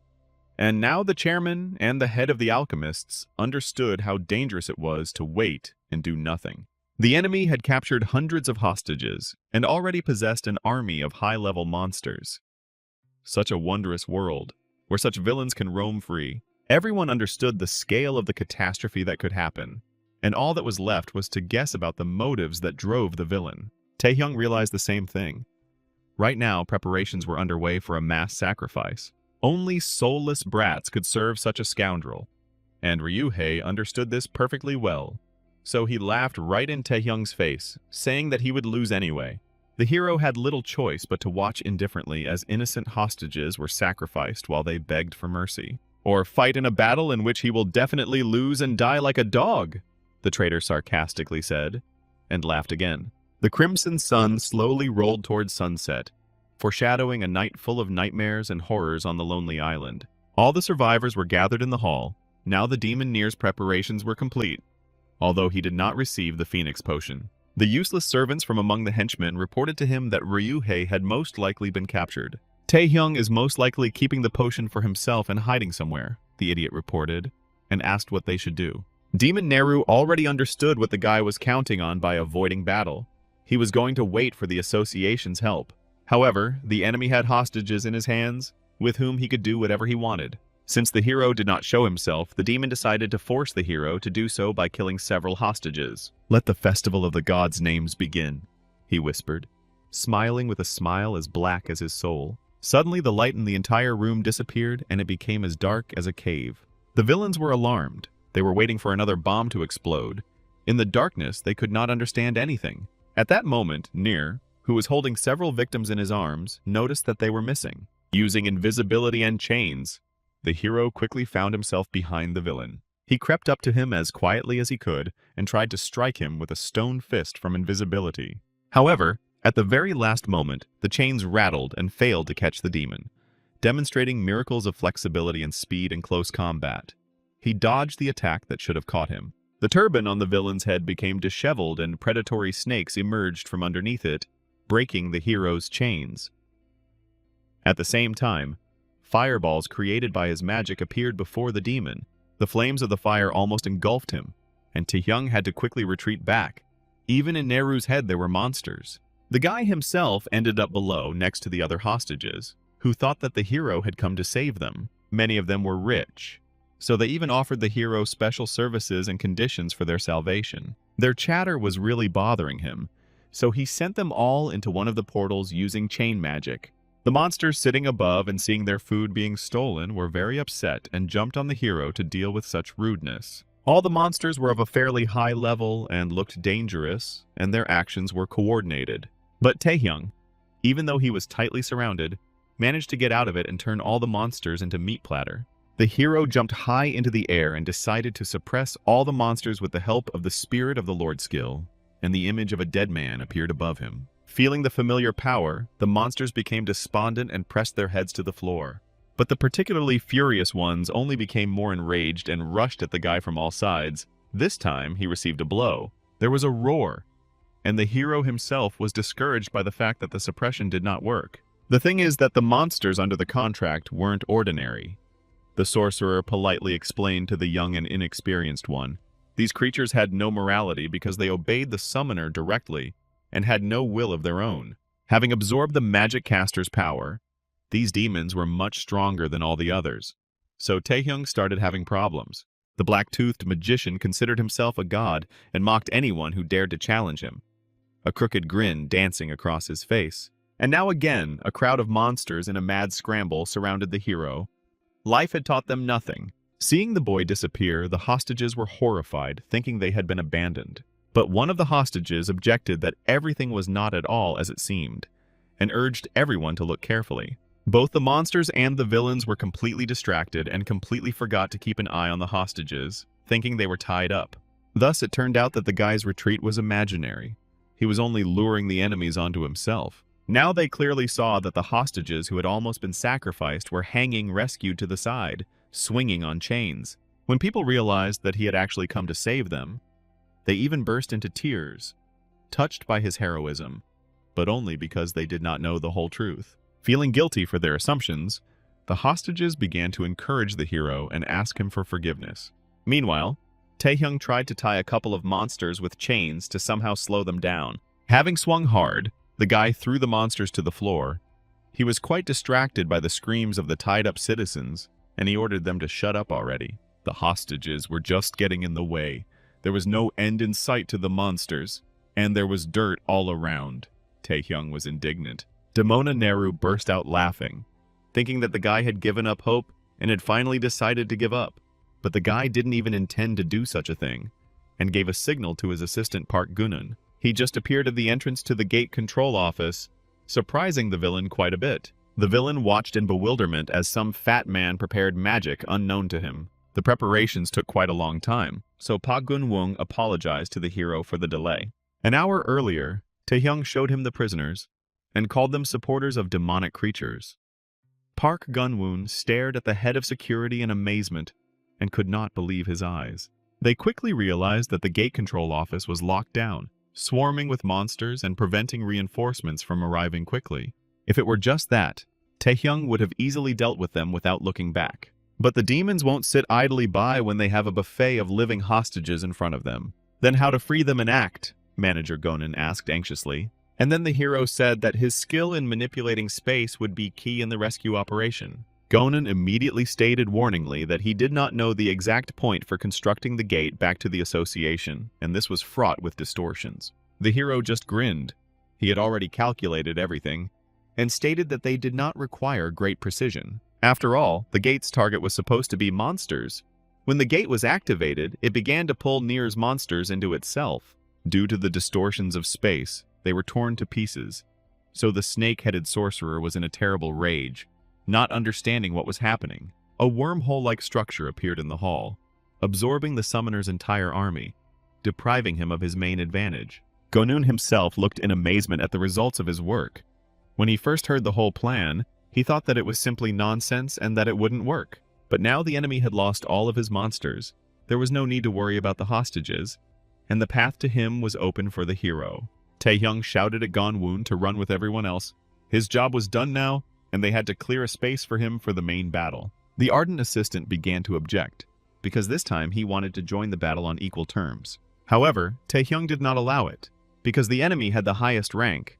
Just like himself, the weak would only get in the way and die without any meaning. Now the hero could fight at full strength without being distracted by the protection of vulnerable individuals, and the demon Neru no longer held back his rage. The air around him was on fire. So much did he want to incinerate Kim Taehyung, and the hero, striking with his fists, responded to the call of the dark sorcerer, confident in his abilities. After this, Pak Gonan no longer hesitated and began to lead the hostages to the exit, because they had little time. The hero turned towards them once again to make sure the people were safe. The next moment, the fight began. Nier threw dozens of fireballs at him, but the guy moved very quickly and therefore dodged. The grappling chains could be used not only on living objects, but also on inanimate ones. So the hero grabbed several heavy pieces of debris. He swung them as if from a sling towards the caster, thus creating a skill with a long-range attack. But the snakes on the demon's head reflected all the stones with their flaming heads. The spellcaster tore through the hail of debris without much effort, and then his flames took the form of a beast. The fiery dragon rose up in loops and attacked the hero, forcing him to retreat. This attack was very powerful and shook the entire building to its foundations, miraculously not causing everything to collapse. The spellcaster waved his hands, summoning new demons. He didn't care how many he had already lost. Taehyung leveled his back with the floor, feeling unwell after the hard landing. A new batch of freaks appeared before the director of this circus, who was still reveling in his power, instead of finishing what he had started. "The filthy infidel will be punished for his sins," said Nier, while the hero gathered his courage. "There is only one punishment for him. Death," declared the villain, and his eyes flashed like red coals. The monsters licked their lips greedily as they looked at the hero, so well that they wondered what had happened to their predecessors in the summoning queue. Taehyung stood up slowly and mockingly asked Narendra Neru what was that incoherent muttering coming from his mouth. "He will be the one who dies," declared the hero, opening the enormous mouth of a true predator to be at the top of the world's food chain. The power of decay crashed down on the astonished caster, red thorn vines digging into his body. The pitiful brat emanated such power that it made even the demon summoner himself shudder. But then he waved his arms freely, as if nothing threatened him. The caster closed his hands in a summoning ring. Now he recognized the boy as a worthy victim for the demons. However, he was not the only one who hid his power, Neru said, and Taehyung sensed something was wrong. The indifferent villains standing nearby who had not interfered with either the fight with the monsters or the rescue of the hostages suddenly fell. Right before our eyes, they were quickly decomposing, and it became clear why Nier had brought so many idlers with him. They were all his working assets for sacrifice. Once the power was gathered, Nier made his most powerful summoning. First, a huge skeletal head appeared from subspace, than clawed paws and wings that barely fit in the gate control room. The high-ranking bone dragon opened its monstrous mouth and prepared to throw green napalm. A minute earlier, the hostages had stumbled upon a terrorist patrol standing in the corridor, preventing their evacuation. Gonun had raised his fists and bravely shielded the civilians with his body. He was the real hero, without any cheats. The masked villains mocked the fat man and tried to figure out what was happening. Their organization was weak and their personnel inexperienced, but given their role as spare victims, this was not surprising. They had already decided to deal with all the fugitives, when suddenly an unknown force overwhelmed everyone and made them cough up blood. Right before the eyes of the citizens, they turned to ashes, surprising everyone, as it was completely unclear what to expect next. And not in vain, because at that very moment everyone again felt terrible tremors. From the second building, from where they ran here, debris of walls began to fall. A hole appeared in this building, and a huge dragon burst out of it. As if from a shell, it spread its wings and pursued Taehyung. The boy was falling rapidly, the dragon rushing after him in a steep dive, cutting through the air with a whistle. A storm-born spellcaster flew astride a dragon, laughing in revelry at his own power. The dragon was the most powerful creature in all the worlds, the ultimate trump card for which a high price was paid. Taehyung caught the chain on one of the walls and swung like a pendulum onto a solid foundation, interrupting his free flight. The guy was breathing heavily. He miraculously managed to survive, but there was no certainty that the miracle would continue to happen. The monster did not stop pursuing. The dragon changed course and headed straight for the building with its mouth open full of fire. Having rammed the skyscraper like an airplane, the monster again pushed the hero into freefall. Taehyung was falling along with a pile of rubble, with nothing to grab onto, and death was closer than ever. In order to somehow protect himself, the hero threw the predator straight at the dragon, but it was too big to absorb it, and spat back green flame with such force that the entire building was hidden in a green cloud of fire. The spellcaster, still sitting on the dragon, was amazed at the boy's resilience. Even after this explosion almost destroyed both buildings, the hero survived. The chains helped him cling to the walls again. Now Taehyung was barely holding on, hanging from the chains as if he had been crucified. He was breathing heavily and his situation was desperately dire. Taehyung barely managed to absorb the previous attack. His enemy was incredibly strong. It was hard to believe that they belonged to the same top rank. However, the hero knew that as long as the magic caster controlled such raging power, he himself was in danger.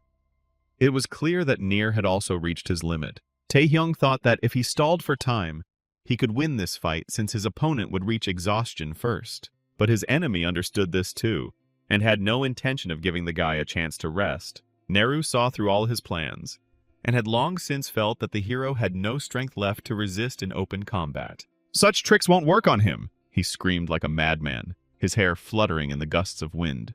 The dragon turned its mouth away from Taehyung, who was no longer a threat to it. Instead, he targeted the last survivors who were trying to get down from the skyscraper under their own power. At the same time, a rescue squad from the association gathered in front of the warp gate. They finally managed to establish contact with East Point. Unfortunately, only their country managed to establish contact with the trading house, which means they will have to deal with the entire threat alone. But Park Sung-jin despised all fears and risks. He was ready to go to hell right now. The dispatcher admired his courage and didn't even know what to answer. When the connection was completely stable, the Seeker Pack led an elite squad and ordered them to destroy all the monsters. The unfortunate people lay heaped among the rubble of the building. Many were unconscious and showed no signs of life. Park Gun-woon raised his wounded head with difficulty and saw the glow of discharges in front of him, from which Taehyung's power separated them.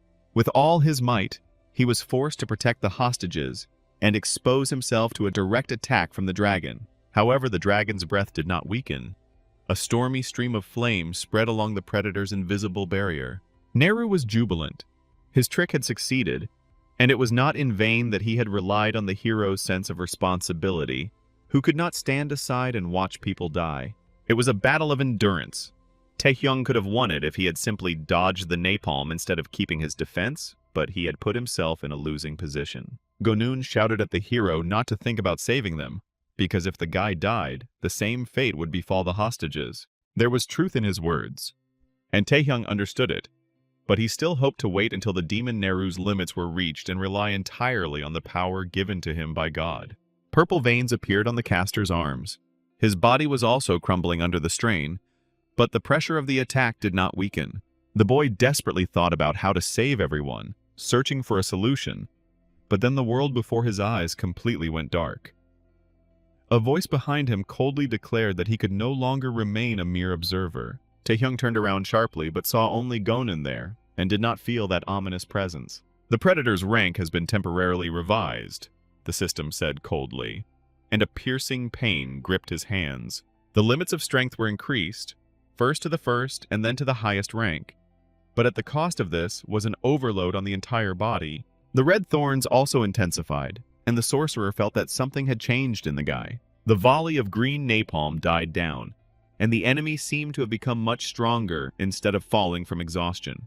The power kept growing until it reached a transcendental level, a triple highest rank. It couldn't be cancelled, the system rudely declared. Taehyung screamed, feeling his body being torn apart. What kind of voice was that? And what kind of power did the king give him? Taehyung wondered again when he saw the light-faced man before his eyes. The hero was already on the brink of death when he met Asmodeus, and now he felt the same. His life would end here, in a senseless battle. Until the very end, he refused to give up, even when his body was falling apart. Neru watched the guy closely, and thought that his own skill had killed him. However, the unusual energy did not disappear, but became even denser. The demon caster stopped understanding anything. He simply froze in flight and watched the guy. Seeing the boy pass out but his skill still active, Neru decided to act more confidently and end his life. He sent the dragon straight at the body of the defenseless hero, who refused to obey the gods until the very end. Suddenly a powerful wave cut off the dragon's wing and part of its paw, shattering its bones. And then it was as if the abyss itself opened up in the sky, and from there appeared the ancient beast Typhon, whose many heads roared terribly with their huge mouths open. Even the magic caster was deeply stunned by such overwhelming power. It was the might of a demon god. Then he saw Taehyung stand up, but suddenly speak in a voice that wasn't his own. This wasn't Kim Taehyung, but someone else. And for him, Neru, who pretended to be a deity, was nothing more than a mockery of nature. Taehyung's arm was recreated from his own power. The sorcerer asked him in horror who he was, but the god with red eyes did not want to answer the dead man. All it took was a wave of the hand, and at first it seemed like nothing had happened. But then a column of red flame erupted in the sky, brighter than the sun, and the formidable dragon and its caster were reduced to ashes.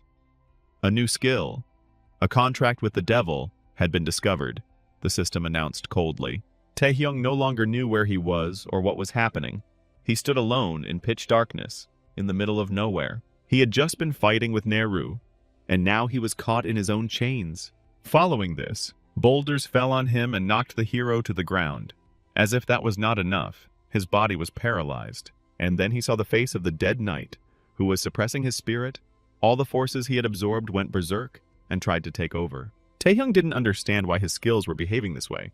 And then the voice from above laughed at the fact that the guy still considered these skills his own. After all, he had never been awakened, and this power had never belonged to him, the god reminded, and he'd better spit it all out if he'd already forgotten about it. Taehyung watched helplessly as the huge mouths descended on him. In horror, he tried to escape, and only then did he finally come to his senses, finding himself on the floor in a hospital room. The hero's body was covered in sweat, and he looked anxiously at his trembling hands. The vision was so realistic that he could hardly dismiss it as a mere dream. The wounds had healed, and the lost arm had been restored, the hero also noted. Then the Seeker Pack, from the elite squad of the association, unceremoniously entered his room. True, he brought some fish pies with him. They smelled delicious, and so the Seeker was immediately forgiven for the intrusion.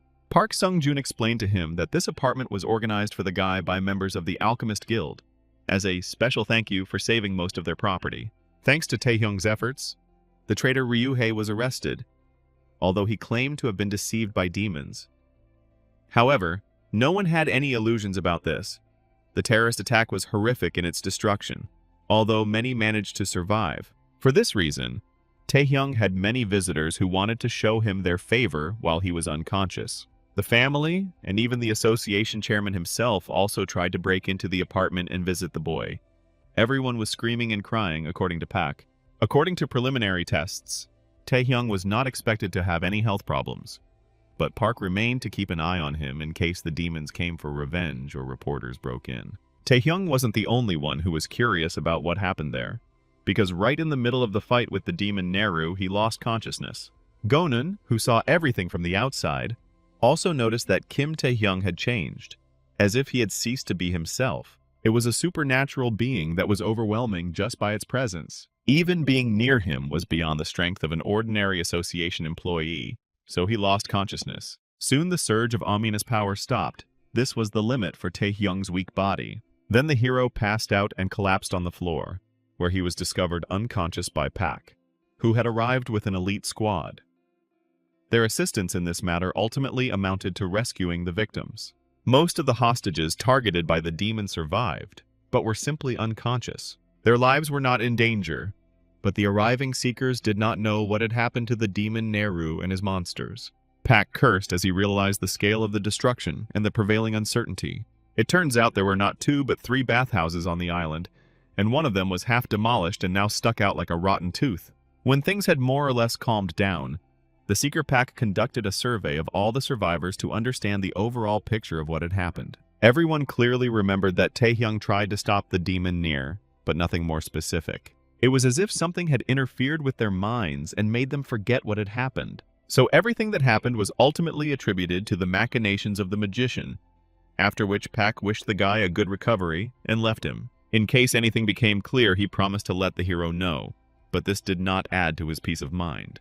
Although Pak attributed everything to Nir's influence, it was impossible. Taehyung remembered very well how his arm was destroyed under the flow of unstoppable force, and it could not grow back on its own. Considering the devil contract skill had appeared in his status, the caster's fate was also certain. The skill's description stated that it could open a gate to the abyss, which somewhat surprised the hero, considering it required 200 mana, while he only had 180. Here, before leaving, Pak looked out of the corridor again and called the guy. He asked if another guest could come in and looked meaningfully at Taehyung. It was surprising that the bodyguard suddenly decided to let someone in after a long siege.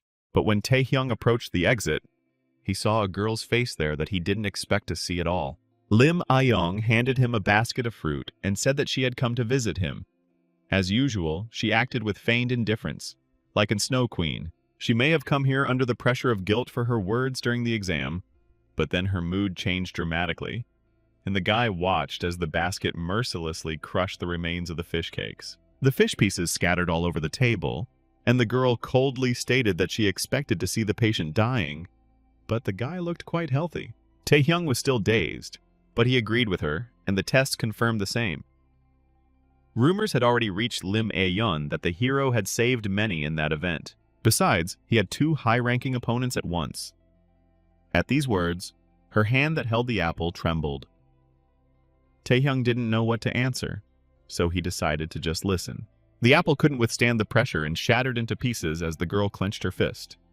Her mask of cold vanished, and she declared that she would catch up with him in a flash, so he shouldn't relax. It became clear that the girl was brought here not by sympathy at all, but by a thirst for competition. Apparently, her complex of being the best student in everything, an excellent student, a class monitor, an athlete, and simply a beauty played a cruel joke on her. Taehyung asked her directly why she was there, and the girl sheepishly explained that she was just visiting a sick person. Of course, she came here expecting to see a wounded man in need of her care. It could be the beginning of an interesting story. But the scoundrel was completely healthy and was now putting her in a foolish position, or so Lim Ae-yun thought. What's worse, he emanated an incredibly powerful aura that could be felt even in casual conversation. Compared to their last fight, which ended in Lim Ae-yong's defeat, this guy has definitely become stronger. She wanted to tell him so much more, especially about the time his tongue had made a brazen, uninvited intrusion, under the guise of a military ruse. But the apartment door slammed, and someone entered and began pacing the hallway. As soon as the chief spy peeked around the corner, she realized she'd arrived just in time, but was extremely surprised to see her sister there. Lim Ayan was equally surprised and let out a loud cry. The girl immediately hissed like an enraged cat and aggressively asked her sister why she was there. And, more importantly, how she knew the password to the door. Yu Ayan didn't answer the last question, but only reminded that one shouldn't call her sister. Here, her attention again switched to the purpose of the visit. Yu Ayan grinned, looking at Taehyung, and then, just like in their last meeting, she decided to play the game of dominance again, finding herself behind his back. Since Lim Aong wanted to do the same but simply couldn't bring herself to do it, she became the loudest, indignant one. Yu Ayeon approached the guy's ear and asked what kind of relationship they had, since two high-ranking seekers lived in the same house. Meanwhile, Lim was shouting that Taehyung was underage and therefore it was a crime to grab him like that.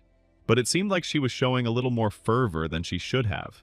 Tired of these shouts and jokes, the guy sharply hit Yu Ayeon on the hands and asked her to stop. The girl rubbed her hand in resentment. The hero made it clear again that he had no intention of joining her guild, and she would be better off stopping visiting him. Even so, he clearly went too far, said the brazen spy who broke into his house herself, after which she declared that she had only humanitarian intentions to visit the sick man. Besides, this time she didn't show up empty-handed, but with a gift to win his favor. That was more interesting, the hero thought. Lim Ayan already knew from Chairman Zhu that the guy would be competing in the Asian tournament, but despite his participation in the events at East Point, he still only took 30th place on the list of candidates. He still needed to achieve many more achievements to reach 5th place and represent the country. The cunning fox leaned close to the guy again and quietly whispered that she would give him the right to clear the double dungeon in the Fire Temple. A lone boat sailed through the waves around the island where East Point once stood, now only its ruins. The building stood for several hours after the events, then, unable to withstand the strain, collapsed under its own weight. Offadoro's location was still unknown, his henchmen informed the deputy of the villain guild. They suggested reporting this to their superiors, but Shadow refused. There was no longer any need for it. The goal had already been achieved, and in any case, the missing person was just a bag of money for the mercenaries. However, the villain's boat was tracked down by the island's coast guard, who ordered the sorcerers to surrender by radio. Only investigators were allowed in the area, and then they were to drop their weapons immediately, the captain said. However, the very next moment he was astonished to find himself and his subordinates floating head down in the water. The entire frigate sank rapidly into the sea depths like a shell. Under the influence of the magician's power, the sea's cruelty was selective, and their boat was not damaged. With a theatrical gesture, the magician with attention deficit disorder declared that he was very interested in that guy named Kim Tae-hyung. At this time, with the movement of his fingers, he controlled a huge black hole, whose power raised a storm at sea. A couple of days later, having recovered from all the shocks, Tae-hyung arrived at the headquarters of the Night Wanderers Guild. The guild members themselves welcomed the hero of East Point warmly, greeting him solemnly and shouting his name in chorus. The hero enjoyed such a loud ovation for the first time and was quite flattered. Yu Ah-yeon clearly had a reason for this, reminding him that they retained control over the award's distribution, while the boy was receiving prestige, achievement, and praise. But for him, even participating in the cleanup was a gift, so he didn't object. The Fire Temple was the second double dungeon, and was so named because the entrance was ablaze with fire. The Rogue Guild in Taehyung's past life succeeded in clearing them out, but it left them on the brink of destruction. Given the enormous risk, the increase in public value in the eyes of citizens must also have been significant.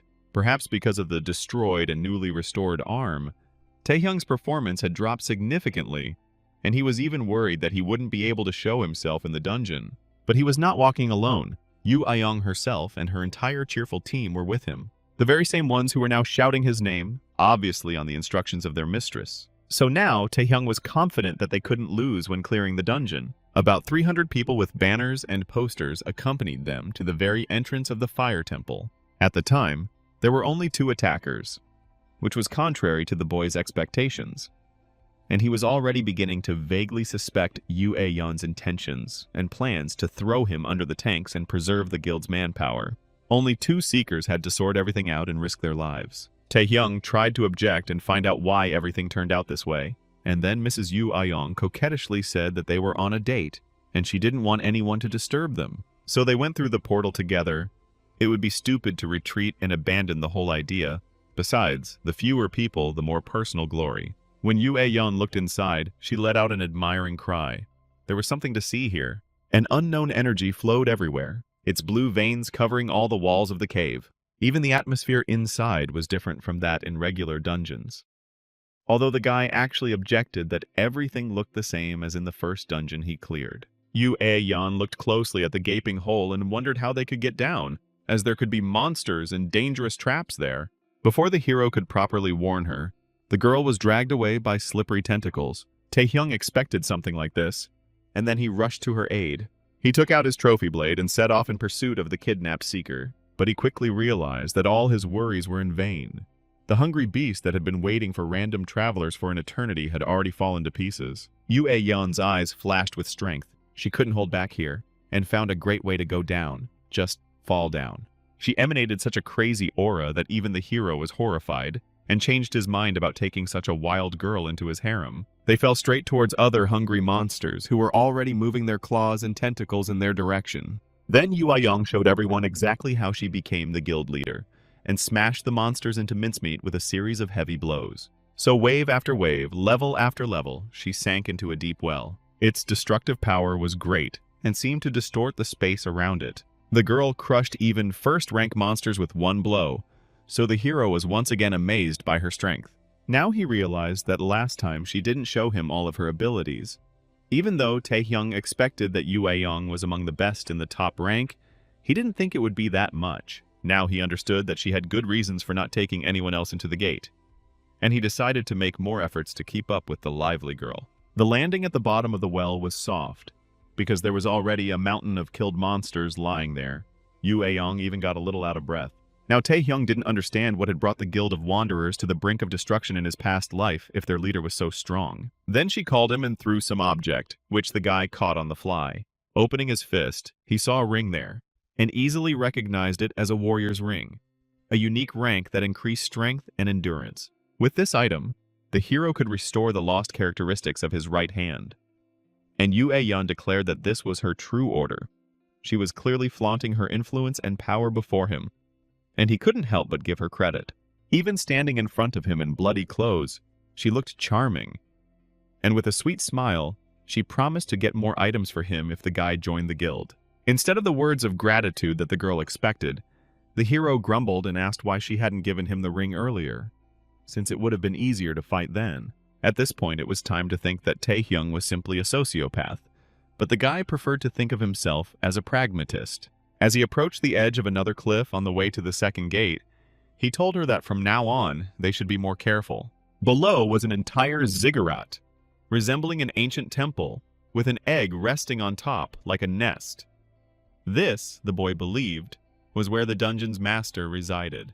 Yue Yun followed him, but carefully, you never knew what to expect from double dungeons, which were an anomaly in themselves. The egg looked very strange.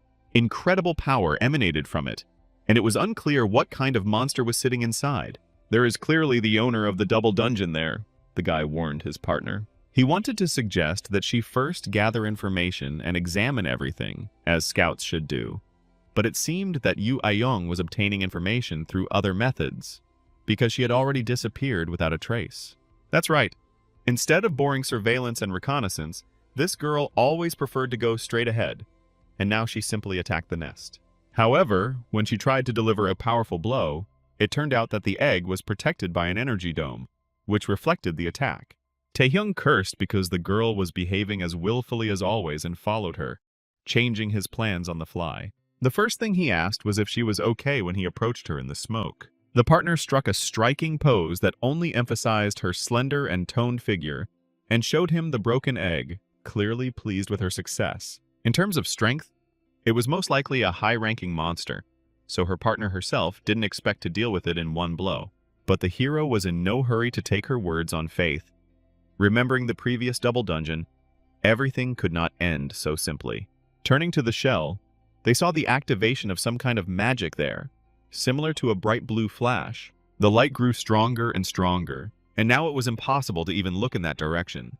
The cave was filled with a blue glow. Yue Yun was confused because she thought she had already figured everything out. The puny humans managed to get to his true form, the unknown man growled, but only the hero could understand his words. Some winged creature flew into the air, obviously the boss of this place. He looked like a phoenix from Legends, and this firebird was surrounded by a fiery aura to match it. It seemed that he was entirely made of a raging clot of plasma. The creature was small in size, but judging by everything, it was made of very dense magic. These creatures were considered immortal due to their insane regenerative abilities and complete resistance to magic. Taehyung had heard something about these birds from the abyss, and this made him confused. At that moment, they were again blinded by a bright flash of blue flame, and then the guy remembered that this monster had mind control skills. Although he shouted to his partner, she no longer heard him. A powerful attack followed, and if not for the hero's reflexes, he might have been hurt. Now it became clear why so many people died here last time. In a way, it was good that they went only the two of them. That way, the guy had fewer enemies.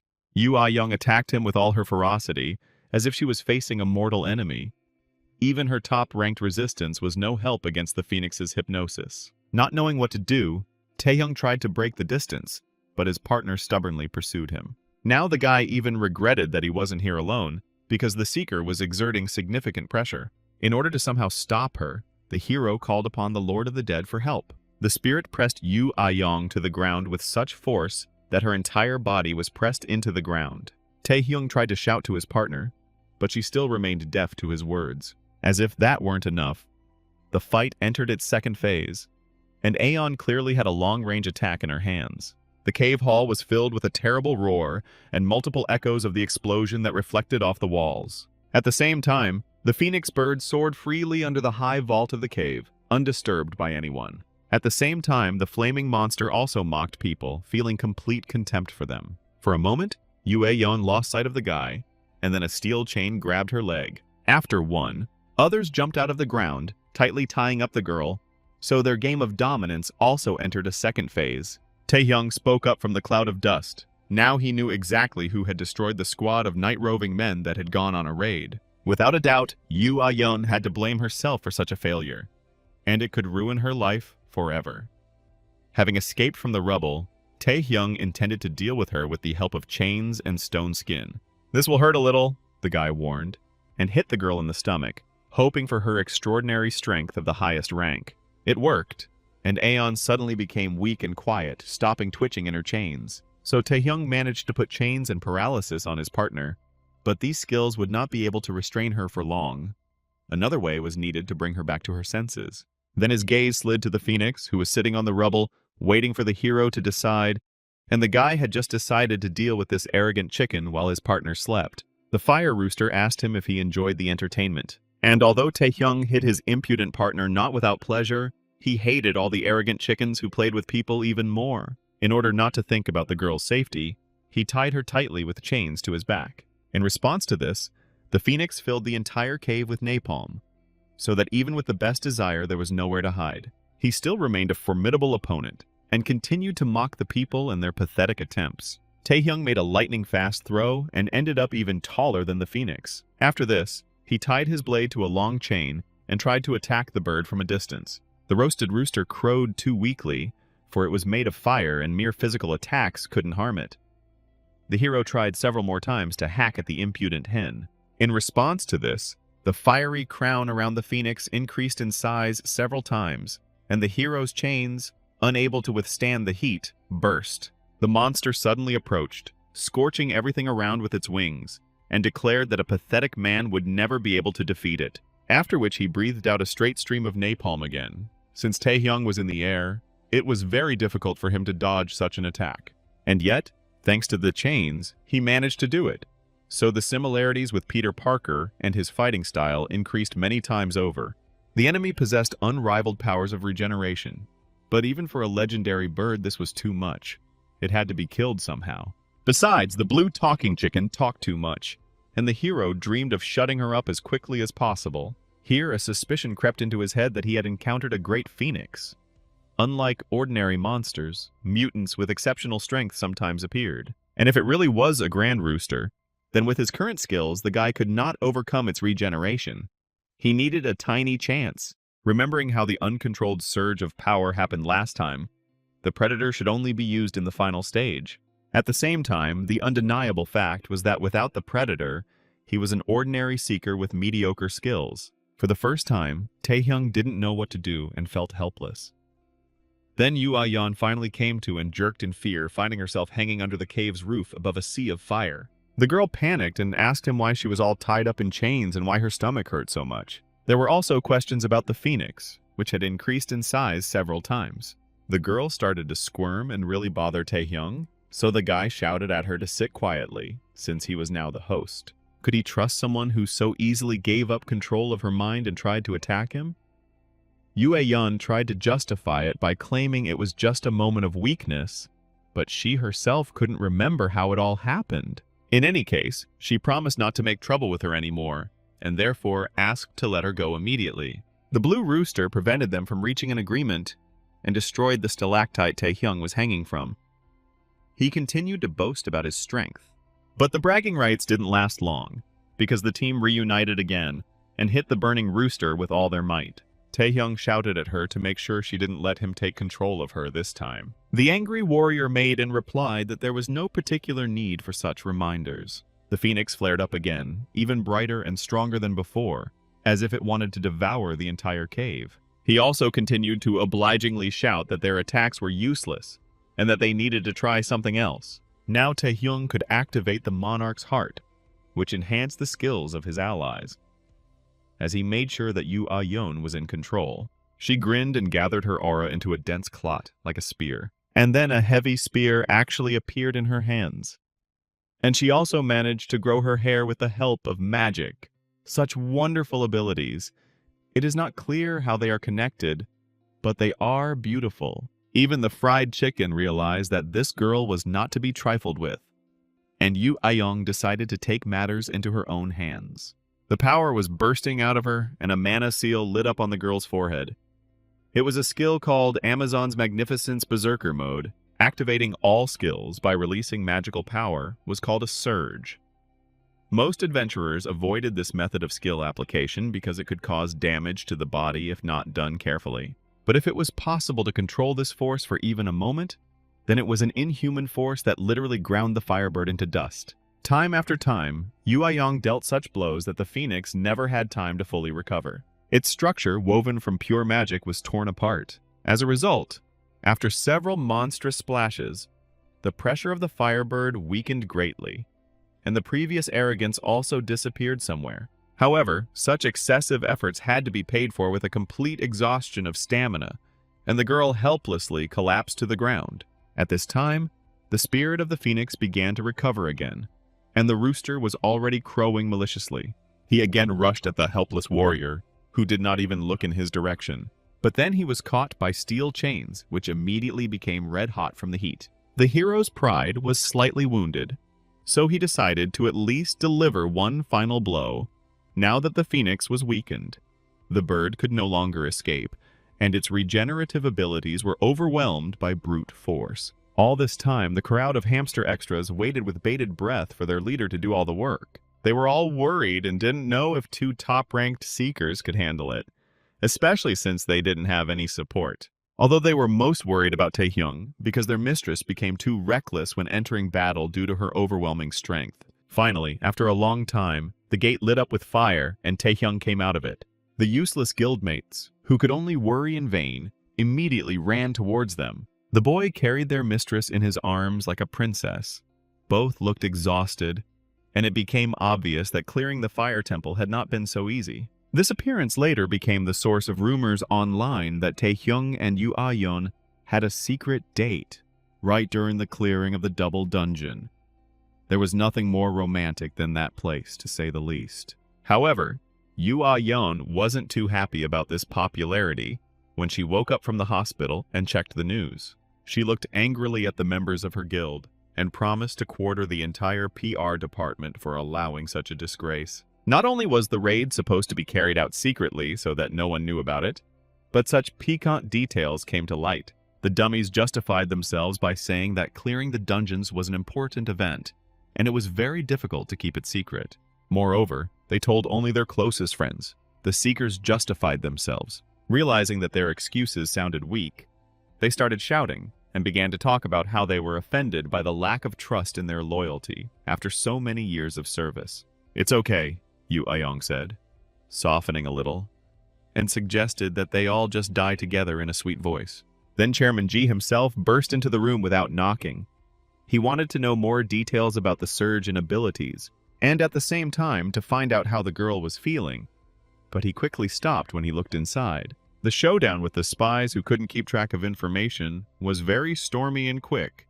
The question of Yu Ayong's health disappeared by itself. She was obviously completely fine. They left the hospital together, the girl not even bothering to change her hospital gown. Although the chairman was worried that she had entered berserk mode, according to Yu Ayon, she had trained hard enough to be able to endure that state for a minute. There was another question that was of great concern to the chairman.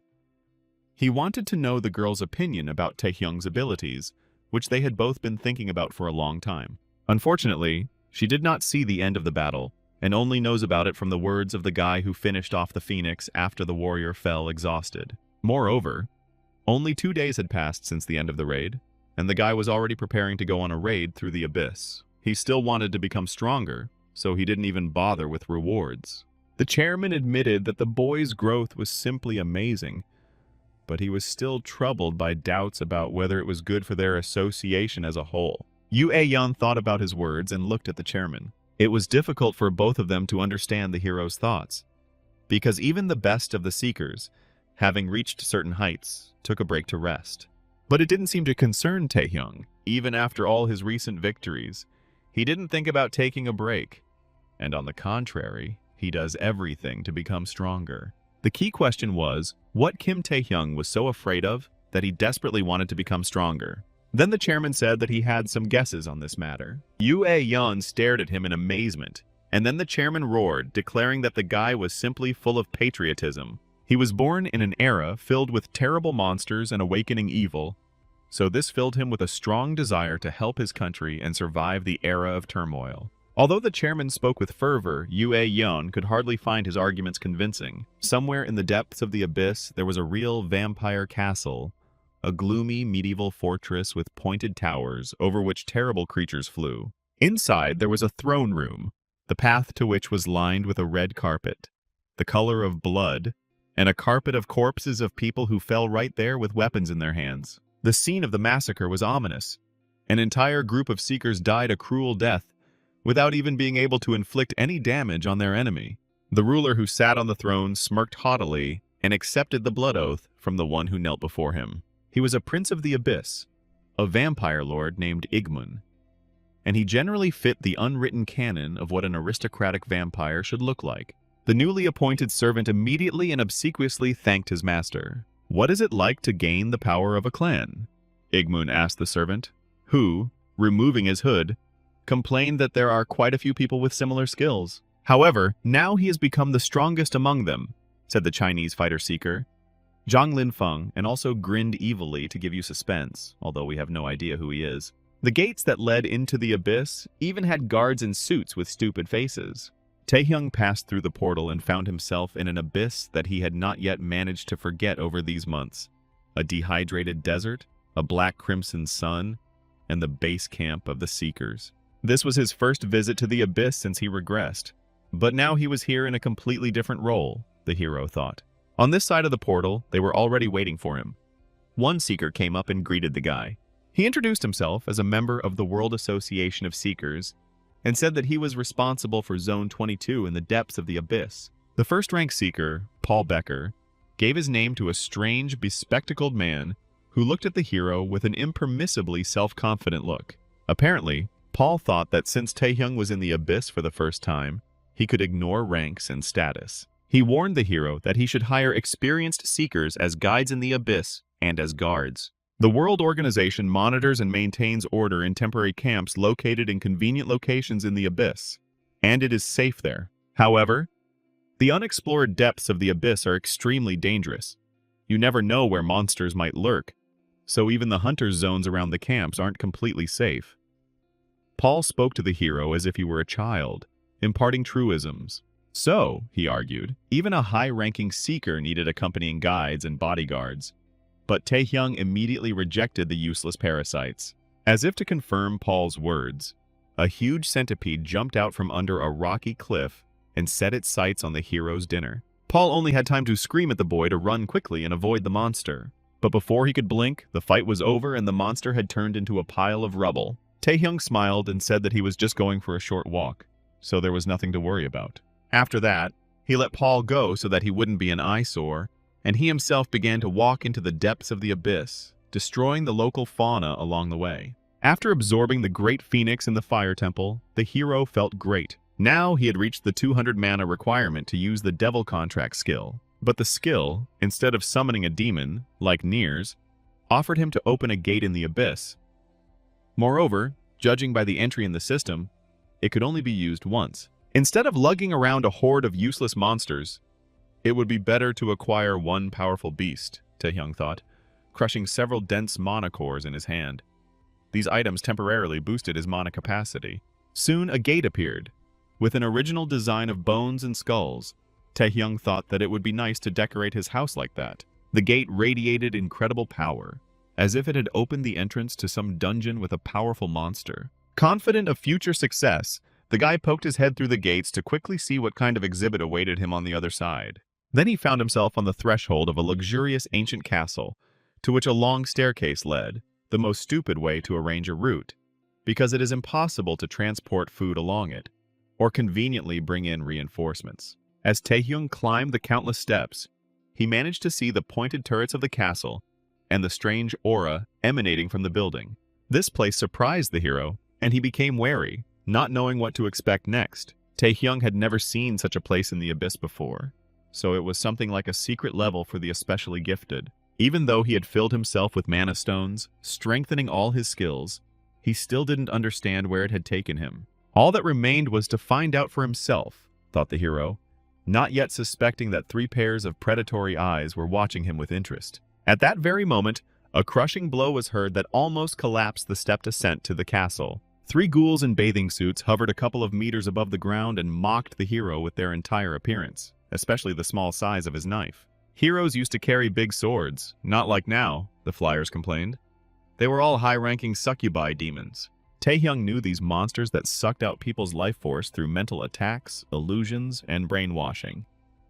They say they came up with the idea of making cat videos using neural networks. Usually, succubi were no higher than second rank, so Taehyung had something to fear. He prudently waited to see what the 3 seductive girls would do, who were also appraising the man and wondering how tasty he would be. But since the guy came here to lasso someone, he should have said hello first for the sake of decency, and he suddenly jumped straight to the gatekeepers. The blade of the sword flashed like a flash of lightning, but it never managed to hit anyone. The winged succubi also turned out to be quite fast. They stuck together and defended themselves well, all the while mocking the hero. Then one of them snapped her finger. The demonesses were even amused by the fact that the man was strong and therefore desperately resisted. The blow struck the very heart of the lonely hero, and he almost fell into the net of the succubi's magic. "This is his end!" the girls rejoiced and laughed heartily. But the guy still didn't fall to his knees, and his spirit continued to fight. His rose was not blooming for such vulgar females. While the girls were rejoicing that he would never return to his true self, one of them was hit in the face with a knee. Taehyung liked this direct influence on the mind more, and he smiled when he managed to bury one of the impudent girls in the ground. Seeing what had happened to their dear sister, the other succubi screamed piercingly. Then Taehyung pinned them down with his Dead Knight spirit skill. The power of the ruler left them no chance, and the succubi lay flat in front of the hero. They were in great pain, as if they had suddenly found themselves under monstrous pressure.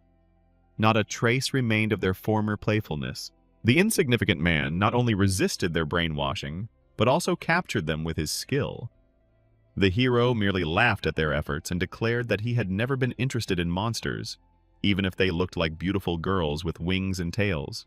Thanks to the power of the predator, he managed to bypass their charm, deciding that these 3 girls were the monsters he was looking for. The guy was already thinking about signing a contract. There were 2 ways to make a contract with a monster. The first was to give it what it wanted, or simply subdue the monster by force. Feeling his superiority, the hero had no intention of bargaining with the girls. The opportunity to summon a monster of a higher rank to serve was not so bad, But then the system informed him of a refusal, and the guy was amazed. The demonesses were only gatekeepers, and were not suitable for summoning. Then a whole squadron of vulgarly dressed winged demonesses appeared in front of him. They had already realized that he was not an ordinary person and decided to show themselves. The most important of them declared that the guy would be an excellent gift for the mistress, and grinned cheekily, standing in front of the hero in some kind of tight-fitting torn rags. A long corridor led into the castle, the vault of which was supported by slender rows of columns, the upper part of which was densely overgrown with flowering rose vines. But the beauty of this place was not at all harmless. Thorny vines held the still living captives tightly. Even Her Majesty's maids were succubi of the highest rank, and obeyed her unquestioningly. The queen herself was on her bed, from the base of which thick vines also curled. Having received the report of a human intrusion into the castle, the lady licked her long and sharp tongue contentedly, anticipating the entertainment. The entire castle, floating on the heavenly island, shook from the roar of the battle that just one man had waged against them. Taehyung didn't fight everyone at once in the open, but instead entered the castle, where he could maneuver in the narrow corridors. The horned witches were outraged that he was not fighting fairly, and was running away from them instead of stopping and letting himself be defeated. As soon as the guy broke away from the pursuit, more winged succubi appeared in his path, flying in through the gallery windows. There were many of them, and they all wanted to grab the hero, but only with the help of his natural agility did he manage to slip between the legs of his pursuers. To somehow delay them, he again used the spirit of the dead knight, after which he dealt them such a blow that the succubi broke through the roof and found themselves outside the castle. Taehyung was finally able to catch his breath.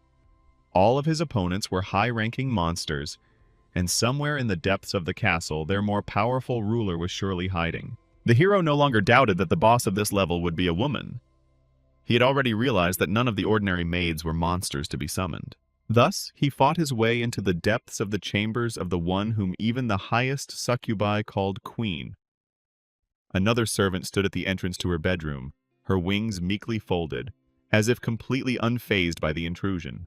Moreover, bowing low, she invited the hero to quickly enter inside, because he was expected there. Hearing that the queen was waiting, the hero grinned contentedly and decided to quickly see her in person. The bedroom was decorated with roses that bloomed profusely under the ceiling, and thick vines twined towards the base of the covered bed. There was something exciting in this whole situation. Especially the naked captives who hung upside down were unable to make even a sound. It was Taehyung's first time in a woman's room, so he didn't really know how to behave. The queen herself welcomed him into her palace and introduced herself as the mother of all creatures in the castle. Her name was Rosaria, and according to the system, she was the being summoned for the contract. Taehyung couldn't even dream of such a thing, so he was very excited. When he called her name, Rosaria repeated it again, singing it syllable by syllable, and her voice sounded seductively sweet. Taehyung had not yet seen her face, because of the dark veil, but he immediately felt that the queen was beautiful. What surprised the hero even more was that the monster used human speech.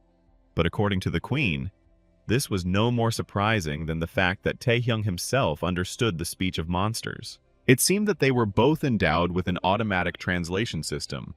But even so, Taehyung was amazed at how correctly and beautifully the queen spoke. She was by no means stupid. Having settled more comfortably on the bed, Rosaria asked the hero why he had come to her chambers. For wealth, or perhaps for fame. Perhaps it was the will of chance, or perhaps he wanted something more in his lonely bachelor life. But none of the above interested the hero. He firmly stated that he had come here to receive the oath of summoning. It sounded so insolent that the queen could not resist laughing out loud. She had never heard such impudence before. She praised the guy for his clever mind, but treated his words as if they were some kind of funny joke. Throwing back the curtains of her bed, Rosaria revealed herself to the hero. If you didn't count her wings and the tentacles protruding from who knows where, she could easily have been considered seductive. Everything has its limits, even jokes, the queen declared. Will he talk about the summoning when he himself becomes her toy, she asked. And immediately dozens of tentacles rushed towards the hero for obscenities. But this was exactly the move the guy was waiting for. The spirit of the dead man immediately came to his aid. Only thanks to the mana stones did the hero still not fall from exhaustion, having used his abilities so many times. At his command, all the raking tentacles were pressed to the ground without ever touching him. If the queen herself did not want to go to him, she had to be subdued by force, the guy said and grinned. Soon, a real battle broke out. Covering himself with stone skin and using the capture chains, Taehyung deftly dodged all of the queen's tentacles and chopped them with a dagger. He steadily approached her tent, although the owner herself did not even move. Taehyung aimed to end the fight with one quick strike, using his speed. But in an instant, all his skills were shattered. Both the stone skin and the chains with which the hero had bound himself for greater strength. The Queen of Rosaria arranged all this with just a snap of her finger. Her eyes sparkled like coals, and she even felt sorry for the guy. Completely defenseless and unarmed, he began to fall straight into her clutches. Suddenly the hall disappeared somewhere, and the hero realized that he was rushing towards the ground straight towards the city. Taehyung didn't understand how he ended up above the center of his hometown, and none of his skills were activated anymore. When he felt himself falling into the thickness of the water, he realized that he had fallen into the dense illusion of a succubus. Now the guy was in the middle of an endless sea, drowning, completely unaware of the moment at which he was taken under control. The queen sat in her box and again smiled contentedly in a haughty voice. After all, the hero fell into her net from the very beginning, and has long been lying with outstretched arms in the complete power of this lady with many tentacles. The genre of the work was rapidly changing, threatening to fail the age rating. Taehyung quietly moaned in his sleep. He felt himself slowly sinking into the water against his will. His arms and legs were getting heavier, and Taehyung couldn't do anything. He needed to quickly get out of the illusion before it swallowed him up completely. At that moment, he fell into a flashback where he was riding in the back seat of a car with his family. Taehyung saw himself as a small child next to him, but he was so disoriented by the vision that he didn't immediately understand what was happening. In those years, he was just a boy who, like everyone else, dreamed of waking up with a high rank and earning a lot of money. He imagined how he would feast when he became rich, how he would buy his parents goodies and everything. They were happy that they had such a son they could rely on. But at the same time, his loving mother wanted him to live a happy and healthy life. When you're a child, such things really do seem trivial and boring to death, but only when you get older do you understand their importance. Taehyung was very lucky with his parents. They put his happiness above achievements or commercial success, and wanted only a good life for him without asking anything in return. For a moment, Taehyung succumbed to the lulling atmosphere of peace, but it soon turned into a waking nightmare when their car was engulfed in flames. That's how everything he ever loved, everything that gave him a reason to live, burned up. The scene changed to another. His aunt and uncle pulled the boy from the burning car and were horrified by the tragedy. Of course, the details weren't quite right, but the vision conveyed the general meaning of those events. The uncle was Taehyung's mother's brother, and his wife accepted the boy as her own. Then the vision was replaced by another, this time during his school years, when Taehyung suffered humiliation because he never woke up. He was constantly beaten, and the difference in his abilities was so great that he could not fight back, and he had no friends to stand up for him. Thus, the vision showed him his own desperate life, in which there was no point in continuing the struggle. After school, he worked monotonously as a miserable porter for many years without straightening his back. Perhaps Rosaria herself wanted to understand his past in this way, penetrating into the deepest memories. Even in the abyss, where mortal danger awaited the seekers and everyone risked equally, Taehyung was an outcast. He was mocked. What was worse was that his new family did not believe that he could succeed. Of course they were worried about him, and did not want him to die, as eventually happened. They could help him with his upkeep, and in general there were quite a few peaceful and useful professions for the unawakened. However, Taehyung most of all did not want to be a burden to those who extended a helping hand to him, especially since because of him the family was constantly having difficulties. His parents always wanted him to be happy, but could the hero himself be happy at the expense of others, sitting safely behind their backs? In order to become truly happy, he needed strength, which he hoped to obtain in the abyss, which was a cemetery of hopes for some and an El Dorado for others. Skill use detected, Queen's hypnosis detected, the system minted. The first attempt at resistance failed and his stats dropped, the indifferent voice said again. All of his skills except one were blocked, leaving only a predator whose power could not be suppressed. The pictures of his past were all gone, leaving only his last memory before regression. The Queen of Rosaria was puzzled by what she saw. She already understood that she had come across no ordinary guy. Looking into his mind, she clearly saw His Highness Asmodeus, and surviving an encounter with him was akin to a miracle. However, she immediately noticed the contradictory nature of the visions in which Taehyung had managed to live a long life. He looked much older there, while the guy who came here had only recently stopped being a child. Secondly, some memories of the same events seemed to be doubled, as if they were experienced twice, but with different outcomes. The queen directed another tentacle towards the guy, wanting to look deeper into his rich inner world. Then she had her last vision before her rebirth, when even Asmodeus froze into a limp figure. The demoness laughed contentedly, enjoying the hero's helplessness and anticipating a fun game. And then the sun-faced side appeared before her, in its shining splendor. The stunned queen suddenly realized what kind of creature was in front of her and was horrified. This was the one whom everyone called the ruler, god, and many other names. There was a cracking sound all around, and the world so securely woven by her illusion began to disintegrate with a grinding sound. The sharp vines dug into the lady's body, and she arched in pain, letting out a slight groan. At that very moment, a light prick of steel near her neck reminded the queen that it was not good to spy on other people's memories. Especially for her high rank, "This is a disgusting hobby," the hero declared as soon as they switched roles. Then Taehyung again asked her to swear allegiance to him, subtly hinting with the blade of his dagger what would happen if she refused. However, this did not have a noticeable effect on the queen. Even though the guy had escaped from her mind net, he still remained a fool, she believed. A toothpick in his hands would hardly be able to kill her, she declared. And then the hero promised to definitely try it in practice. "Bluff again," said Rosarin, smiling seductively. Up close, her refined porcelain face seemed even more attractive. In an instant, she wrapped her tentacles around him like a snake and pressed him against her soft body, nearly drowning him. This power had an even stronger effect on his mind than hypnosis. The queen ran a gentle finger over his face, and despite her complete power over the hero, accepted his contract.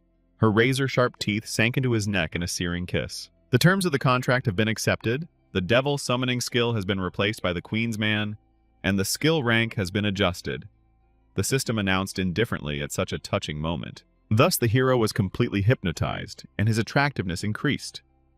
From an excess of feelings and fatigue, he again fainted at the queen's feet. The scarlet eyes now looked at him almost tenderly. Rosarin wished the king's chosen one sweet dreams and smiled sweetly. The hero was awakened by that same first-rank officer, Paul, who so arrogantly asked to be the newcomer's guide.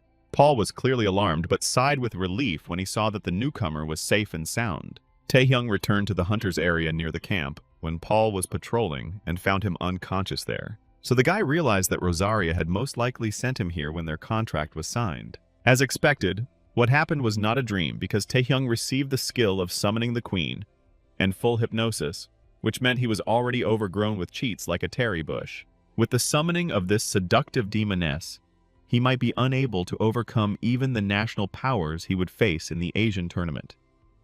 And the power of Geas had endless uses, all hail Lelouch. This is what Taehyung was thinking about when he woke up, but what he couldn't understand was why the demoness witch changed her mind. He still remembered her words spoken as if in passing, "Sleep well, chosen one of the king." Here Paul got tired of waiting for the guy to come to his senses and called him again. This time he hoped that the hero would still take the experienced seeker as his guide. But Taehyung refused again, saying that he had already completed all his urgent matters. There was nothing else for him to do in the abyss, so he quickly went home. The city was drowning in the sun's rays and the morning bustle, as usual, not even suspecting what the seekers had to sacrifice for the sake of this peaceful life.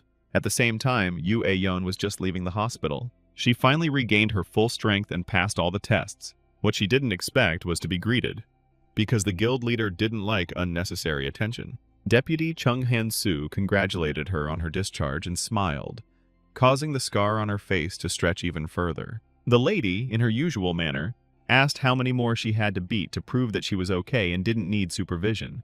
Han-soo chuckled nervously and quickly changed the subject, saying that he had news for the lady. Seeker Kim Taehyung returned from the depths of the abyss while she was resting in a sanatorium. The girl was surprised, because even for a genius like Kim Taehyung, exploring the abyss alone must have been difficult. Han-soo agreed with her.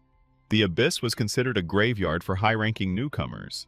But the problem wasn't that he had returned. The question is, Who will the hero meet? The deputy said mysteriously.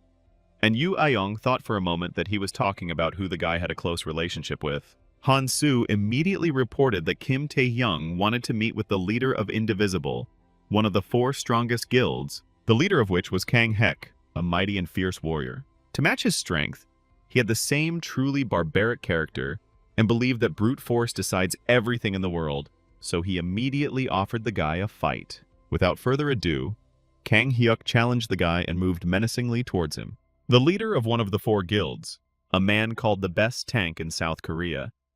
Rumors abound about him, about hours-long battles with monsters all alone. But the most famous trait of this barbarian is that he likes to include defeated opponents into his guild without asking their permission. Here, the girl who came with Kang Hyuk abruptly interrupted his advances and called on him to come to his senses. This left the guild boss somewhat taken aback, and it became clear that he had a soft spot for his secretary. Although she was an ordinary second-rank seeker, she was the only one who knew how to deal with the guild leader's violent temperament. She immediately reminded him that he had recently reported to the Human Rights Commission. If Kang Hyuk continues like this, he'll be banned from the abyss again, said the sweet secretary.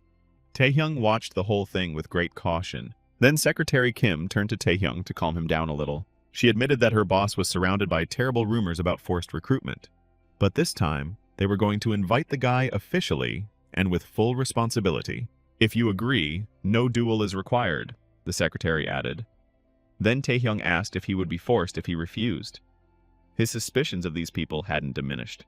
However, Secretary Kim didn't deny that if the boy refused, he would still be drawn into a duel, only clarifying that the offer was very lucrative.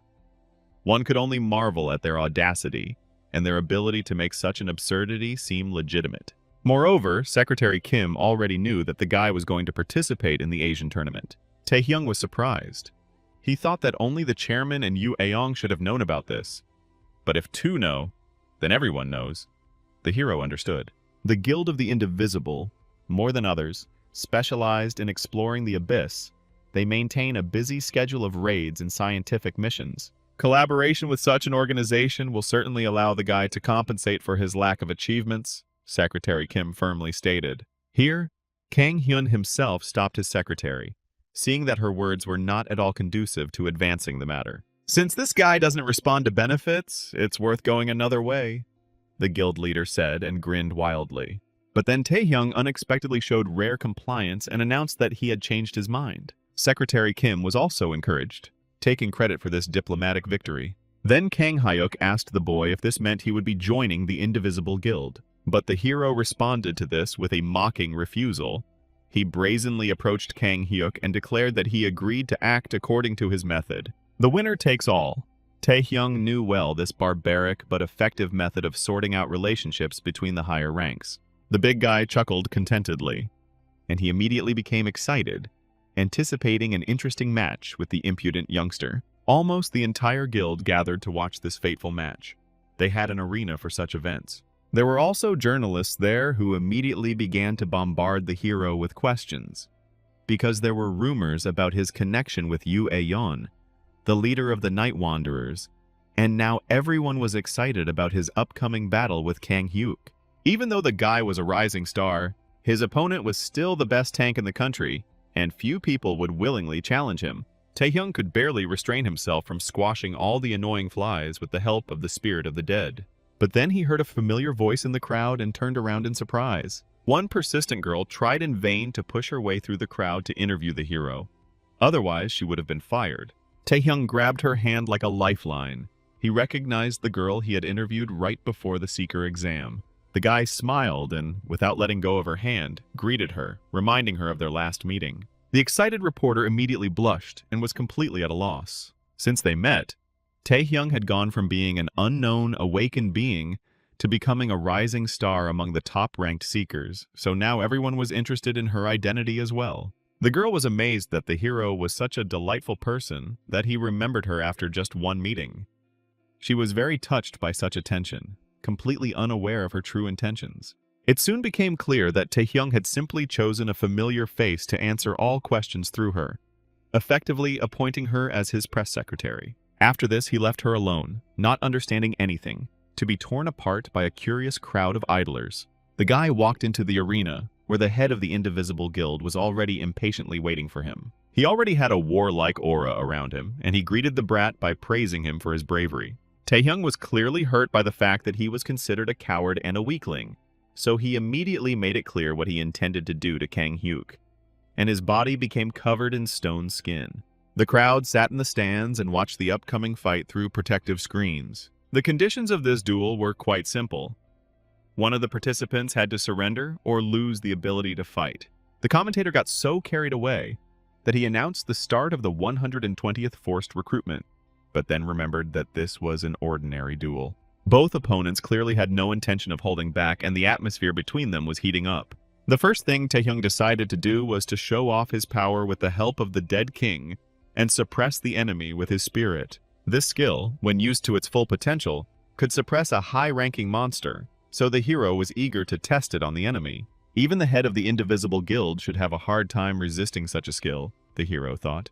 But Kang Hyun not only endured it, but also laughed at the light tickling the guy gave him. He stood firmly on his feet, as if under a cool shower, unpleasant but nothing more. Swift as a cheetah, Kang Hyuk leaped toward the guy and landed behind him. Oh, those manga maneuvers with no logic at all. How do they do that when the opponent is looking straight at you and can simply turn their body in the direction of their movement? Only after this ridiculous and unnecessary maneuver did Kang Hyuk decide to attack with his fist. The blow had a bear-like strength to it, causing Taehyung to immediately fly back. The opponent had used some special skills to strengthen him. Taehyung then called upon the chains to help him, wanting to tie up his opponent. At once, a dozen golden fetters rushed towards Kang Hyuk, who was keeping up with the guy. He was surrounded by a dense red aura, and the barbarian believed that the binding technique would not take him. He continued to charge forward like an enraged buffalo, and tore all the chains as if they were a thin web. Taehyung felt real trouble when the enemy, like an elephant, decided to trample him and jumped up with a kick. There was a loud roar, and the long-suffering arena was torn to pieces. When the smoke and dust cleared a little, Taehyung became visible, still standing on his feet. Kang Hyuk laughed. The boy was good at running away, but with such skills he could hardly defeat him. The guy responded in kind. He was still standing on his feet, and if the head of the guild couldn't do anything else, he would hardly be able to bring him to his knees. Kang Hyuk dismissed this as the usual youthful boasting, the way boys who know nothing about the world speak, and moved closer to Taehyung. Then he showed him his true power and strength, his aura taking the form of a long-extinct predator, the largest that had ever existed on land. Seeing such power, the crowd screamed, anticipating the imminent end of the fight, since the leader pulled out his final trump card. But there were also those who were just waiting to see how it would all end, because when it came to the hero, nothing could be known for sure. Yoo Ae-yeon watched the match with pleasure. In fact, she also wanted to see how the impudent guy would be defeated. There had to be a limit to his strength and self-esteem. If Kim Taehyung loses, she will join the Indivisible Guild, she said. And then her deputy realized that it was worth preventing this duel altogether. After all, Kang Hyuk had a special skill, the blessing of wild animals. In battle, he imitated various animals and demonstrated enormous power. Even Taehyung didn't stand a chance in close combat, the deputy concluded. However, Yoo Ae-yeon immediately told him not to worry too much about this, and smiled with the corners of her lips. Having watched Taehyung for so long, she had long realized that this guy always had a trump card up his sleeve, and now everyone was tensely awaiting the outcome of the battle and how it would all end. The head of the Night Wanderers, unlike everyone else, remained completely calm. And then a gasp of astonishment swept through the stands, causing everyone to freeze in place. Even the presenter screamed in surprise, unable to contain himself. Only a moment passed, and the head of the Indivisible Guild himself fell to his knees. He was as amazed as everyone else, and Kim Taehyung snatched victory from his grasp, even though nothing seemed to foreshadow it. Meanwhile, behind the scenes, Secretary Kim desperately tried to explain to the Human Rights Commission that the duel was voluntary. The arena's protective field weakened. The fight was over and there was no longer any need for it. The guild members who had gotten into it through beatings couldn't believe their eyes. They thought their leader was invincible, but in reality, he had only beaten weaklings whom he could defeat. Many immediately began looking for excuses. Perhaps there had been a violation of the rules or fraud, because the head of the guild, who had gone through hundreds of dungeons, simply could not, in their opinion, lose like that. There were demands to annul the result and continue the battle without tricks. Taehyung sighed heavily. He understood their indignation and distrust of his strength. No one had seen him do anything special. But what could he do? He had to do it, because the enemy had driven him into a corner with his superior close combat skills, the best in the country. Right at the moment of the last attack, the hero used Rosaria's full hypnosis skill, which he had only recently acquired, and it worked as intended. After this, he ordered the abyssal veteran to kneel, and he complied. Naturally, everyone considered this cheating or dishonest. But it was hardly to be expected that, given the diversity of skills, strength would always and everywhere be the deciding factor. The head of the Indivisible Guild was still trying to regain control of his body and mind, and was desperately resisting. He had absolutely no understanding of how he had lost, and how he had been taken out of action, not remembering the last moments of the attack. Then his angry scream echoed throughout the arena, and Kang Hyuk ordered everyone to shut up immediately. He still didn't understand how he had been defeated, but as a noble barbarian and a true warrior, he knew how to admit defeat. And so he himself declared that he took full responsibility for what had happened. All members of the Indivisible Guild must accept this outcome, since this is how they became members of their organization. He suggested that those who were dissatisfied come to a private conversation. In the end, there was nothing left to do but accept the results. Ah-Yun smiled. She liked both possible outcomes, and the fact that the arrogant and uncouth Kang Hyuk lost and was now furious was great news. This outcome was unexpected, but it meant only one thing. The guy named Kim Taehyung still had some hidden aces up his sleeve, Yu Ayong concluded. He never ceased to amaze her, and she eagerly awaited what else this impudent fellow would show her. At this time, such a strange manic expression wandered across her face that even the deputy began to worry. When the hypnosis wore off, Kang Hyun immediately approached the guy who defeated him. Defeat did not break the proud warrior. The hero extended his hand in a conciliatory manner. There was no need to boast about the vanquished. They had had an excellent fight. However, Kang Hyuk still wanted to know if the insolent man had planned to defeat him in this way from the very beginning. To some extent, that was true. The hero agreed with him meaningfully. This upset the barbarian, although he showed no signs of loss of spirit. But afterward, they shook hands anyway. A promise is a promise, said this leader, and offered to pay with money or a special item. These were very generous gifts, but Taehyung did not strive for material goods, which he himself could have received. This surprised the barbarian, and he asked what the hero wanted, just 2 words. But they made Kang Hyuk tremble, so much so that his expression changed. The Labyrinth of the Minotaur. Squeezing his huge palm, the boy firmly stated that he wanted to go on a raid to that place. Deputy Go reported to the head of the Seekers Association that this was the initial dungeon in the abyss. The labyrinth, as its name suggested, was a complex space with numerous traps and required a guide with detection skills. Although it was located at the very beginning of the abyss, many, even the highest-ranking Seekers, failed in their attempts to navigate it. The Indivisibles had now been given the right to make another attempt, and were preparing for the raid in complete secrecy, making it all the more surprising that Taehyung was able to find out about it. Even the head of the association didn't know what might happen in the abyss, or predict the outcome of the raid, so they were worried about the top-ranking newcomer. The only thing they could do was believe in the luck of the searchers, said the chairman. They couldn't do the work themselves. They already had plenty of things to do, like rearranging papers on the table. He used to be on a path of adventure, but then he got his eye shot out, the chairman said, deep in thought. But what worried him much more than clearing the dungeon was not its danger, but a certain human factor. Then someone contacted him through the system channel, and the chairman was distracted from his thoughts. They had some very urgent matter there, and everyone was standing there with worried faces, and that's what secondary characters were good at, conveying anxiety. They were only contacted by the Japanese Searchers Association, and everyone had these faces as if the apocalypse had happened. No one expected urgent calls, since the issues with the raid on the auction house had long been resolved. The whole point is that the saint sent an official invitation to the seeker Kim Taehyung, thereby committing an overt act of diplomatic aggression. Oh, horror! At the same time, Kang Hyun lined up his men in front of the gate and prepared to go on a raid. Secretary Kim quickly took the roll call and began counting everyone one by one. The cardboard people all stood there with faces of complete seriousness, building up the suspense. However, they didn't have cheats or a second life, so it's not surprising that they were nervous. 100 people were in perfect order and ready to move out, the secretary reported briskly. Kang Hyuk waved his hand like a true leader and led his warrior squad behind him to show the monsters where the crayfish spend the winter. Upon arrival, they were given a warm welcome, and a fierce battle immediately ensued. The gatekeeper's bulls were strong and numerous.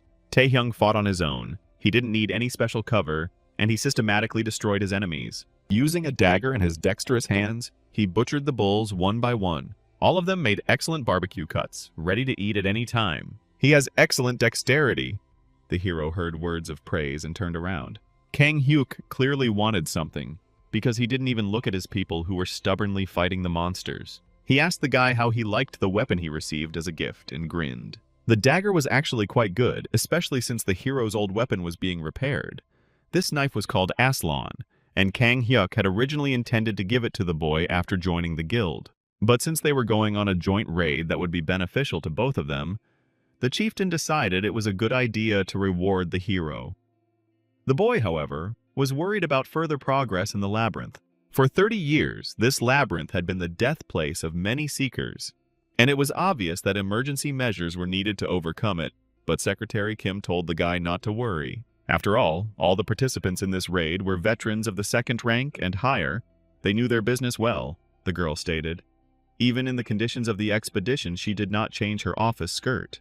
At this moment, these warriors were not only successfully defending themselves, so it was impossible to push them back. In addition, the deputy head, who had detection skills, allowed him to neutralize all the traps along the way. Although he looked quiet, he knew his business. Moreover, a few months ago they managed to find the key to passing the dungeon, the secretary added. And then the leader joined the conversation. He said that they had discovered the corpse of a monster in the depths of the labyrinth. The huge minotaur had tattoos with symbols that were found throughout the labyrinth, and when Kang Hyuk touched the minotaur, his entire body except for his horn crumbled to dust. Then, using tracking, they planned to follow the tracks of this monster and find the path that leads to the exit from the labyrinth, the hero realized. The logic behind the labyrinth's design was completely unclear, but Kang Hyuk was confident of his victory. Having gathered together, the searchers set out on a dangerous journey, led by a guide with a lantern in his hand. Thanks to the fact that they followed the secret boar trails, there were no incidents. Signs on the wall indicated that they had chosen the right path. At times, the passages were so narrow that we had to literally crawl, and it was unclear how the giant with horns got through. And so the guide in the hat, for whom the author did not want to invent a face, informed the group that they had arrived at their destination. They entered a round, spacious hall, where a minotaur with a broken horn stood kneeling. The center of the labyrinth was its end. The statue of a monster that could be the boss impressed everyone with its size. Obviously, the horn they brought with them had to be attached to this statue. The secretary immediately pulled out a cart with a huge horn from the unknown annals, as ordered by the boss. Taehyung watched silently as everything unfolded exactly as he had expected. According to his past life knowledge, the raiding party, using the horn, reached the center of the labyrinth. I wonder if there are stories of reincarnated people who truly know little about the world beyond their own lives, like ordinary people. Kang Hyuk didn't wait long, picked up the horn, and with a satisfied face full of excitement began to attach it to the minotaur's head. The horn snapped into place, and immediately there was an electrical crackling sound, as if a short circuit had occurred. For some reason, all of the participants of the raid decided that this was the end of their journey, and were already celebrating their victory over the labyrinth that no one had been able to pass for 30 years. Kang Hyuk smugly called out to the master of the labyrinth to show himself, and laughed louder than anyone else. And then he froze in place because the minotaur also began to disintegrate right before his eyes. The strange ripples of texture changes in the level affected not only the main statue, but the entire hall. Gradually, the statue turned into a pile of bones, which immediately scattered throughout the hall. Then the hall disappeared, and instead, everyone found themselves in a snowy wasteland, separated by a powerful blizzard that hid the groups of seekers from each other. Some of them got caught in the raging current and were carried downstream. Others found themselves in a very similar place, right at the foot of an erupting volcano. As expected, things couldn't be that easy, since no team in previous years had managed to complete this dungeon. Now everything didn't look so rosy for the searchers, who were used to working as a team, covering each other's weaknesses. They all fell into a spatial trap and were separated randomly, which brought a certain amount of confusion into their battle formations. Meanwhile, a villainous villain with attention deficit disorder who calls himself Shadow instead of his normal name received a report about Kim Tae-hyung, who was participating in the raid. This confused the villains' plans, and now they didn't know what to do, so a decision was required from their organization's deputy. However, Shadow wasn't worried about this at all. They were planning something bad, and they had sent 20 of their members, from first to highest rank, to the raiding party. So these forces should still be enough. No matter how strong Kim Tae-hyung and Kang Hyuk are, they still have their limits. After the adventurers exhaust themselves in the labyrinth, how will they deal with the threat in their rear? This is precisely what the villainous villain was counting on, impatiently idling instead of working. Tae-hyung found himself in a place with a group of 4 searchers, one of whom suggested that they introduce themselves to each other first. The girl in the squad called herself Miranda. She was a second-rank seeker, but the hero quickly tore the mask of pretense from her face with a kick. He already realized that these were cultists and traitors in front of him. In fact, her name was Milena, a triple wizard of the highest rank. From the very beginning, the villains had many questions about Tae-hyung, whether he was a hero who fought like the leader Kang Hyuk on the front lines and was a shield for the people, or he was one of those who are ready to sacrifice themselves to save people, as was the case in East Point, judging by the rumors. Be that as it may, for ordinary second-rank seekers, Tae-hyung was an example and a pinnacle that one could only dream of. And just now, without further explanation, the noble hero, in front of the other seekers, kicked one of them.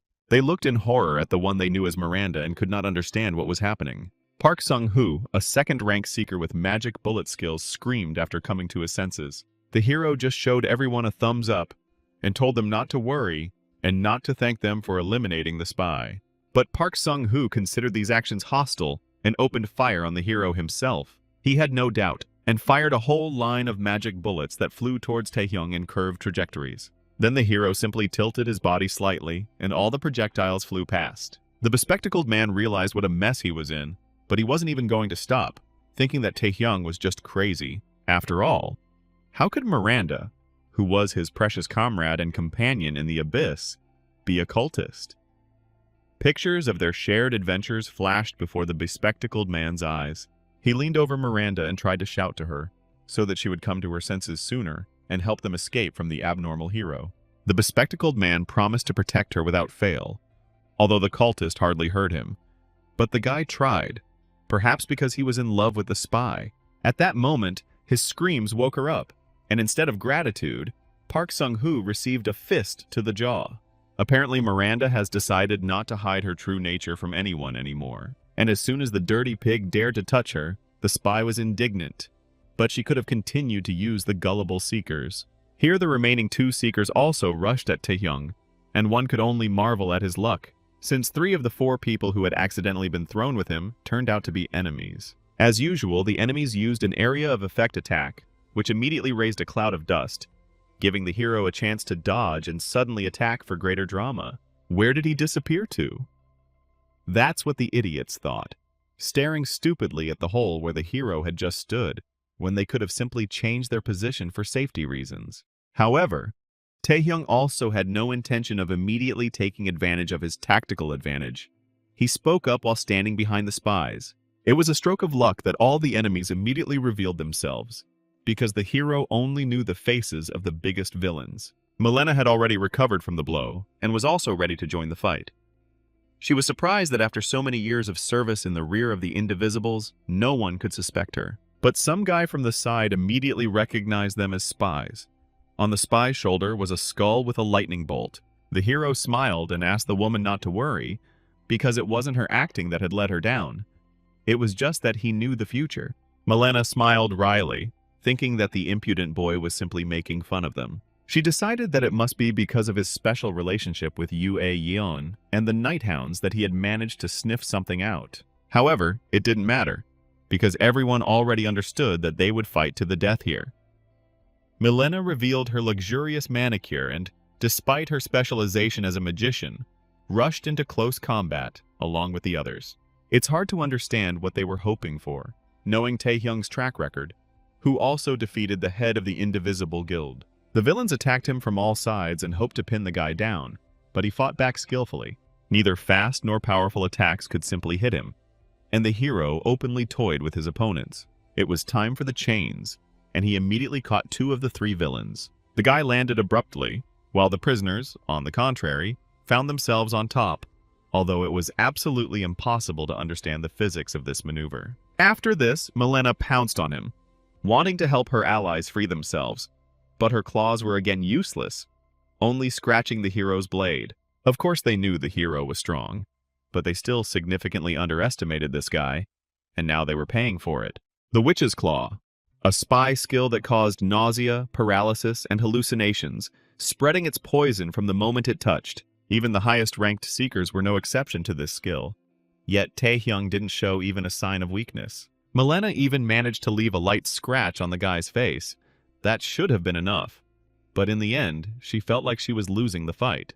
The hero broke the distance and summoned the spirit of the dead knight to suppress them all at once. Thanks to the absorption of the predator, something like poison or paralysis could not affect the boy. And since the spy had no other aces up her sleeve except for her one and only skill, she was powerless against the guy with cheats. There was an explosion that raised a cloud of dust and tore all the leaves from the nearby trees. A deep crater had formed in the place where the spy stood, and the bespectacled pack carefully approached its edge. Nearby, he saw an unharmed Taehyung, who had tightly bound the helpless villain with chains. She demanded that she be released immediately and made senseless threats to tear the guy to pieces. Then Taehyung grabbed the spy by the hair and lifted her face to him. He had no time to play with villains. His voice sounded cold and indifferent, which made Milena even more afraid. "It's time to tell the whole truth," Taehyung declared, and used Rosaria's hypnosis skill on the spy. He wanted to know how many spies were in the raiding party and what their main objective was. 20 people, 5 of them high-ranking. 1/5 of the raiders were traitors. A simply insane number. Blood splashed onto the white flowers, and Secretary Kim was dumbfounded by the terrible scene she had just witnessed. The traitors' goal was to kill Kang Hyuk, and they immediately began to carry out the task as soon as the guild leader was left alone. Soon the cultist became silent and showed no further signs of life. 5 high-ranking spies were a strong threat. Before the reincarnation, there were no more than 3 of them in the raid, Taehyung remembered. As with the gate breaking, the future was changing slightly, and he himself was the cause of it, having an ever-increasing impact on the world. Now that the conspirators' goal was clear to him, the hero decided to first protect the head of the guild. Seeker Park walked with his head bowed, never imagining that the one who had endured so many trials with him in the abyss had turned out to be a traitorous spy. What was also astonishing was that Taehyung had known about this from the very beginning, although one wondered why he hadn't informed everyone of the betrayal beforehand. Meanwhile, the hero was pondering how to escape this place. By his reckoning, it would be easy as pie. Although the forest around them looked like the real thing, it was actually a small room, part of a labyrinth.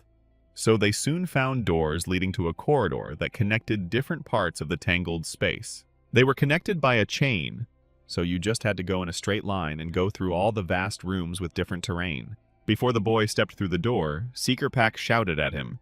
He wanted to ask just one question. Why didn't the hero reveal the entire truth he knew before the raid began? Which seemed like a reasonable decision. Pack apologized for his suspicions about the hero, but still believed that if the hero had told him about the spies, many losses could have been avoided. In general, he stood with an offended and serious face, and demanded some kind of moral response from the hero, who, in principle, could not answer to anyone. However, Taehyung deigned to answer. Park could believe him or not in this case. But in fact, the hero had long ago warned the head of the guild about a possible conspiracy. So when Kang Hyuk was surrounded by a group of his own seekers, he was not very surprised. He was wounded, but it was not deep. There were only enemies left around, and there was no one loyal to the guild leader nearby. Kang Hyuk pressed his hand to the wound and laughed quietly. The jokes had gone too far, he said, since even the guild's deputy, thanks to whom they had come this far, turned out to be a traitor. His only faithful companion was Secretary Kim, who bravely ran straight to the head. But it was a rash decision because she was immediately attacked by her former ally. As a result, the country's best tank had to take a hit and receive another wound in order to protect the girl. She let out another alarmed cry. This blow was quite painful, the head of Khan admitted. Moreover, the enemies did not think to give them a break, and immediately attacked, taking advantage of the fact that the guild leader was weakened. Then Kang Hyuk threw Secretary Kim aside, and leaving her in the rear, he himself went after the villains. He caught them in the air with the strength of a T-Rex, throwing them back like gnats. The fact that the guild leader started with ultimate skills right away indicated that things were bad for them. Realizing this, the girl shouted at her boss not to protect her, because she would also fight. But the leader understood perfectly well that he was facing an enemy who was beyond the capabilities of a secretary whose place was in the office at the boss's desk, and not on the battlefield. The flames flared up, and the unharmed villains emerged straight from the fire. The former deputy agreed with the girl. Now was not the time for the leader to think about anyone but himself. All this time, the man with the lantern and the hat hid his power. He and the other conspirators must have been infiltrating the organization for years. The chain he held his lantern on lengthened, and a huge fiery skull appeared at the end of it. The villain, who was too lazy to draw a face, grinned and declared that there were 4 top-ranked seekers gathered here, and the rest had first place. Elite guild members gathered here to kill the leader of Khan. The battlefield was surrounded by a wall of fire and smoke, and experienced assassins stood on all sides. Kang Hyuk could only lament his failed personnel policy.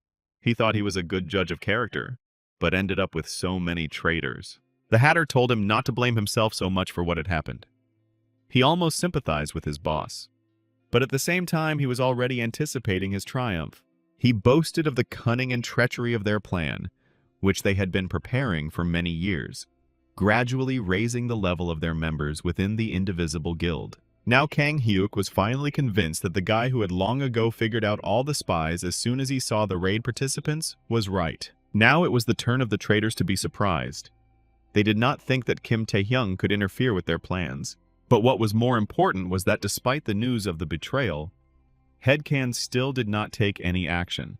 The noble barbarian immediately replied that he had dismissed the warning outright because it cast a shadow on his dear comrades.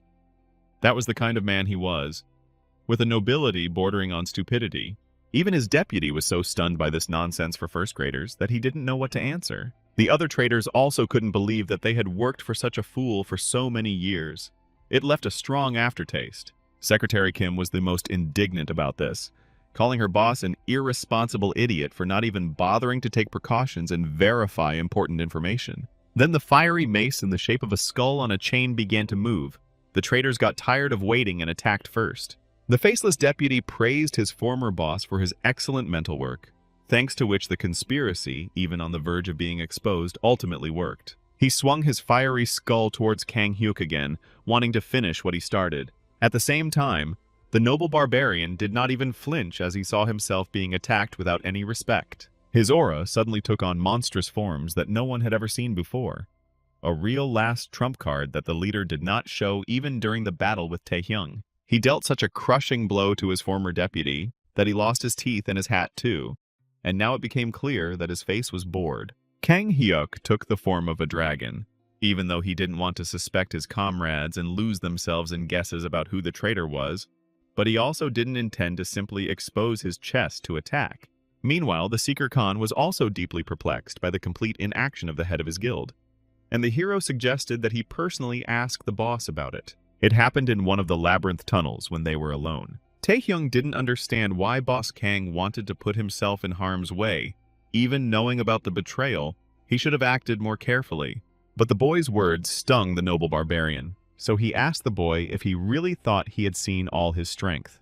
So, for someone who was absolutely confident of his victory, there was nothing strange in letting the conspirators' plan come to fruition. This way, it was possible to deal with all the enemies within the Indivisibles at once, rather than looking for each one separately. Soon, Tae-hyung and Seeker Park entered the room where Chief Kang was fighting. He received first aid from his faithful secretary. Bandaging the wounds helped stop the bleeding. Both were glad to see the hero. Kang Hyuk even began to grumble about Tae-hyung's long delay, because he was supposed to meet someone from the raid squad on the way and arrive faster. Many of them needed help, but the hero, having set his priorities, rushed to the rescue of the guild leader, although he had already sorted everything out perfectly well. The chief was once again amazed by the heartlessness of the guy. who did not think long about such dilemmas. Now, under the current circumstances, with the raiding party significantly weakened by the actions of the traitors, Kang Hyuk planned to retreat home. There could still be spies among them, and even after reaching the center of the labyrinth, they still did not find the owner of this place. Even though the barbarian was loath to retreat from the battlefield, he was responsible for his men and had to think through a retreat plan. He even apologized to the boy for not trusting him right away. However, the hero did not focus much attention on this. The main thing was that Kang Hyuk realized his mistake, but in the future he should be more careful. This was said in such a mentoring tone from the elder that Kang Hyuk instantly exploded, and only with Secretary Kim's gentle hand did he manage to avoid another squabble. In truth, the hero also regretted failing to achieve the achievement, but he understood that it was the best decision for everyone. Even though he warned Kang Hyuk about the betrayal, he ended up facing more villains than he should have, and ended up getting seriously injured. In fact, the hero's data on clearing this dungeon was fragmentary, and his participation in the raid only further confused all the cards. The moment Secretary Kim asked Seeker Park if there were any other traps and monsters on the way here, Taehyung felt a bad feeling. And indeed, even though they were scattered across different zones, there were no traps or monsters inside, so Pak thought that they would be able to return from the labyrinth without difficulty. But such circumstances were uncharacteristic in the Abyss, and even more so in one of the most difficult levels. Since they were thrown into different pockets of space, there should have been traps and monsters there, but all these places were empty and did not pose a threat to the Seekers. All this was a big mystery for Taehyung. He did not understand how in his past life Kang Hyuk dealt with the owner of the labyrinth in his past life. And then they saw something that made them fall silent in awe at the enormous size of the boss that appeared right in front of them. Foam flowed from the six-eyed bull's mouth, as if he were enraged at being disturbed. The mistress of the Minotaur labyrinth, a great queen of the highest rank, had arrived to speak her mind. No doubt it was the boss of this place, cow or not, but it appeared suddenly and scared everyone. In each of the Minotaur's four paws was a heavy weapon, which he began to thrash about in all directions, so that soon the searchers had to run away quickly. Taehyung managed to grab Secretary Kim with a chain, but unfortunately the level boss destroyed the escape routes, making it impossible to send the most vulnerable members of the raid there. In the end, both of the strongest fighters decided to accept the challenge of the huge cow and turned to meet her. Kang Hyuk didn't spare any effort and immediately took the form of a dragon. Seeing that he was being attacked, the Minotaur took a defensive stance and covered himself with all his limbs, so that he did not have many vulnerable spots. An epic and completely unimaginable duel ensued between a giant and two mosquitoes. But the mosquitoes were nimble and quick, so it wasn't easy for the big monster to hit them. Together, they managed to delay the Minotaur's advance and draw him towards themselves. But then they saw that the boss was preparing a magical attack. As if its enormous size and ferocious power weren't enough, this monster also possessed magic. Under its influence, the skeletons of other giants became covered in a thick layer of flesh, rising from the dead. Thus, the previous king of the Tau Bulls, also of the highest rank, was resurrected. Now for every top-ranking fighter, there was a monster of his own rank, and there was no one to help them in this battle. To make matters worse, two more resurrected bulls were approaching Secretary Kim and Seeker Pak, targeting the weakest. The bulls surrounded them and cut off their escape route, putting the team in a very unfavorable position where they had to not only fight but also defend. Both of the strongest warriors rushed to save their comrades, leaving the main cow behind. She just growled arrogantly that she would show everyone who entered the labyrinth what a mistake they made, and continued casting magic. Under this influence, all the resurrected bulls went into a frenzy and began to rage. One by one, a whole army of monsters was resurrected, and the pitiful bullets of the pack seeker could hardly do anything to them. Then they saw how, having gathered all their strength into a fist, the best tank in the country broke through the ring of enemies, from the blow of which all the bulls turned into mincemeat.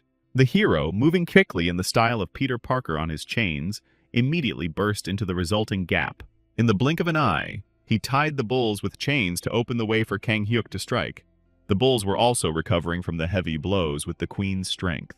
To interrupt their regeneration, the noble barbarian spat fiery breath at them. It worked, and the room filled with the smell of roast beef, causing both men's stomachs to rumble. But this time, too, the regeneration proved stronger than the damage inflicted. The bulls did not fall into a pile of charred bones, even when there was no flesh left on them. The searchers were momentarily at a loss. They needed to do something urgently, but no solution came to mind. Kang Hyuk tried his luck again and smashed a couple of bull skulls to pieces, but even the most powerful blows were not enough to break the recovery cycles, which showed no signs of exhaustion. The battle of endurance was clearly not in the favor of the Seekers, the strongest of whom was also wounded. Until they destroyed the main cow, they would not be able to kill the rest. But getting to the main goal was quite a challenge, especially since the Queen of the Bulls could stand up for herself. And all this in a disadvantageous position where it was constantly necessary to protect the vulnerable rear. Even the fact that it was possible to destroy a bull with one blow did not make the task any easier. Undoubtedly, both warriors will soon reach the limit of their endurance, and it's time for the coolest and ultimate skills. It was then that Kang Hyuk remembered a rather unpleasant conversation with the association chairman, who kept grumbling about his methods of adding new members to the Indivisible Guild. He told him that people should be accepted into the guild not only based on their skills and personal abilities, but also on their personal qualities. But Kang Hyuk responded in his noble, barbaric manner, saying he wasn't one to suspect others. The chairman knew about such quirks, bordering on feeble-mindedness, and still tried to bring the strongman to his senses. The chairman knew what he was talking about, because in the past he himself had been a seeker and had seen a lot, and then his eye had been gouged out. There were times when one mistake forced him to lose everything he had, and he had to sacrifice something to protect what was left. Not everything in this world can be solved by force. Awareness of one's betrayal is very important for achieving ultimate goals, the head of the association insisted. These are all qualities that make a seeker outstanding, he claimed. But Kang Hyuk listened to him indifferently. It's all because he's too weak and old, Kang Hyuk said sarcastically and laughed openly. Now he understood what the chairman had told him, and he realized that he had made a mistake by not listening to him and allowing his self-confidence as an invincible warrior to get the better of him. Right now, no matter what choice Kang Hyuk made, his loyal comrades could still die. But filled with fighting spirit and determination, the noble barbarian could not simply stand and watch this. With the next blow, he blew off half the body of the nearest bull, after which he broke through to Taehyung and asked him how he was still holding up. The plan came to fruition. If they were pushed against the wall, they needed to fight back. Kang Hyuk was going to tear to shreds all the bulls that were running after them and interfering with their lives. Taehyung didn't quite understand what kind of madness the barbarian was up to, but he liked his attitude, and he expressed his suspicions to him that there was still a way to destroy the Queen of the Minotaurs. While they were standing there, a whole crowd of immortal bulls approached them and surrounded them from all sides. Kang Hyuk listened to the guy's words, but he was still unsure about his plan. There was always the possibility of error. Together, they made their way straight to the Bull Queen, who seemed to be waiting for their decision. The main cow swung her staff again, and another wave of resurrected ones rushed towards the two warriors.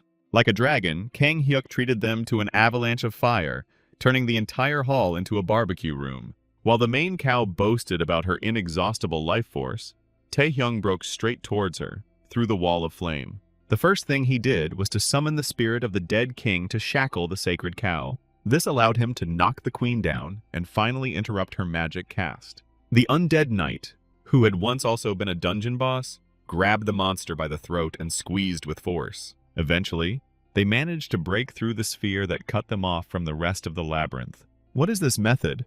Kang Hyuk asked before they started. According to Taehyung, the space they were fighting in was also connected to other parts of the labyrinth, and the Bull Queen was covering the gap so they couldn't escape. In this place where they were, under the influence of the magic of the main cow, the bulls could endlessly return to life. So if you drive the Bull Queen out of this space, the rest of the Minotaurs will simply disappear, Taehyung suggested. This plan sounded daring and very risky, because if the guy made a mistake, they would all simply die in this place, adding to the list of victims. Then Taehyung also chuckled and answered Leader Khan that in any case, their current situation was no better, which meant it was worth the risk. And they took the risk. Those who watched this epic battle of the Titans from the sidelines could only watch silently with bated breath. Right before their eyes, the bulls returned to the dust from which they had been created. Meanwhile, the spirit of the dead man held the sacred cow tightly and did not allow it to move. But the level boss still resisted and struck, one of which hit the Death Knight in the jaw. Here, a threat was created for Taehyung himself when he came under one of these sweeping blows. A powerful explosion separated them with the flash of 1,000 suns, and the air instantly heated to the limit. The Bull Queen landed on a pile of bones full of human skulls. Taehyung also fell there, on a terrible bed of human remains. This place was a crypt. However, the worst of all was for Kang Hyuk. He paid for his rescue with his own hand, and now blood was gushing from his wound. But the battle was not over yet, so the barbarian roared through the pain and ordered the hero to come to his senses. The two wounded and completely exhausted fighters stood shoulder to shoulder, and the monster was already approaching them. The sacred cow was in perfect order and could deliver a crushing blow. Hand-to-hand combat ensued again, as it had at the very beginning, with both fighters attacking with the remainder of their forces. But they were thrown back by a powerful shockwave, never managing to get close to the enemy. Kang Hyuk was once again sprawled on the ground, unable to rise to his feet, while the sacred cow mocked them, feeling completely superior. After all, the power that could not be used to resurrect the Bull Kings, she directed to finishing off the exhausted fighters. 4 heavy weapons immediately fell on the place where Taehyung stood, and a terrible roar was heard. Dust and bone fragments flew everywhere. The gap in skills was too great. The hero couldn't hold on and was also thrown back, saved only by his stone skin. To defeat such a monster, it was necessary to use a predator, but it was only good as a last resort, due to the fact that it could get out of control. Taehyung only had one strike if he didn't want what happened last time to happen again. At that moment, he remembered his conversation with Yu Ayeon after clearing the fire temple when she was admitted to the hospital, and she told him about the method of practical application. The description of the skill in the system was rather sparse, and the girl agreed to satisfy his curiosity. Each skill type varied greatly depending on how it was handled, and the mana cost also changed when adjusting its power. The only use of Aeon's immense power was the skill of Amazon Magnificence, but she was able to use this energy to strengthen her body and create magic bullets. In fact, there have already been cases where Taehyung himself mixed skills before using them. He used the same stealth skill only on his rings, and, stretching out comfortably on the couch, she added that one unstable skill can be wrapped around another, or around a weapon. Smiling charmingly, Yu Aeon assured the boy that he would definitely be able to handle such a creative application of skills. A surge of new power stopped the sacred cow, blood-red lightning bolts striking in all directions. Ultimately, the hero realized that Aeon was right. The predator could take on different forms at will, meaning it could be used like any other skill. Another blast of power simply shattered the sacred cow's skull. Although the hero did not know the nature of his power, he strove to squeeze the maximum out of it for himself, and he succeeded. The predator devoured the body of the Minotaur, and it quickly turned to dust, while at the same time the illusory space collapsed. And all who were imprisoned in it returned to the main hall of the entire labyrinth. The searchers were stunned by what happened. For them, it all ended quickly, although there were also quite a few casualties. Then they saw the hero carrying their wounded guild leader, whom everyone considered invulnerable. But fortunately, Kang Hyuk was alive. And that's the main thing. Considering all the risks, losing his arm wasn't such a big problem.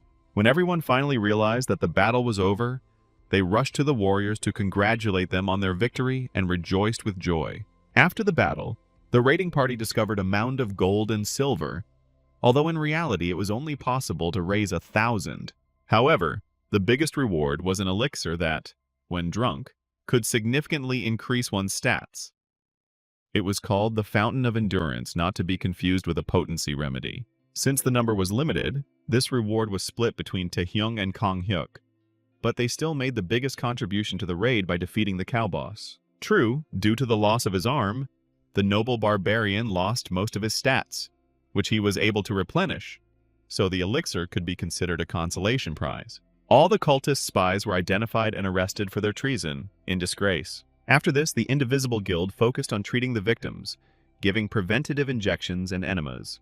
Taehyung managed to fortunately avoid this and left the hospital after examination, together with his family. Thus, the eventful raid with bulls and cows came to an end, and on this occasion, the noble barbarian gave a press conference when he felt better. When he made the announcement, it caused shock and awe among all the journalists present at the conference. After all, the great warrior declared that he wanted to finish his work as a seeker and was retiring. True, he immediately corrected himself that this was a vacation for recovery and not a complete retirement from business. This also meant that he might not be able to take part in the Asian tournament that was supposed to take place soon. However, on this account, the noble barbarian said not to worry. He was still the best tank in the country. But there was also someone to replace him.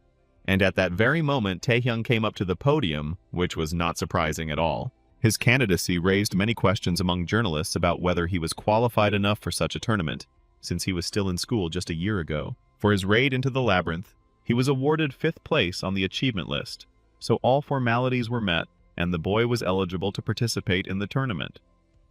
Moreover, rumors circulated that, having consumed the Fountain of Endurance, the hero had already reached the national level of strength.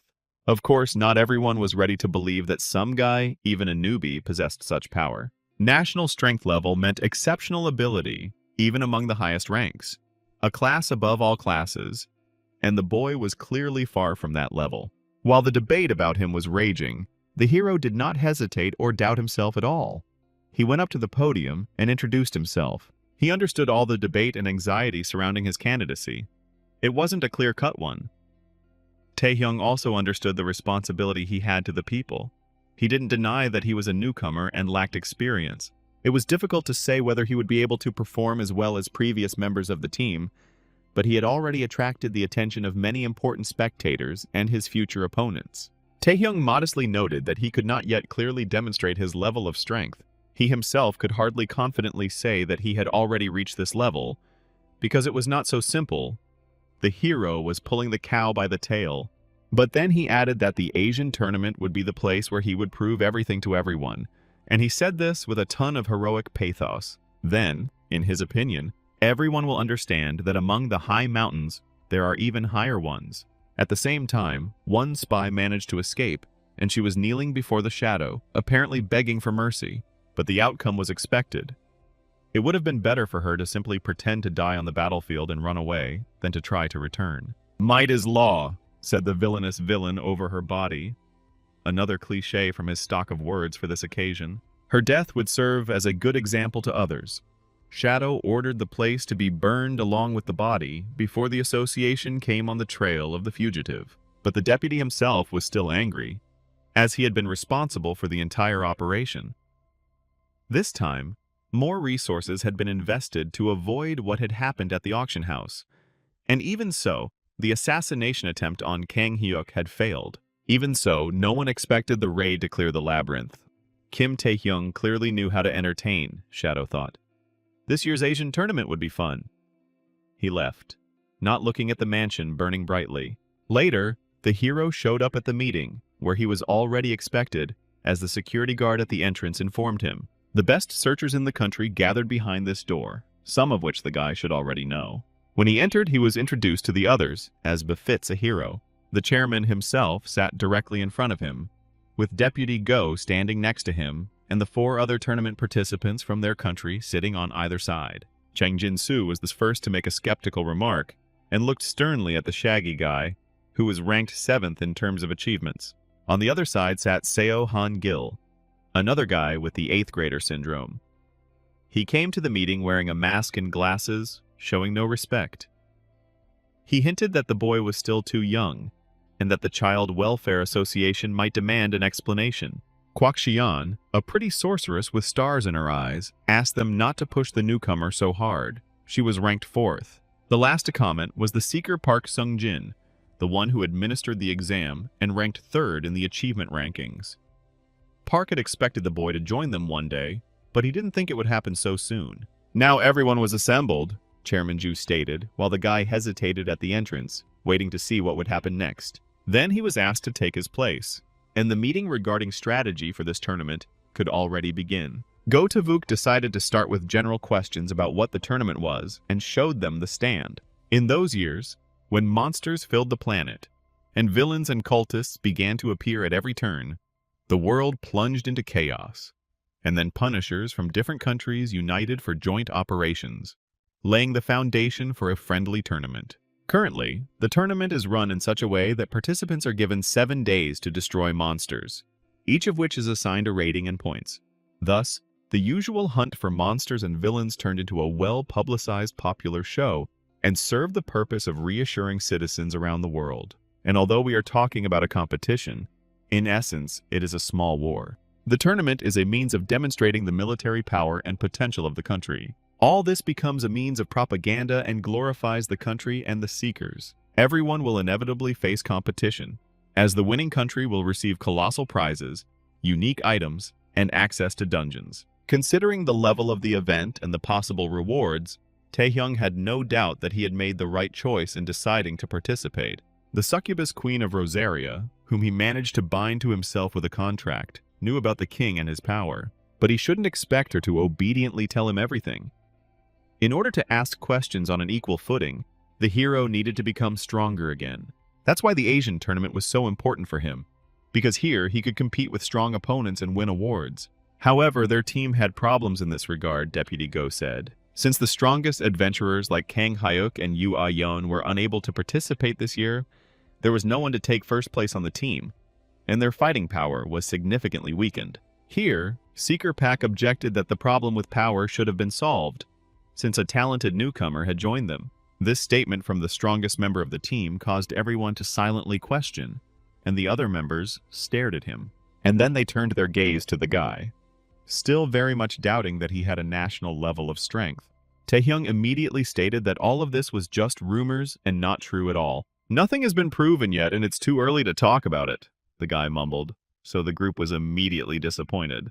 It was still too early to reveal their trump cards, and so the group thought about what to do, not to look for a new team member. The chairman slammed the table and took matters into his own hands. Even though they didn't have the rank of a nation yet, the tournament wasn't a full-fledged war anyway, so they could perform well, since the key was hunting monsters and villains. If everyone remains calm, there will definitely be a chance of winning. Seekers Park Song, Sorceress Kwak Xian, and Song Han Gil, as the more experienced ones, were to be in charge of hunting monsters. The rest were supposed to participate in the elimination of the discovered cultists. Once everything was decided, the chairman said that he expected good results from them next week. When it was time for the competition, the participants lined up at the World Association of Explorers Stadium. Teams from all over the continent, from all the countries of the East, gathered here. The main contenders for victory were teams from China and Japan, both of whom had national-level challengers. Shinji Nakato was known as an invincible swordsman. China even fielded 3 national-level seekers: Liu Feng, the Bloody Sword, Kai Mingming, and a certain god of great power, Shaishan. On the other hand, many great seekers withdrew from participating this year. Taehyung's family watched the competition on TV, and his aunt was more concerned about him returning home safely than winning. But their restless son Hwang, on the contrary, was full of fanatical enthusiasm. It's good that there's no need to look for a jester in the hero's retinue. He behaved extremely strangely and told his parents to root for Taehyung, who had become their benefactor, and to believe in his victory. Even their house was bought by the hero as a sign of gratitude for all these years, and he also supported the whole family with money. Of course, Hwang had a selfish motive. The more victories Taehyung achieved, the richer he became, and the more his favor flowed. The expression on his son's face caused his parents great concern, and they realized they'd taken a wrong turn in his upbringing, since he was so obsessed with money. After that, Hwang continued shouting at the TV for his brother Taehyung to show everyone there how to be a cool hero. During the opening of the tournament, a woman approached the hero and greeted him. She was dressed in a long, luxurious dress and was very sweet, and she also said that she was grateful to him for what happened at East Point. Saint Yoshikawa Sarara smiled seductively and expressed regret that she could not arrive at the scene sooner. It was she who resolved all the issues with the demon Neru in Taehyung's past life. Given her abilities, he understood why such a crisis was quickly resolved then. She spoke quietly and without hesitation, with a deep sense of self-confidence. And then the saint asked him why he had not accepted her invitation to Japan, where she could better express her gratitude. Taehyung understood what they were talking about and immediately remembered the end of the meeting, when the others had already left for their important business. The hero also wanted to go and rest already, and was the last to get up from the table. But he was specifically asked to stay, and the head of Ju informed him of the invitation from the saint. The saint possessed super regenerative abilities, and her skills could, in theory, restore Kang Hyuk's arm, which would, in theory, strengthen the country's defense, the chairman stated. It would be nice to build bridges and meet her before the tournament, since she herself invites us, they suggested to the hero. However, the guy in his usual abrupt manner refused. Deputy Go immediately tried to reason with the boy, claiming that Kang Hyuk had suffered while defending him, even though the saint hadn't yet made any real promises. Then the chairman stopped him. First, he wanted to hear the hero's reasons and patiently asked what was the matter. The reason was extremely complex, but the guy couldn't give a full answer. The whole point is that the just hero knew what an ugly reality was hidden under the title of saint, and he told Yoshikawa exactly the same thing to her face. Then her mask of composure cracked and her face twisted into a strange grin. As expected, the reason for the refusal was not at all simple, Yoshikawa realized. That guy obviously knew something about her, and this made the swordsman on his team wary. He suggested that they immediately bleed the hero by cutting off his head, but Yoshikawa quickly corrected herself that this was not what she had in mind. Everyone else was concerned about the boy's explosive growth and the limits of his strength and abilities, while the saint was puzzled by the boy's level of knowledge. The guy had made too many moves that couldn't be resolved by relying on strength alone, and in particular, the saint didn't understand how the hero knew about her true nature. However, she was very eager to make this guy hers, and she licked her lips greedily, as if there was a delicious steak in front of her. The announcer began the countdown. The tournament was soon to officially begin. "It's finally starting," Yoshikawa said, clearly plotting something against the hero. The tension was mounting, and some of the seekers were already thinking about starting the tournament with a couple of kills right there in the stadium. The Korean team stuck together. They had a plan, and they stuck to it. However, when Captain Pak inspected his team, he found one member missing. The searchers looked at each other and finally confirmed that Taehyung was nowhere to be found. The announcer finished his report and announced the start of the festival with a smile on his face, but at that moment his voice broke off mid-sentence. Seeker Taehyung made his move, which looked like utter madness, and blew off the poor guy's head. A heavy sigh of horror and incomprehension of the true motives of the just hero who eliminates only the bad guys hung in the stands. At the same time, some kind of skirmish began. The Seekers attacked each other as if it were a real war. Everyone rushed at the hero's team using their best means. As a result, instead of fireworks, the Seekers almost destroyed the entire arena, along with those who came to see the unforgettable show. In the ensuing chaos, people couldn't make out anything, and panic arose. Everyone saw how the presenter's head was cut off. The Korean team surrounded Taehyung and covered him from the attacks of other searchers, and judging by their appearance, things weren't going well for them. The sorceress from the team was quickly using up her strength. Even though Taehyung acted completely recklessly, they still didn't abandon him. Here, the strongest warrior from the Chinese team was already approaching them. He was amused by the idea they had arranged, so he hurried to join in the fun. He didn't care about excuses or explanations at all. Since all the Korean team's searchers supported Taehyung, they were guilty and subject to destruction. At the same time, Captain Pak confronted the saint and her swordsman bodyguard, alone against the strongest in the world. Yoshikawa smugly ordered the devil sword to kill everyone except Taehyung. Her eyes flashed greedily with a poisonous light at the thought of who the witch already considered her property. However, no massacres took place. The tournament organizers intervened and ordered everyone to remain in place. The Singapore Searchers chairwoman, Haley Tan, walked alongside Chairwoman Ju and stated that she would handle the matter herself, as it was their searcher who had been killed. Chief Ju desperately tried to convince her that his people would definitely not have done such a thing without a reason, and therefore what had happened was clearly a misunderstanding. However, in Haley's opinion, it was all pretty obvious. A murder had taken place before their eyes. Here, Taehyung finally spoke up. He stated that only so that the cultist Wang Zai, who brutally killed and tortured to death many people on a cruise ship several years ago, would be eliminated. A reward of 30 billion tugriks was offered for him, but the criminal himself disappeared, having managed to profit from the information he obtained under torture. However, Haley still didn't understand what was going on, and rudely said that it had nothing to do with them. Then the hero kicked the scoundrel's severed head, and everyone saw that his face had changed.